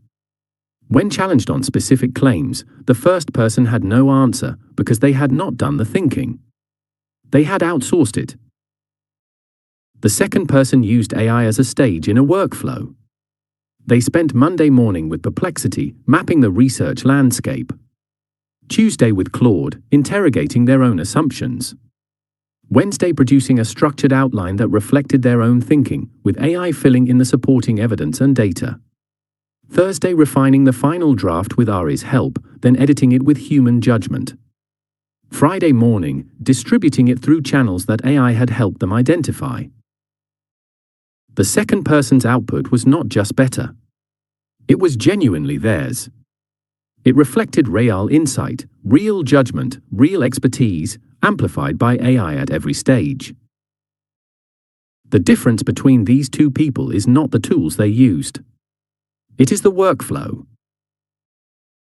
The AI Hero workflow is the complete, 5-stage process for moving from a raw idea to a fully scaled output, with AI leverage applied deliberately at each stage and human judgment retained throughout. 1. The 5-stage RA workflow. Overview. Idea research outline refinement scaling. Human AI plus human AI plus human plus AI plus systems. Notice the pattern above. At every stage, human and AI are both present, but their roles shift. The idea must be entirely human. The research is AI-led with human direction. The outline is AI-assisted with human judgment. The refinement is human-led with AI as an editor. The scaling is primarily AI-driven with human oversight. Human thinking does not disappear. It orchestrates. An AI does not replace human thinking. It amplifies it. Let us walk through each stage in full with a worked example running alongside.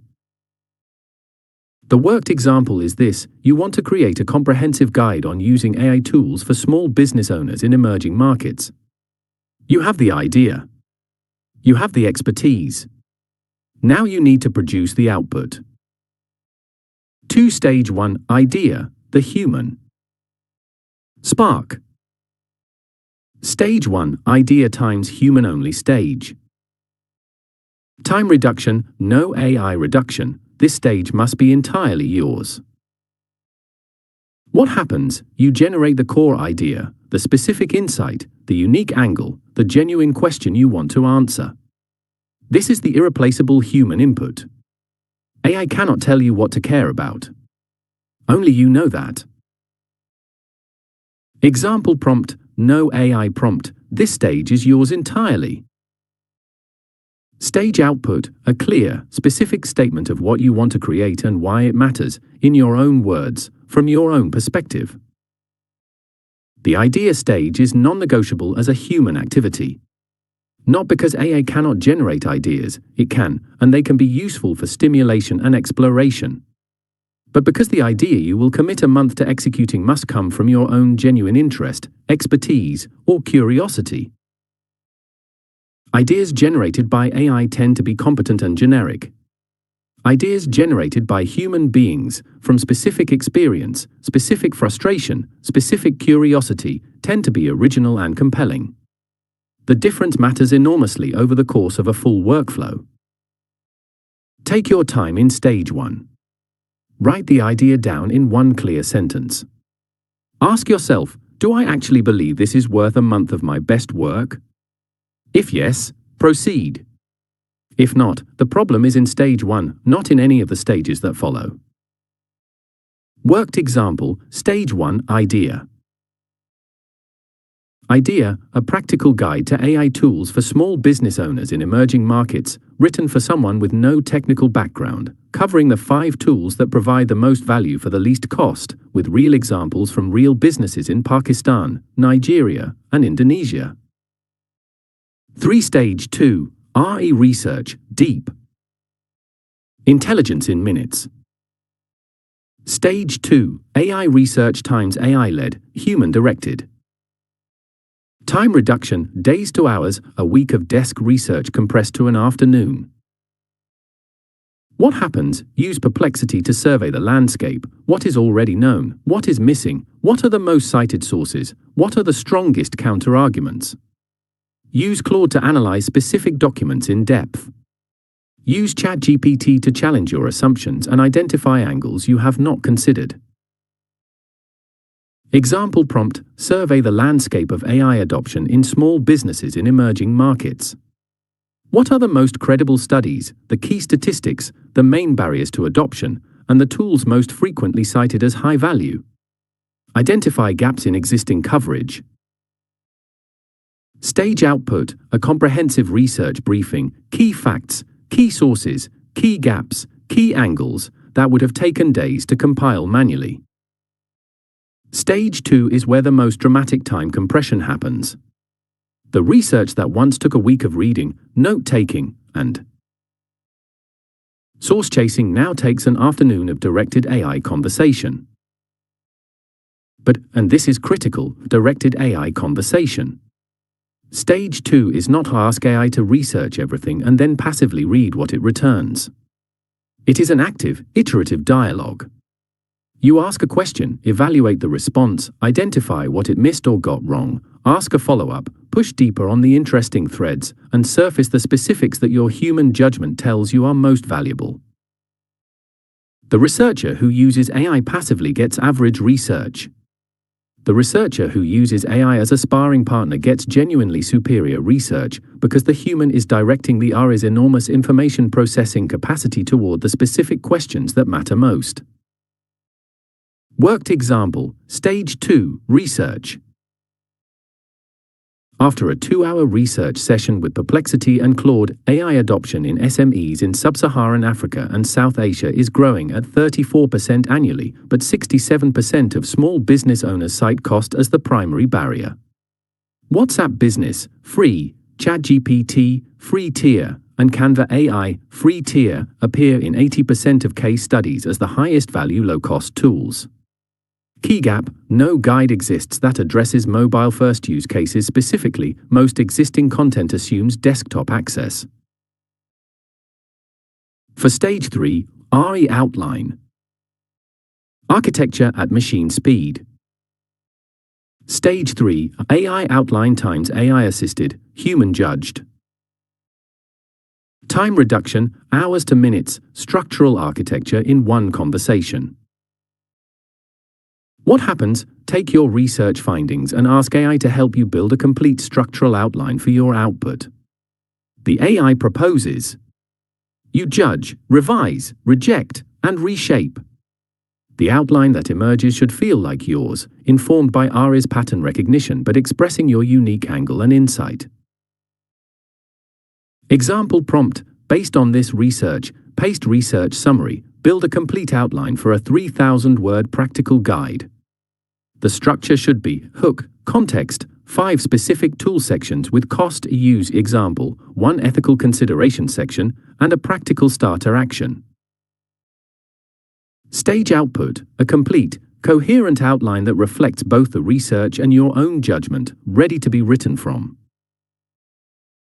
The outline stage is where the second common mistake happens after the Stage 1 mistake of letting AI generate the idea. The second common mistake is accepting the AI's outline wholesale.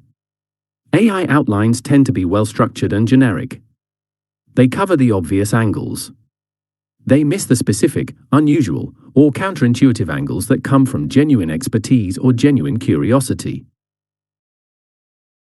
Review every element of the AI outline with this question: is this here because it is genuinely the best structure, or because it is the most predictable structure? Change everything that falls into the second category. The outline you send into Stage 4 should be unambiguously yours, reflecting your specific insight, your specific audience, your specific angle. AI helped build the scaffolding, but the building is yours. Worked example, Stage 3, outline. Revised AI outline, 1. Hook, the $0 RE team, story of a Lagos street vendor who uses 3 free AI tools to run a business that her competitors cannot match. 2. The mobile-first reality, why 87% of emerging market SME owners access the internet only via smartphone. 3. Tool 1, WhatsApp Business AI, specific use cases plus real example. 4. Tool 2, ChatGPT free tier, specific use cases plus real example. 5. Tool 3, Canva AI, specific use cases plus real example. 6. Tool for Otter.ai, specific use cases plus real example. 7. Tool 5, Google Gemini, specific use cases plus real example. 8. The one risk, what AI cannot replace. 9. Your first 48 hours, 3 actions. 5. Stage for human refinement. Judgment meets intelligence. Stage for human refinement times human-led, AI-assisted. Time reduction, the stage that cannot be shortened without reducing quality, but AI makes it faster. What happens right from the outline? Use AI to help with specific sections, drafting, filling in evidence, suggesting stronger language, but the judgment must remain yours. Where AI produces something that does not feel right, override it. Your expertise and your voice are what make the output valuable. Example prompt: I have written this section, paste. It needs to be stronger in the following ways: more specific evidence in paragraph 2, a clearer transition between the story and the practical advice, and a punchier closing sentence. Revise while keeping my voice.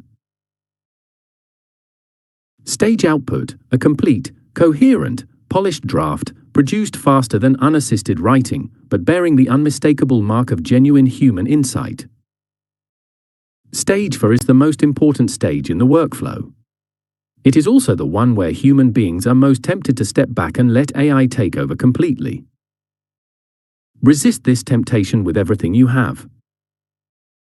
The value in any knowledge-based output, any piece of writing, any analysis, any strategy, comes from the judgment it embodies. Judgment about what matters. Judgment about how to frame an insight. Judgment about what to include and what to leave out. Judgment about the audience, the context, the stakes. AI cannot provide that judgment. It can provide fluent, well-structured text that sounds like judgment. But sound and substance are different things. Use AI in Stage 4 as an editor, not as a writer. Write first. Then ask AI to improve specific elements, make this clearer, strengthen this argument, find a better example, tighten this paragraph. The improvement cycle AI enables is real and valuable. But it starts from human writing, not AI writing. The AI Hero workflow produces output that is genuinely yours, faster, better researched, and more polished than you could produce alone. That is what AI leverage should feel like: your thinking, amplified. 6. Stage 5, RE scaling. Distribution at zero marginal cost.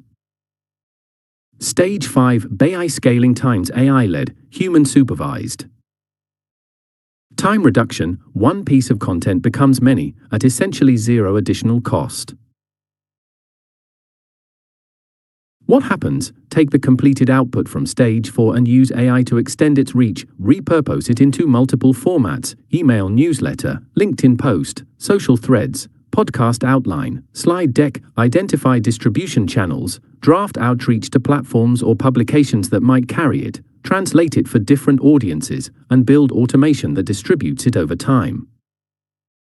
Example prompt: I have written this 3,000-word guide, paste. Create: 1. A 300-word email version, 2. A LinkedIn post with hook, 3 key insights, and CTA, 3. 5 Twitter X thread posts, 4. A 10-slide presentation outline, 5. A list of 15 publications, newsletters, or communities in emerging markets where this would be valuable. Stage output: one piece of content multiplied into 5 to 10 formats, distributed across multiple channels, reaching 10 times the audience that the original format alone would have reached. Stage 5 is where most people leave enormous value unrealized. They produce a strong piece of work. They share it once. They move on. But the work you produced in stages 1 through 4 has value in multiple formats, for multiple audiences, across multiple platforms. The research you did, the insights you developed, the examples you found, all of this can be repurposed into content that serves different people in different contexts. AI makes this repurposing essentially free in terms of both time and money. The 3,000-word guide becomes a 300-word email that reaches your list. The email becomes a LinkedIn post that reaches your professional network. The LinkedIn post becomes a Twitter thread that reaches a different audience entirely. The entire guide becomes a slide deck that can be presented at a conference. This is the compound interest of content. One investment of deep work, multiplied across formats and platforms, reaching an audience far larger than any single format would allow. Worked example, Stage 5, Scaling. Output from Stage 5, email newsletter version sent to 1,200 subscribers. LinkedIn post received 4,700 engagements and 340 new followers. Thread of 8 posts reached 28,000 impressions on X. Slide deck version shared at a Lahore Business Network event led to 3 speaking invitations. Guide submitted to 3 emerging market business publications, accepted by 2. Total reach from 13,000 word guide, estimated 80,000 plus people across all formats. 7. Integrating the workflow into your 1-month year. The AI Hero workflow is not a one-off process. It is the operational heartbeat of your 1-month year. In the context of the 4-week acceleration framework from Chapter 8, the workflow maps cleanly. Week 1, Strategy, Stage 1, Idea, plus Stage 2, Research, Week 2, Creation, Stage 3, Outline, plus Stage 4. Refinement. Week 3, Scale, Stage 5, Scaling, in full. Week 4, Results, measure results. Extract lessons. Design next cycle. The workflow is not rigid. A shorter project might compress all 5 stages into a single week. A larger project might expand stage for across 2 weeks. The principle is consistent. Each stage has a purpose, a primary actor, human or AI, and a specific output that feeds the next stage. The workflow also scales. What works for a 3,000-word guide works for a book, a course, a product, a business strategy, or a research report. The 5 stages are universal. The tools and timeframes adjust. The logic stays constant. The AI Hero workflow is not a shortcut to producing work you are proud of. It is the fastest path to producing work you are proud of because it keeps human judgment at every stage while using AI to handle everything that does not require judgment. Part 4 is complete. You now have the complete AI architecture, the 3 frontier labs, the second brain concept, the 3 leverage stacks for different audiences, the 4 core AI functions, and the 5-stage workflow that integrates everything into a repeatable, scalable process. Part 5 now takes everything, the leverage science, the 1-month year system, the AI tools and workflows, and assembles it into the final layer, the identity, the mindset, and the legacy of the exponential human. Because knowing the system is one thing. Becoming the person who lives it is another. And that is what the final 3 chapters are about. Chapter 12, Key Takeaways. The AI Hero workflow has 5 stages: idea, human-only, research, AI-led, outline, AI-assisted, refinement, human-led, and scaling, AI-driven. Human judgment is present at every stage. It is never fully delegated to AI. Stage 1, idea, must remain entirely human. AI-generated ideas tend to be competent and generic. Ideas from genuine human experience and curiosity tend to be original and compelling. Stage 2, research, is where the most dramatic time compression happens, days to hours. The key is directed conversation, not passive consumption of AI output. Stage 4, refinement, is the most important stage and the one most easily compromised. Write first. Use AI to improve. Never reverse this sequence. Stage 5, scaling, is where most people leave the most value on the table. One piece of deep work, multiplied across 5 to 10 formats, can reach 10 times the audience at essentially zero additional cost. The workflow maps directly to the 4-week acceleration framework. Week 1, idea plus research. Week 2, outline plus refinement. Week 3, scaling. Week 4, results and reflection. End of part 4. AI as the ultimate leverage. Part 5, Becoming a Modern Hero, begins on the next page. Mindset, Framework, and Legacy, the final 3 chapters. Part 5, Becoming a Modern Hero. Turning knowledge into permanent identity, lasting impact, and civilizational legacy. Chapter 13. The Hero Mindset. 3 beliefs that separate heroes from everyone else, and the neuroscience that explains why they work. In 1954, Roger Bannister ran a mile in under 4 minutes. For decades, physiologists and athletes had believed this was impossible, that the human body simply could not sustain that pace for that distance. Multiple elite runners had come close, and all had failed. The scientific consensus was clear. Bannister was a medical student. He had studied the research.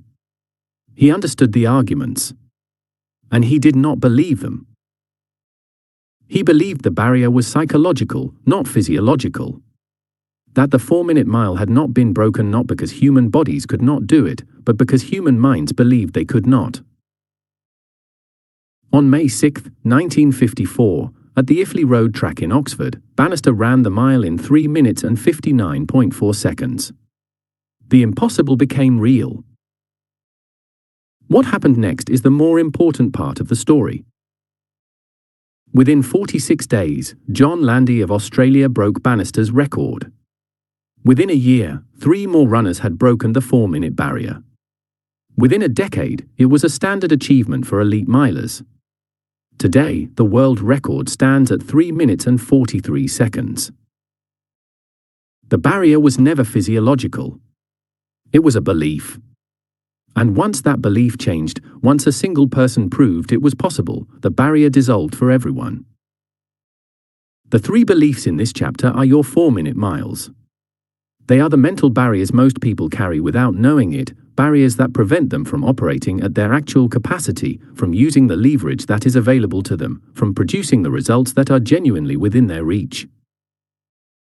Breaking each one will not just change what you do. It will change who you are. Belief 1, time is leverage, not just currency. Old belief, time is money, I exchange it for income. My goal is to use my time efficiently. Hero belief, time is leverage, I apply it to points of maximum multiplication. My goal is not to use my time efficiently. It is to use it exponentially. Neuroscience, the prefrontal cortex, which governs strategic planning, is most active when thinking in systems and leverage rather than in tasks and outputs. Reframing time as leverage literally activates more sophisticated neural circuitry. The old belief, time is money, produces a particular kind of person. A person who measures their success in hours worked. Who judges their productivity by how busy they were. Who feels guilty when they are not doing something and defines doing something as visible, measurable activity. This person works hard. They are disciplined and committed.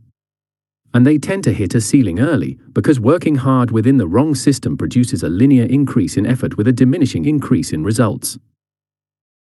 The hero belief, time is leverage, produces a completely different person. Someone who begins every day not with the question, what do I need to do, but with the question, where is the leverage point? Who is willing to spend a morning thinking, planning, and designing a system because they understand that 1 hour of leverage design can replace 10 hours of unlevered execution? When he said, "Give me a lever long enough and I will move the world." The hero does not ask for more time. They ask for better leverage. The most successful people in the AI era will not be the ones who work the longest hours. They will be the ones who apply the most leverage per hour. Belief 2. Focus beats effort. Every single time. Old belief: the harder I work, the more I achieve. Effort is the primary driver of results. Hero belief: the more deeply I focus, the more I achieve. Intensity of concentration is the primary driver of results. 1 hour of deep focus outperforms 3 hours of fragmented effort. Neuroscience: the prefrontal cortex requires sustained attention to access its deepest capabilities. Neurological: research on flow states shows that the brain releases norepinephrine, dopamine, anandamide, and serotonin simultaneously during deep focus, a neurochemical combination available in no other state. The effort belief is perhaps the most deeply embedded of the three. Most cultures celebrate hard work as a moral virtue. Working long hours is often worn as a badge of honor. And there is nothing wrong with hard work, effort matters. But effort without focus is like a fire without direction. It produces heat, but it rarely produces light. The neuroscience is clear and specific. During deep, uninterrupted focus, in the state that Mihaly Csikszentmihalyi called flow, the brain releases a precise cocktail of neurochemicals that increase pattern recognition, creative thinking, and problem-solving capacity. Norepinephrine sharpens attention. Dopamine increases motivation and reward. Anandamide enhances creative connections. Serotonin contributes to positive affect and persistence. This neurochemical state is not available in fragmented, distracted work. You cannot get there in 47 seconds. It requires sustained, uninterrupted engagement, typically 15 to 20 minutes to enter, and up to 90 minutes to fully develop. The person who does one 90-minute deep work session per day, genuinely undistracted, genuinely focused, genuinely in a state of deep cognitive engagement, consistently outproduces the person who spends 8 hours at their desk in a state of constant partial attention. This is not theory. It is neuroscience. And it means that the path to exceptional results runs not through doing more, but through focusing more deeply on less. Belief 3: systems beat. Motivation, always. Old belief: success requires consistent motivation. On good days I am productive, on bad days I struggle. Motivation drives performance. Hero belief: success requires good systems. On any day, motivated or not, my systems produce results. I have designed my environment, habits, and routines to work automatically. Neuroscience: the basal ganglia, which govern habitual behavior, operate independently of the prefrontal cortex, which governs motivation and willpower. Habit formation literally moves behavior control to a different part of the brain, one that functions without conscious effort or emotional engagement. Motivation is a feeling. Feelings are temporary. Systems are structures. Structures persist. The most reliable predictor of long-term achievement is not the strength of motivation at the beginning of a project. It is the quality of the system that keeps the person working on days when motivation has disappeared, which, for any long-term project, is most days. James Clear's research on habit formation, synthesized in Atomic Habits, reveals the neurological reason for this. When a behavior is repeated consistently in the presence of a consistent cue, the neural pathway governing that behavior gradually migrates from the prefrontal cortex, which requires conscious effort, to the basal ganglia, which operates automatically. This is why a person who has habituated their morning deep work block does not need to motivate themselves to do it. They simply do it, the way they brush their teeth. Without deciding. Without effort. Without waiting for the right mood. The hero does not wait for motivation. They design systems that make the right behavior automatic and the wrong behavior difficult. They engineer their environment to produce results, not just on the days they feel inspired, but on every day. For rewiring for leverage, the Mindset Protocol. Understanding the three beliefs is not enough. You need a protocol for installing them. The Mindset Protocol is a 5-step daily practice that takes 15 minutes and, applied consistently over 30 days, begins to replace old beliefs with hero beliefs at the neurological level. Not through positive thinking or affirmations. Through the specific actions that neuroscience shows are most effective at producing genuine belief change. 1. Morning leverage question. 2 minutes before starting work, ask, where is the highest leverage point in my day? What single action, if done well, will produce the most impact? Write it down. 2. Deep work commitment. 90 minutes. Begin with the answer to step 1. No email, no phone, no switching. This single act rewires the brain's association between starting work and entering depth. 3. System review. 5 minutes at midday. Ask, what system am I running right now, and is it producing the result I want? If not, what is the minimum change that would improve it? 4. Belief audit. 3 minutes each evening. Identify one moment in the day when you defaulted to an old belief. Name it. Did I treat time as currency instead of leverage? Did I choose effort over focus? Did I wait for motivation instead of trusting my system? 5. Hero identity statement. 1 minute. Close the day with one sentence. I am a person who, specific hero behavior, ... Not aspirational. Present tense. Identity, not goal. The identity statement in step 5 is the most powerful element of the protocol. James Clear's research showed that the most durable behavior changes are those anchored to identity rather than outcomes. A person who identifies as a runner runs even on days when they do not feel like running. A person who identifies as someone who does deep work even on days when they are not motivated. Build the identity first. The behavior follows automatically. The 3 beliefs, installed through the Mindset Protocol, do not just change how you work. They change who you are at work. An identity change is the deepest, most durable form of leverage available to any human being. Chapter 13. Key takeaways. 3 beliefs separate heroes from everyone else. Time is leverage, not currency. Focus beats effort, every time. Systems beat motivation, always.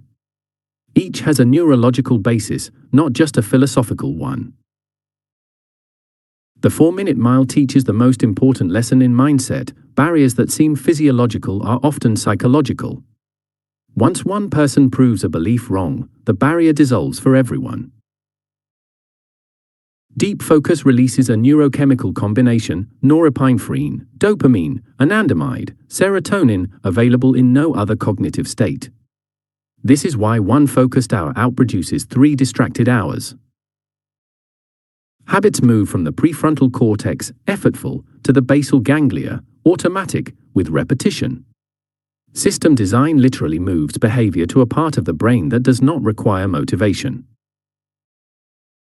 The Mindset Protocol is 5 steps, 15 minutes daily, leverage question, deep work session, system review, belief audit, hero identity statement. Applied over 30 days, it installs hero beliefs at the neurological level. Identity is the deepest leverage available to a human being. The most durable changes are those anchored to who you are and not what you want to achieve. Chapter 14. The Exponential Human Framework, the Complete Master Equation, all 5 layers, and how to design your personal leverage system. Turn the page.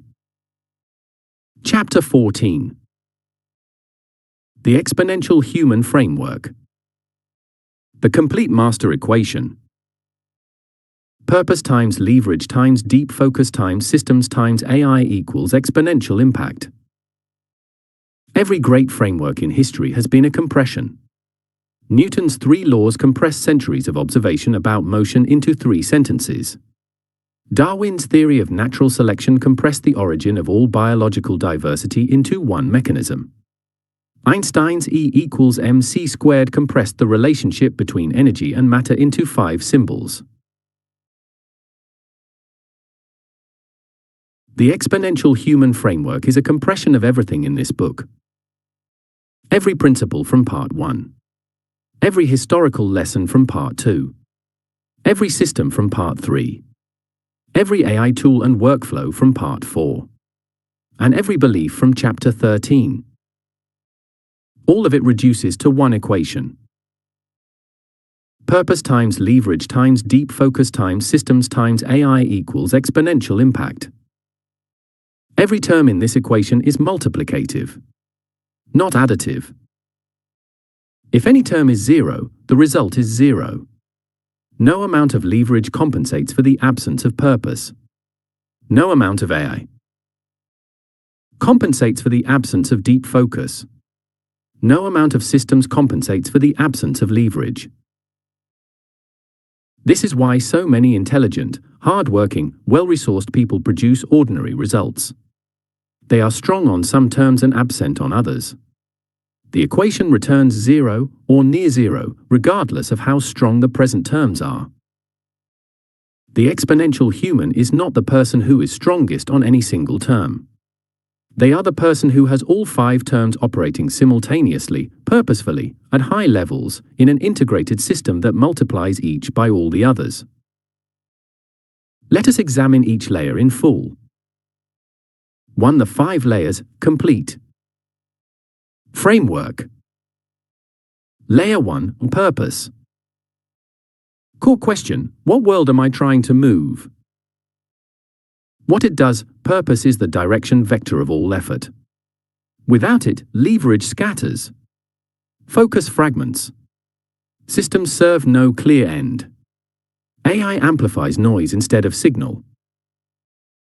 Hero application: define a monthly mission with a single clear outcome. Reconnect to it every morning.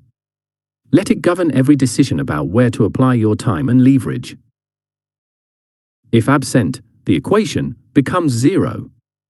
Times 0 is equal to 0. No purpose equals no direction equals no compounding, regardless of how powerful the tools. Purpose is the most underrated element in almost every productivity framework. Most systems focus on how to work. Which techniques, which tools, which habits. But none of it matters if the direction is wrong or absent. Purpose does not have to be grand. It does not have to involve saving the world. It simply has to be genuine. A genuine answer to the question, what am I actually trying to create, and why does it matter to me? The entrepreneur whose purpose is to give her family financial freedom has a purpose. The researcher whose purpose is to understand one specific question that no one else has answered has a purpose. The professional whose purpose is to become genuinely excellent at one craft has a purpose. What they all have in common is direction. And direction is the first prerequisite for everything that follows. Layer 2, leverage. Core question: where is the force multiplier? What it does, leverage converts effort into exponential output. It is the difference between pushing a boulder and pulling a lever. The same effort, applied at the right point, produces 1,000 times the result. Hero application: apply the 7-level leverage hierarchy. Identify your current primary level. Add AI, level 7, to every workflow. Build at least one new leverage system each month. If absent, the equation drops to linear. Times 1 equals linear results. Effort without leverage produces proportional, not exponential, outcomes. Leverage is the engine of the equation. All the purpose in the world, applied without leverage, produces effort proportional. Results. Add leverage, and the relationship between effort and result becomes non-linear. The key insight from part 2 is that leverage compounds. Each level of leverage you add multiplies all the levels below it. A person operating at level 5, code, who adds level 7, AI, does not become marginally better. They become exponentially better because every line of code they write is now AI assisted, and every AI interaction is informed by their software leverage. Layer 3, deep focus. Core question: am I working at the level of depth this task deserves? What it does, deep focus is the cognitive force multiplier. Without it, even the best tools and systems produce shallow output. With it, ordinary time produces extraordinary work. Hero application: 90-minute morning deep work block. No notifications, no switching. Single objective per session. Build the habit until it is automatic. If absent, the equation degrades quality towards zero. Brilliant strategy plus no focus equals mediocre execution. High leverage plus shallow work equals average output. Deep focus is the element most under attack in the modern world, and the one that most directly determines the quality of everything produced. Leverage tells you where to apply effort. Deep focus determines the quality of the effort applied. A person with strong purpose, strong leverage, and strong systems but poor focus produces well-directed, well-structured. Mediocre work. The thinking is there. The system is there. But the depth of insight that makes work genuinely exceptional requires the neurochemical state that only deep, uninterrupted concentration can produce. Layer 4 are systems. Core question: what runs while I sleep? What it does, systems convert one-time effort into repeatable outcomes. They are the compounding mechanism, the force that ensures each month builds on the last, not from zero. Hero application: build at least one permanent system per month. Automate the automatable. Document the repeatable. Design each month's work to produce infrastructure that outlasts the month. If absent, the equation prevents compounding. Times 1 per cycle rather than cumulative. Without systems, every month starts fresh, effort does not stack. Systems are the reason the exponential human accelerates over time while the ordinary worker plateaus. Every system you build adds a layer of permanent leverage to every future effort. The person with 12 months of system building behind them is not just 12 months more experienced. They have 12 layers of compounding infrastructure supporting everything they do. This is the most powerful argument for the one-month-year model. Each monthly cycle is not just a delivery unit. It is a system-building unit. Each month adds to a growing base of leverage that makes the next month more powerful. Layer 5, RE amplification. Core question: am I applying the longest lever in history to my most important work? What it does, AI is the force multiplier of the equation, the term that can turn 3 times into 12 times, that can compress a year of ordinary progress into a month of leveraged progress. Hero application: deploy AI at every stage: research, strategy, writing, coding, scaling. Use the AI Hero workflow. Build an AI leverage stack appropriate to your context. Improve your AI fluency by 1% every day. If absent, the equation removes the error's biggest multiplier. Without AI, the equation still works, but at 2016 levels of capability, not 2026. AI is the term that makes this era different from every era before it. The other 4 layers have always been available to the most capable and most deliberate human beings. Purpose, leverage, deep focus, and systems were the tools of every great achiever in history, from Archimedes to Gutenberg to Franklin to Einstein. AI is the new term. The one that was not in the equation for any of them. The one that is available to you right now, today, for $20 a month, that multiplies every other term in the equation. Add AI to strong purpose, your direction is now AI researched, AI refined, AI validated. Add AI to leverage, your leverage systems are now AI assisted and AI accelerated. Add AI to deep focus, your deep work sessions now produce AI amplified output. Add AI to systems, your systems now include AI-powered automation that works continuously. AI does not replace the other 4 layers. It multiplies them. All 5 together, operating simultaneously, at high levels, produce the exponential human. 2. Designing your personal leverage system. The framework is only useful if it is yours. Here is the design exercise that converts it from a concept into a personal operating system. Answer these 5 questions. Take 30 minutes. Write the answers down. They are the foundation of your first 1-month year. My purpose: what is the single most important outcome I want to produce in the next 12 months, and why does it matter to me personally? My leverage: what is my current primary leverage level, 1-7? What is the next level I want to add? What specific tool or system would achieve that? My deep focus block: what time of day will I protect for daily deep work? What are the 3 specific things I will do to defend that block? My monthly system: what is the one system I will build in my first 1-month year that will keep producing results after the month ends? My AI stack: which 3 AI tools will I commit to using every day for the next 30 days, and for what specific purposes? 5 answers. 30 minutes. This is your exponential human design document. It is not permanent, you will revise it every month as you learn more and your leverage grows. But it gives you a starting point that is specific, personal, and actionable. 3. The transformation path. 0 hero. The journey described in this book is a journey from 0 to hero. But it is important to understand what that phrase actually means. 0 does not mean worthless or unskilled or starting from nothing.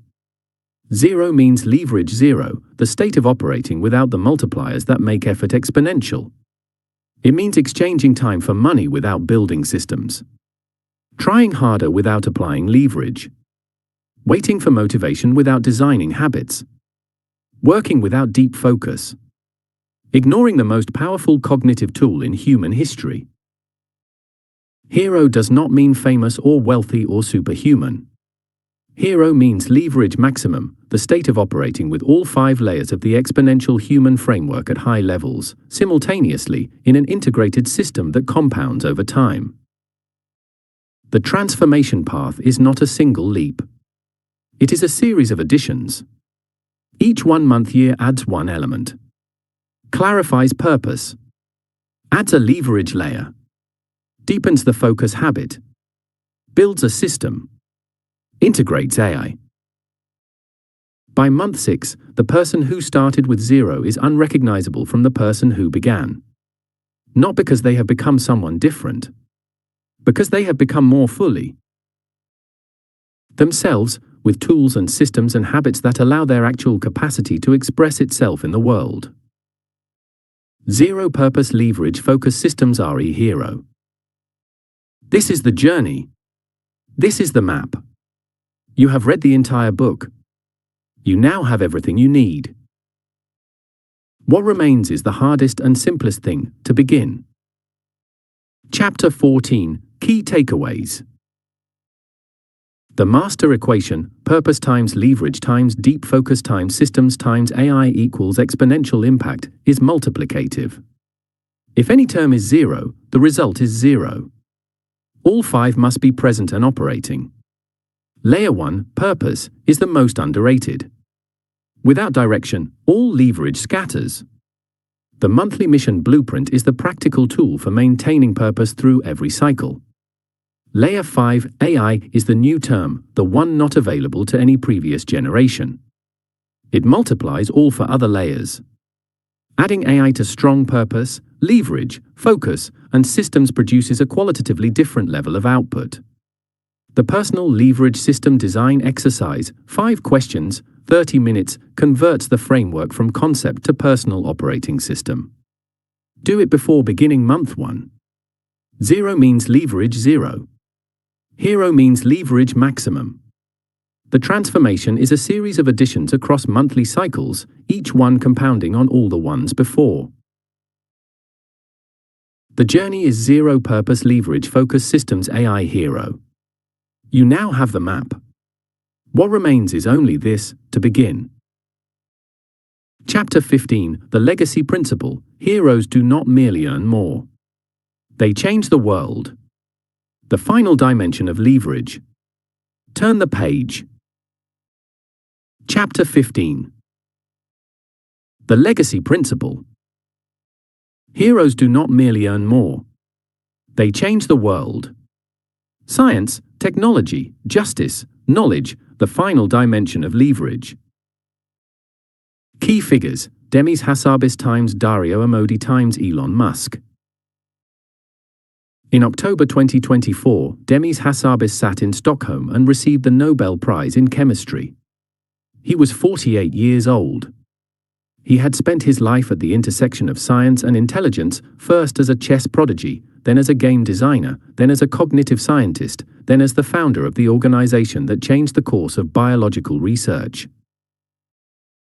The Nobel Committee cited AlphaFold's prediction of protein structures as one of the most important scientific achievements in decades. Researchers who had spent entire careers on single proteins could now access the structure of any known protein in minutes. Drug discovery was accelerating. Disease research was deepening. The map of biological life was, for the first time in history, substantially complete. When Hassabis accepted the prize, he said something quietly important. He said that this was just the beginning. That the real work, using AI to understand biology deeply enough to design medicines, to understand aging, to address the diseases that still claim millions of lives every year, had not yet been done. He was not being modest. He was describing a program, a mission, a purpose that extends beyond any single achievement, any single company, any single career. This is the legacy principle. Leverage, used purely for personal advancement, is powerful. Leverage, used in service of something larger than personal advancement, is civilizational. The heroes who appear throughout this book, not just Hassabis, but Musk, Amodi, Altman, and every other person who has harnessed leverage at civilizational scale, were not merely trying to build successful businesses. They were trying to change something fundamental about the human condition. Musk's stated mission is to ensure the long-term survival of human consciousness by making it multiplanetary. Amodi's is to ensure that the most powerful AI systems ever built remain aligned with human values. Hassabis's is to use AI to accelerate scientific discovery to the point where currently incurable diseases become curable within a generation. These are not marketing messages. They are genuine organizing principles that shape every decision these individuals make. And here is what they share: a belief that the leverage available to them in this moment of history, the most powerful leverage ever available to any human being, carries a proportional responsibility.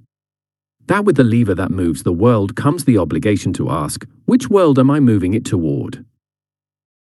One beyond productivity. Leverage in service of humanity. This book has been primarily about personal leverage, how you, as an individual, can multiply what you already have to produce results that seem extraordinary from the outside and feel inevitable from the inside. But leverage has a direction as well as a magnitude. The same lever that can build a great business can also address a great problem. The same AI tools that can multiply your personal productivity can also be applied to questions that matter to more than just you. The legacy principle is not a request to be selfless. It is an observation about the nature of the most powerful leverage systems ever built. They were all built in service of something larger than their builders. Gutenberg did not print the Bible to become wealthy. He did it because he believed knowledge should not be locked away from ordinary people. Tim Berners-Lee did not invent the World Wide Web to profit from it. He gave it away because he believed information should be free. Demis Hassabis did not upload 200 million protein structures to make DeepMind famous. He did it because he believed science should be accessible to every researcher, everywhere. The most powerful leverage in human history has consistently been applied in service of expanding what is possible for everyone, not just the person holding the lever. To Hassabis and the 200 million. Protein structures. Let us be specific about what Hassabis actually gave to the world. Because specificity matters when we talk about legacy. Before AlphaFold, the structures of approximately 170,000 proteins had been determined through experimental methods over more than 50 years of collective scientific effort. This represented an extraordinary achievement, but it covered only a fraction of the proteins known to exist. In July 2022, DeepMind uploaded the predicted structures of approximately 200 million proteins to a free, publicly accessible database. In a single act, the available protein structure knowledge grew by more than 1,000-fold. By 2025, over 2 million researchers in 190 countries had used the AlphaFold database. They were working on treatments for malaria, neglected tropical diseases, Alzheimer's, Parkinson's, and cancers that had resisted decades of research. They were doing this work in laboratories in Nigeria, Bangladesh, Indonesia, and Pakistan, places that would never have had access to this data through the slow, expensive, equipment-intensive experimental methods that preceded AlphaFold. This is legacy leverage. One system, built with genuine purpose, producing results that compound across generations, across geographies, across disciplines that its builder never anticipated. Hassabis did not set out to change medical research in developing countries. He set out to solve protein folding. The legacy emerged from the purpose and the leverage, not from explicit design. This is the nature of large purpose. It produces consequences that extend far beyond what was planned. 3. Amodi and the mission of SAFE. Intelligence. Dario Amodi left one of the most prestigious positions in the most important industry in the world because he believed the stakes were too high to proceed without deeper caution. That is not a common decision. Most people, when offered power and resources and recognition, find ways to rationalize continuing. Amodi and his colleagues did not. They founded Anthropic with an explicit commitment to safety research, not as a constraint on what they could build, but as the central organizing principle of how they would build it. Constitutional AI, the technique that teaches AI systems to evaluate their own responses against a set of principles, is Amodi's most direct legacy contribution so far. It represents a fundamentally different approach to AI safety, one that aims to make safety intrinsic to the system rather than external to it. The implications extend far beyond Anthropic. Other AI laboratories have studied and built upon constitutional AI. Regulators around the world are looking at it as a model for how AI safety standards might be implemented. It has influenced the broader conversation about how powerful AI systems should be developed. This is the leverage of ideas. Amodi did not just build a product. He contributed a concept to the global conversation about one of the most consequential technological transitions in human history. His legacy is not yet complete. The story of AI safety, and whether humanity manages the transition to powerful AI in a way that preserves human flourishing, is still being written. But Amodi's contribution to that story is already significant. And it will compound. For your legacy leverage. Question. This is the most personal section of the entire book. Hassabis asked, how can AI accelerate the discovery of scientific knowledge that benefits all of humanity? Amodi asked, how can we ensure that the most powerful AI systems ever built remain aligned with human values? Musk asked, how can we ensure that life remains multiplanetary and therefore more resilient against existential risk? These are large questions. You do not need a question this large. But you need a question. Your legacy leverage question is the question that, if you spent the next decade applying your full leverage system to answering it, would produce something that outlasted you. Something that served people beyond your immediate circle. Something that, if you could see it from the perspective of your older self, you would be proud to have devoted your leverage to. It does not have to change the world. But it should change something real. These are legacy questions. They are personal. They are specific.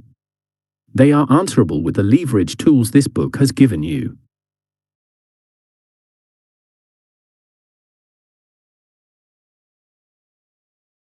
Leverage without legacy is just personal advantage. Leverage with legacy is civilizational contribution. The choice of which to pursue is yours. But the tools to pursue both are identical, and you now have them.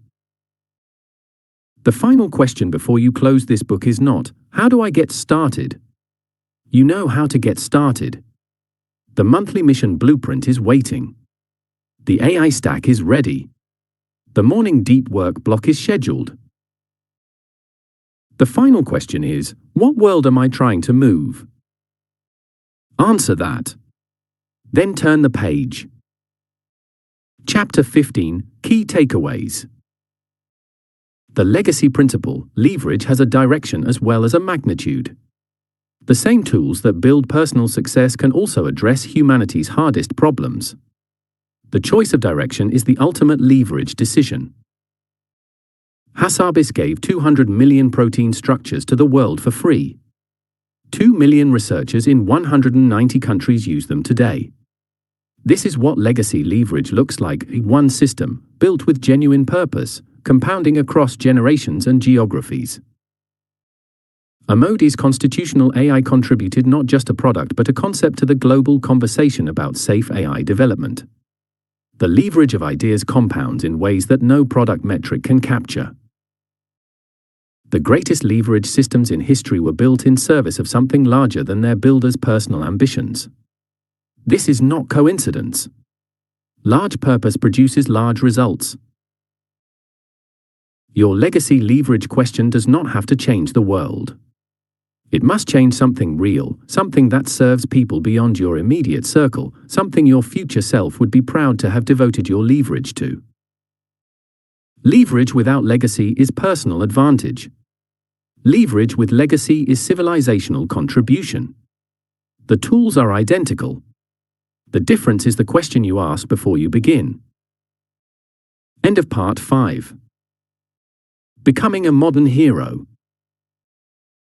Final Chapter 16, Your First 1 Month Year, Everything Converges. This is where you stop reading and start building. Final Chapter. Chapter 16.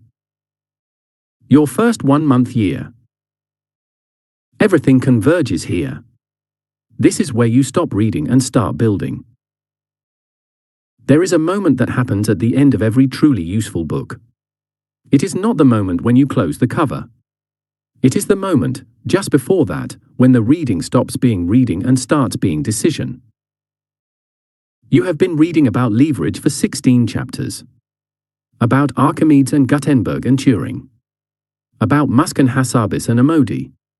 About deep work and AI and the 4-week acceleration cycle and the 7 levels of leverage and the 1-month year.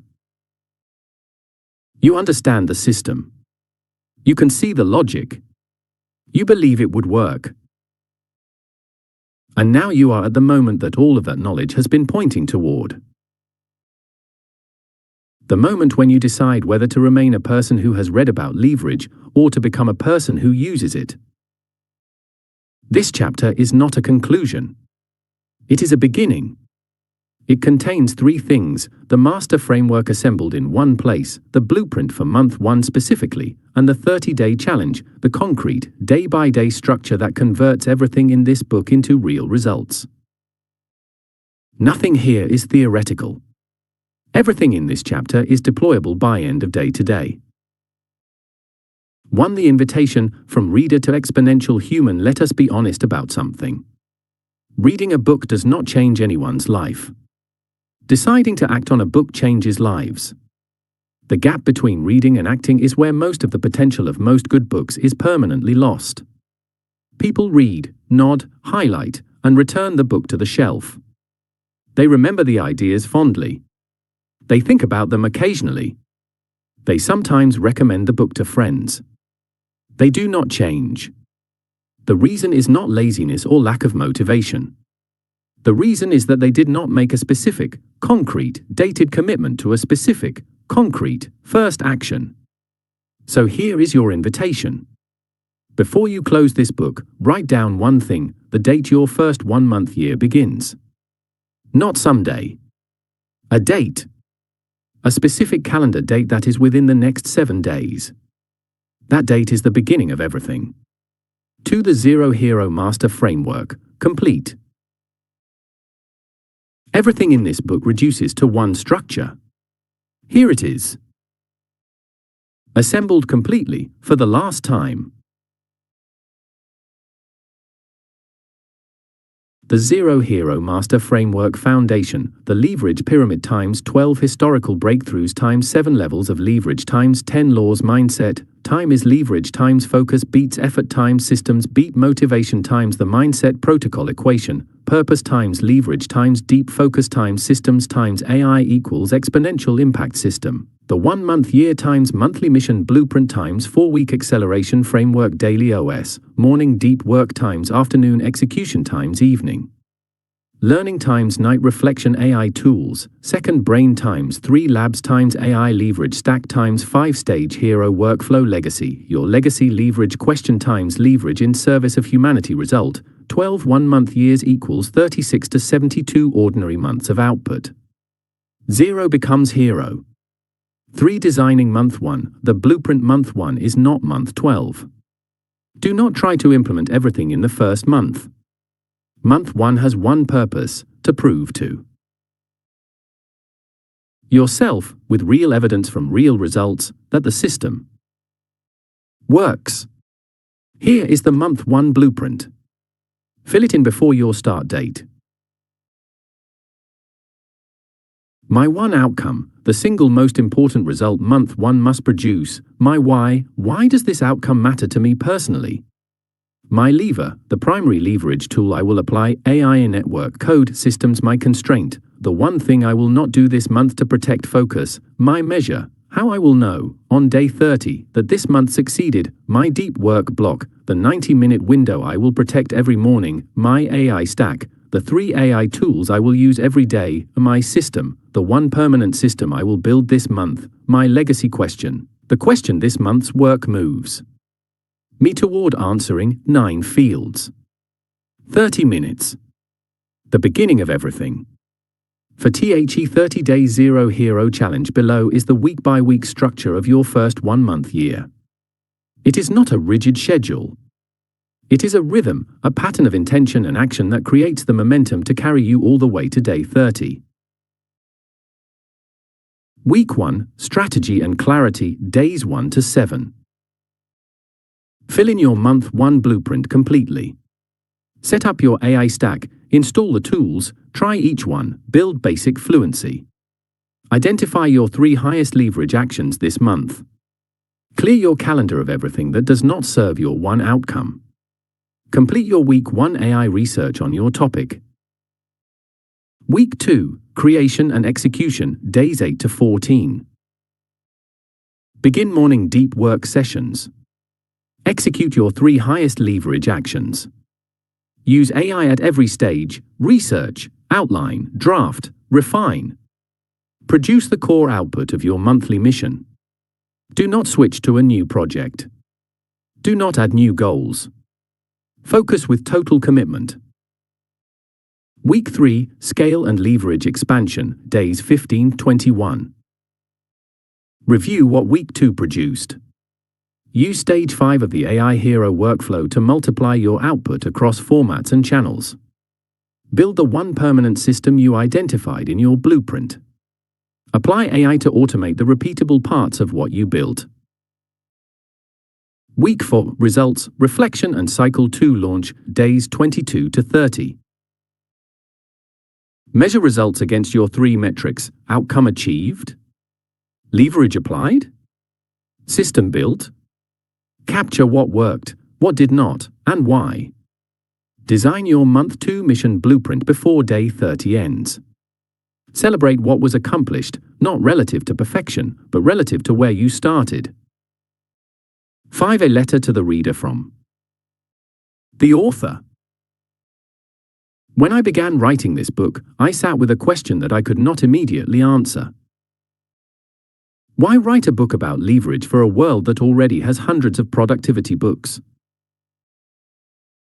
The answer came slowly, and it came from looking at the world around me, specifically at the world as it exists today, in this extraordinary moment in human history, where the tools of leverage that once belonged only to the wealthy, the connected, and the institutionally powerful are becoming accessible to anyone with a device and a willingness to learn. I live and work in Pakistan. I have spent my career as a constitutional and corporate lawyer, working with systems of law that were designed to protect the powerful and that often fail to serve the ordinary person.